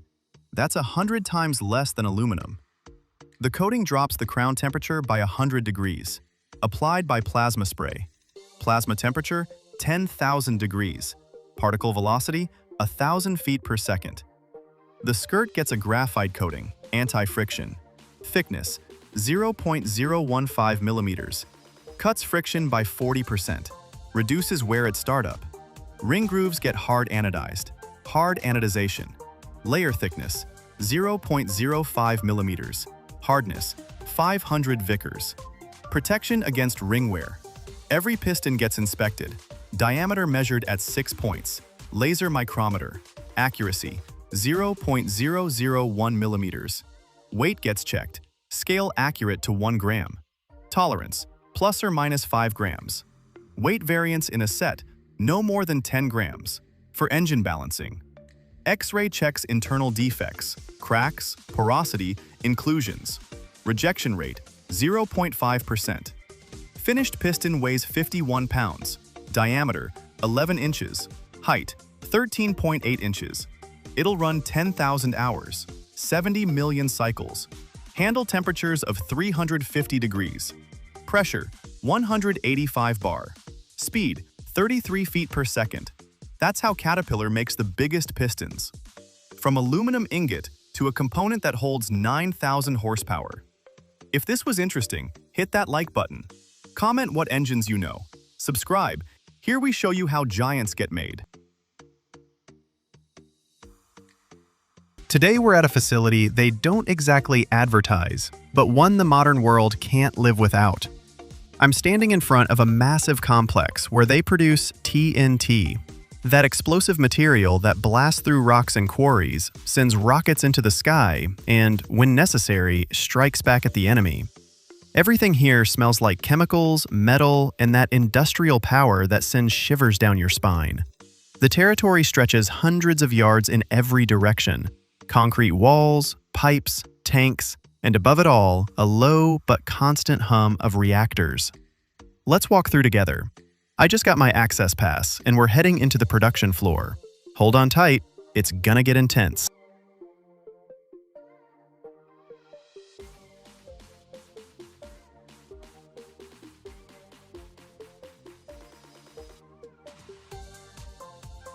TNT, or trinitrotoluene, showed up back in the 19th century when chemists started experimenting with toluene, a colorless liquid you get from coal or petroleum.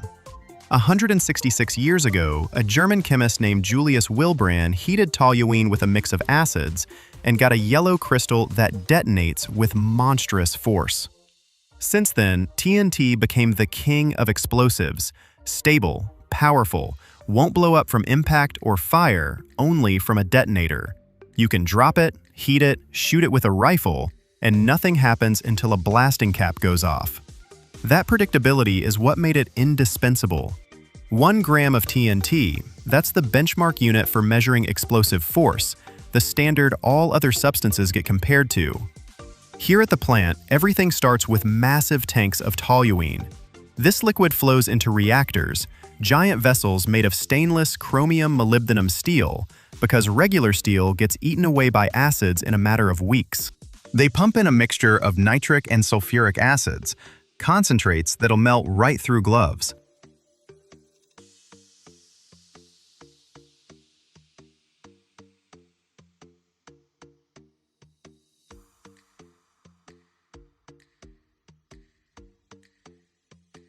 The reactor temperature is kept around 195 to 212 degrees Fahrenheit.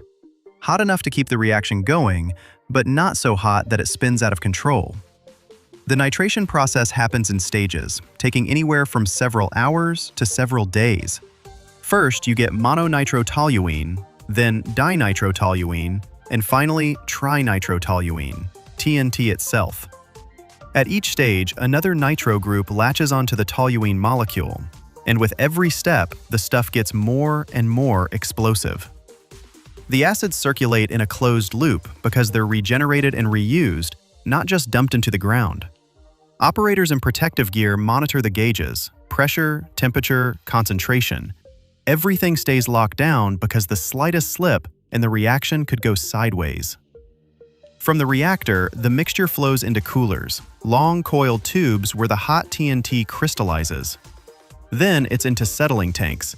The heavy TNT sinks to the bottom while the lighter acids get skimmed off. What you're left with is a jelly-like mass, crude TNT, still damp with acid. It gets washed with hot water at around 160 to 175 degrees Fahrenheit to neutralize what's left. The water changes 3 times. The first run comes out yellow with acid, the second is cloudy, and the third is clean as a tear.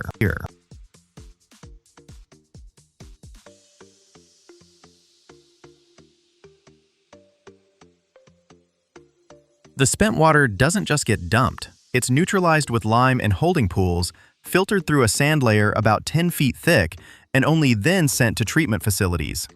Ecology stays under control because acid is poison to anything living. Meanwhile, the crystals get unloaded. The mass is already solid, but still 6 to 10% damp. Now comes drying, one of the most fascinating stages. The vacuum drying chamber, a room where rotor drums hum, each about 6.5 feet in diameter. TNT gets loaded in batches of 200 pounds. They seal the drum, pump the air down to a pressure around 4 inches of mercury, and fire up the heat to 130 to 140 Fahrenheit. Fans push warm air around inside. The drum rotates, crystals tumble, dry evenly, no sticking to the walls. 2 hours, and out comes pure yellow powder at 0.5% moisture. Skip this step, and TNT would clump together or go unstable from the dampness.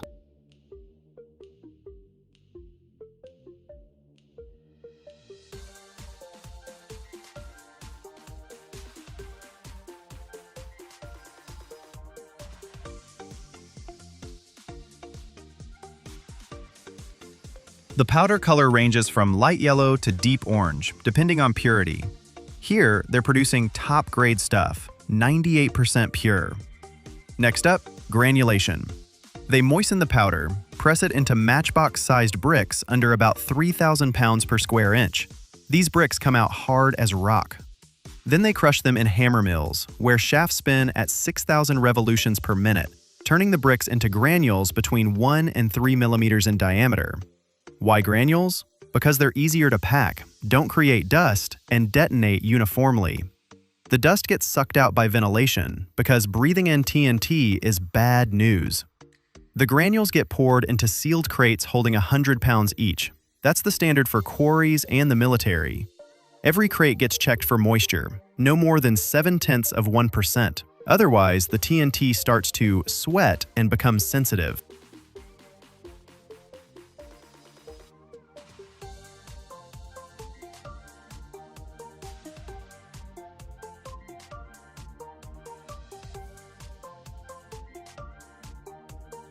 There are special molds for underwater charges too. The pellets get mixed with paraffin so they don't get wet. The crates are sealed, labeled by batch, and sent to storage. From here, the TNT heads out to quarries, mines, military bases. One crate is enough to blast through 200 tons of rock. Now, about safety, because without it, they wouldn't last a day here. The plant is divided into zones. Reactors sit inside concrete shelters at safe distances from each other, with anti-detonation barriers between them, about 50 feet high, made of reinforced concrete. The logic is simple. If one reactor blows, the barrier absorbs the shock wave and keeps the detonation from jumping to the next one.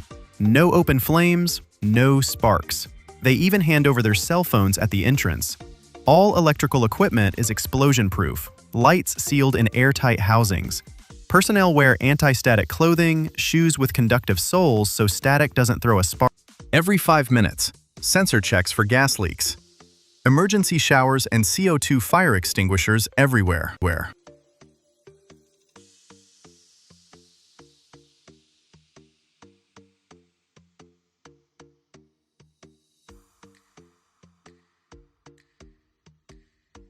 Were there incidents?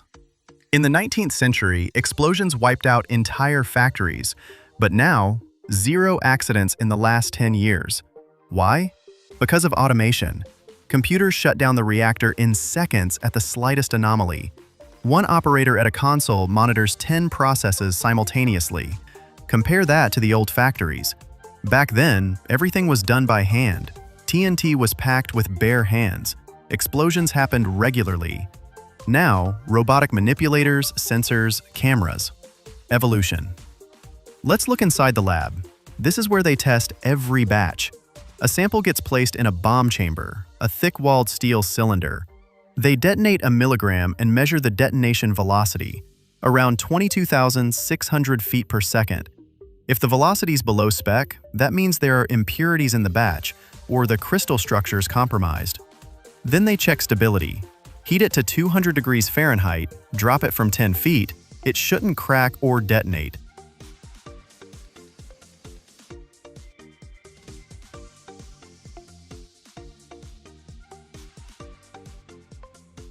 Then there's friction sensitivity. The cylinder spins for 6 hours, and if it doesn't blow, you're good. Lab techs check purity with a chromatograph. Toluene or acid traces? Not allowed. Production here is massive, 1,000 tons per month. Power comes from their own gas turbines and steam boilers. Waste? They regenerate the acids, redistill the toluene, send it back into the cycle. Filters on smokestacks 200 feet tall. Wastewater cleaned until it's crystal clear. Nearest town is 10 miles out, so no complaints from the neighbors. Interesting fact, TNT isn't just for blowing things up. Melt it at 180 degrees Fahrenheit, it turns liquid like hot wax, and pour it into shell casings. Or mix it with other compounds for plastic charges. In quarries, 1 ton shatters a boulder the size of a 3-story house. In mining, you can't drill a mile-long tunnel without it. In the military, it's the backbone of torpedoes, mines, and aerial bombs. I'm standing in the granulation shop right now, hearing the press rumbling, watching granules pour into bins like golden sand. The air's clean, but there's that distinct chemical smell, a familiar scent to anyone who's been inside plants like this. Discipline here is ironclad. 8-hour shifts, every action by the book, every step under camera. The people here are like jewelers, except they're not working with gold. They're working with explosives. The factory's like a living organism, roaring, spinning, producing power. TNT isn't evil. It's a tool. It builds roads, digs mines, defends the nation. Without it, there'd be no 1,000-foot bridges, no tunnels carved through mountain ranges. From the yellow crystal discovered a century and a half ago to today's high-precision production with robots and computers, it's been a massive journey. But the essence remains the same, turning chemistry into controlled force. What if I told you that inside the most dangerous machines on the planet lies a steel secret that can only be created once? And a single mistake costs an entire nation? That there's an ingot that cools underground for 6 weeks and withstands pressure that would crush mountains? This giant is born in fires exceeding 2,700 degrees Fahrenheit, endures months of forging, strikes of tens of thousands of tons, and thermal shocks that would blow ordinary metal to bits. In 2015, British company Sheffield Forgemasters poured 607 tons of molten steel into a giant casting pit. That's nearly the weight of a full passenger Airbus A380. After cooling, the ingot weighed 320 tons. To forge these giants, they use presses with a force of up to 40,000 tons. The energy for heat-treating ingots over a 2-week cycle can exceed 100,000 kilowatt-hours. That's the annual consumption of dozens of ordinary households. Stick around till the end. You'll find out what these monoliths are actually made for and why. Without them, the modern world would simply grind to a halt.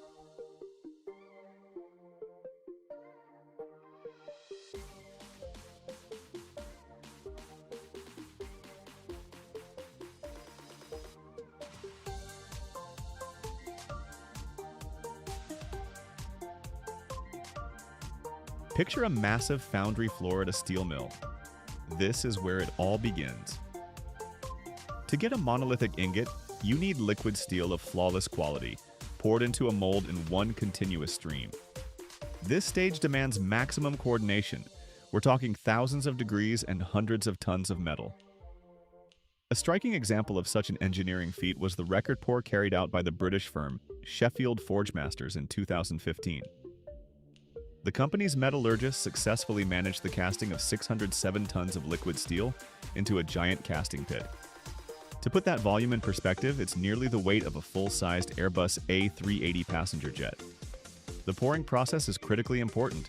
The steel must not only be melted, but also purified to a level meeting the strictest customer requirements, for reactor components, for instance. That means minimizing impurities, gases, and slag.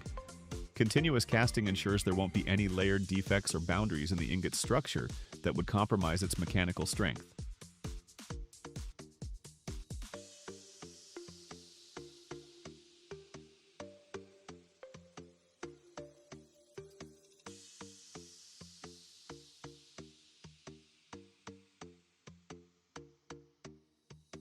During casting, the steel must be degassed as much as possible. Oxygen and nitrogen content is controlled at levels that often don't exceed 20 parts per million. Excess gases can cause microvoids to form inside the monolith during cooling. Right after pouring the liquid metal, which can exceed 2,700 degrees Fahrenheit, time becomes the critical factor in this process. Unlike small castings that can be cooled quickly, a steel giant weighing hundreds of tons cannot be cooled rapidly. If cooling happens too fast, it'll lead to massive internal stresses, cracks, and structural defects, because the outer layer will solidify while the interior is still liquid. To ensure uniformity in the crystalline structure, the 607-ton ingot was left to cool in the casting pit for 6 weeks. This is a controlled, extremely slow process during which the steel gradually solidifies, dropping to a temperature of around 2,000 degrees.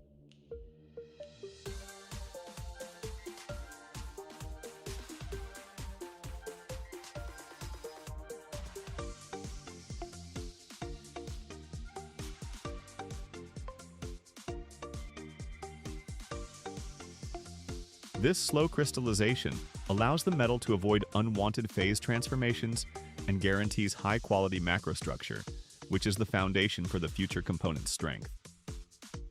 Only after this lengthy solidification period ends is the steel monolith, which, after shrinkage and removal of the defective top portion, weighs roughly 320 tons, carefully extracted from the ground. The ingot pulled from the earth, despite its weight, is not yet a finished blank. It has a cast, coarse structure with large crystals. To transform it into strong, homogeneous metal capable of withstanding extreme loads, forging is needed. Forging 500-ton ingots requires hydraulic presses with working forces from 10 to 20,000 tons. For instance, forging the largest reactor components uses presses rated at 40,000 tons. Before forging, the ingot is again carefully heated in special furnaces. This process can take weeks to ensure uniform heating throughout the entire volume of metal.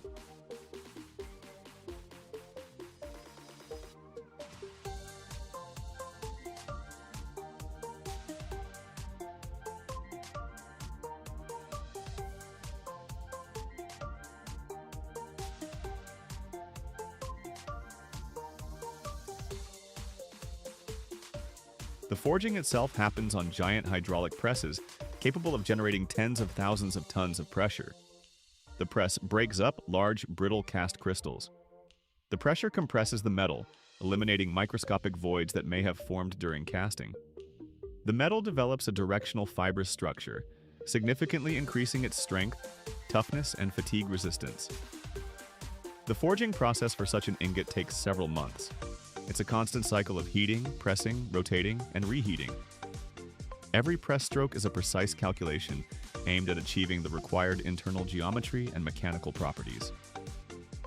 The energy needed to maintain the heat treatment furnace for ingots during a 2-week cycle can exceed 100,000 kilowatt hours. That's comparable to the annual electricity consumption of dozens of typical households.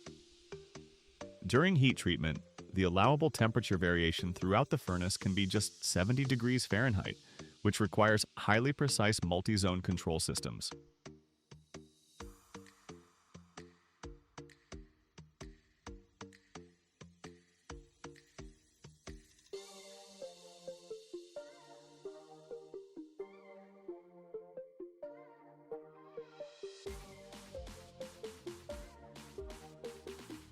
After shaping the ingot comes heat treatment.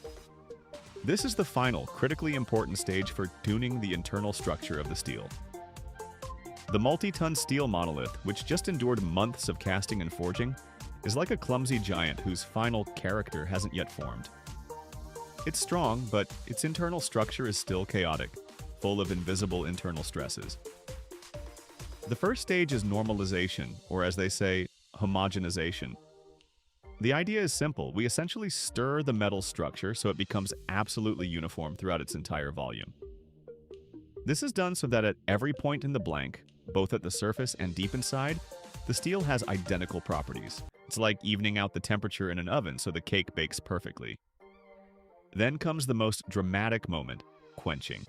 The blank is heated to very high temperature, bringing it to peak plasticity. And then, suddenly, but under strict control, it's cooled. This could be a water or oil bath.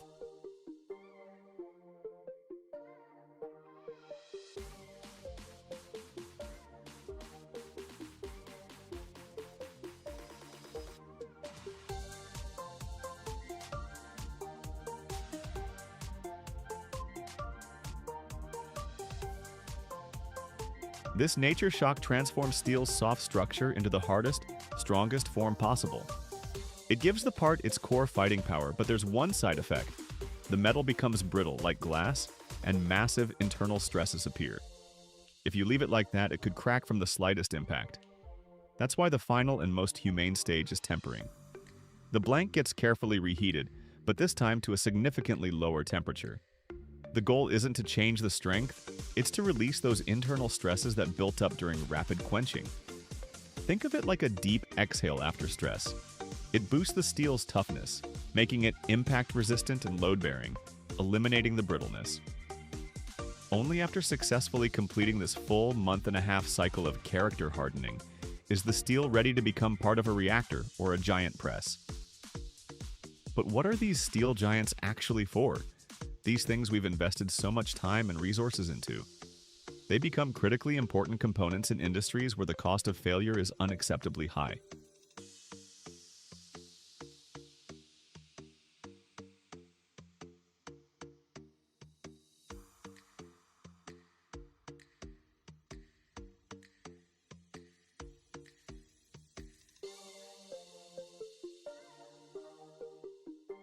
Take nuclear power, for instance.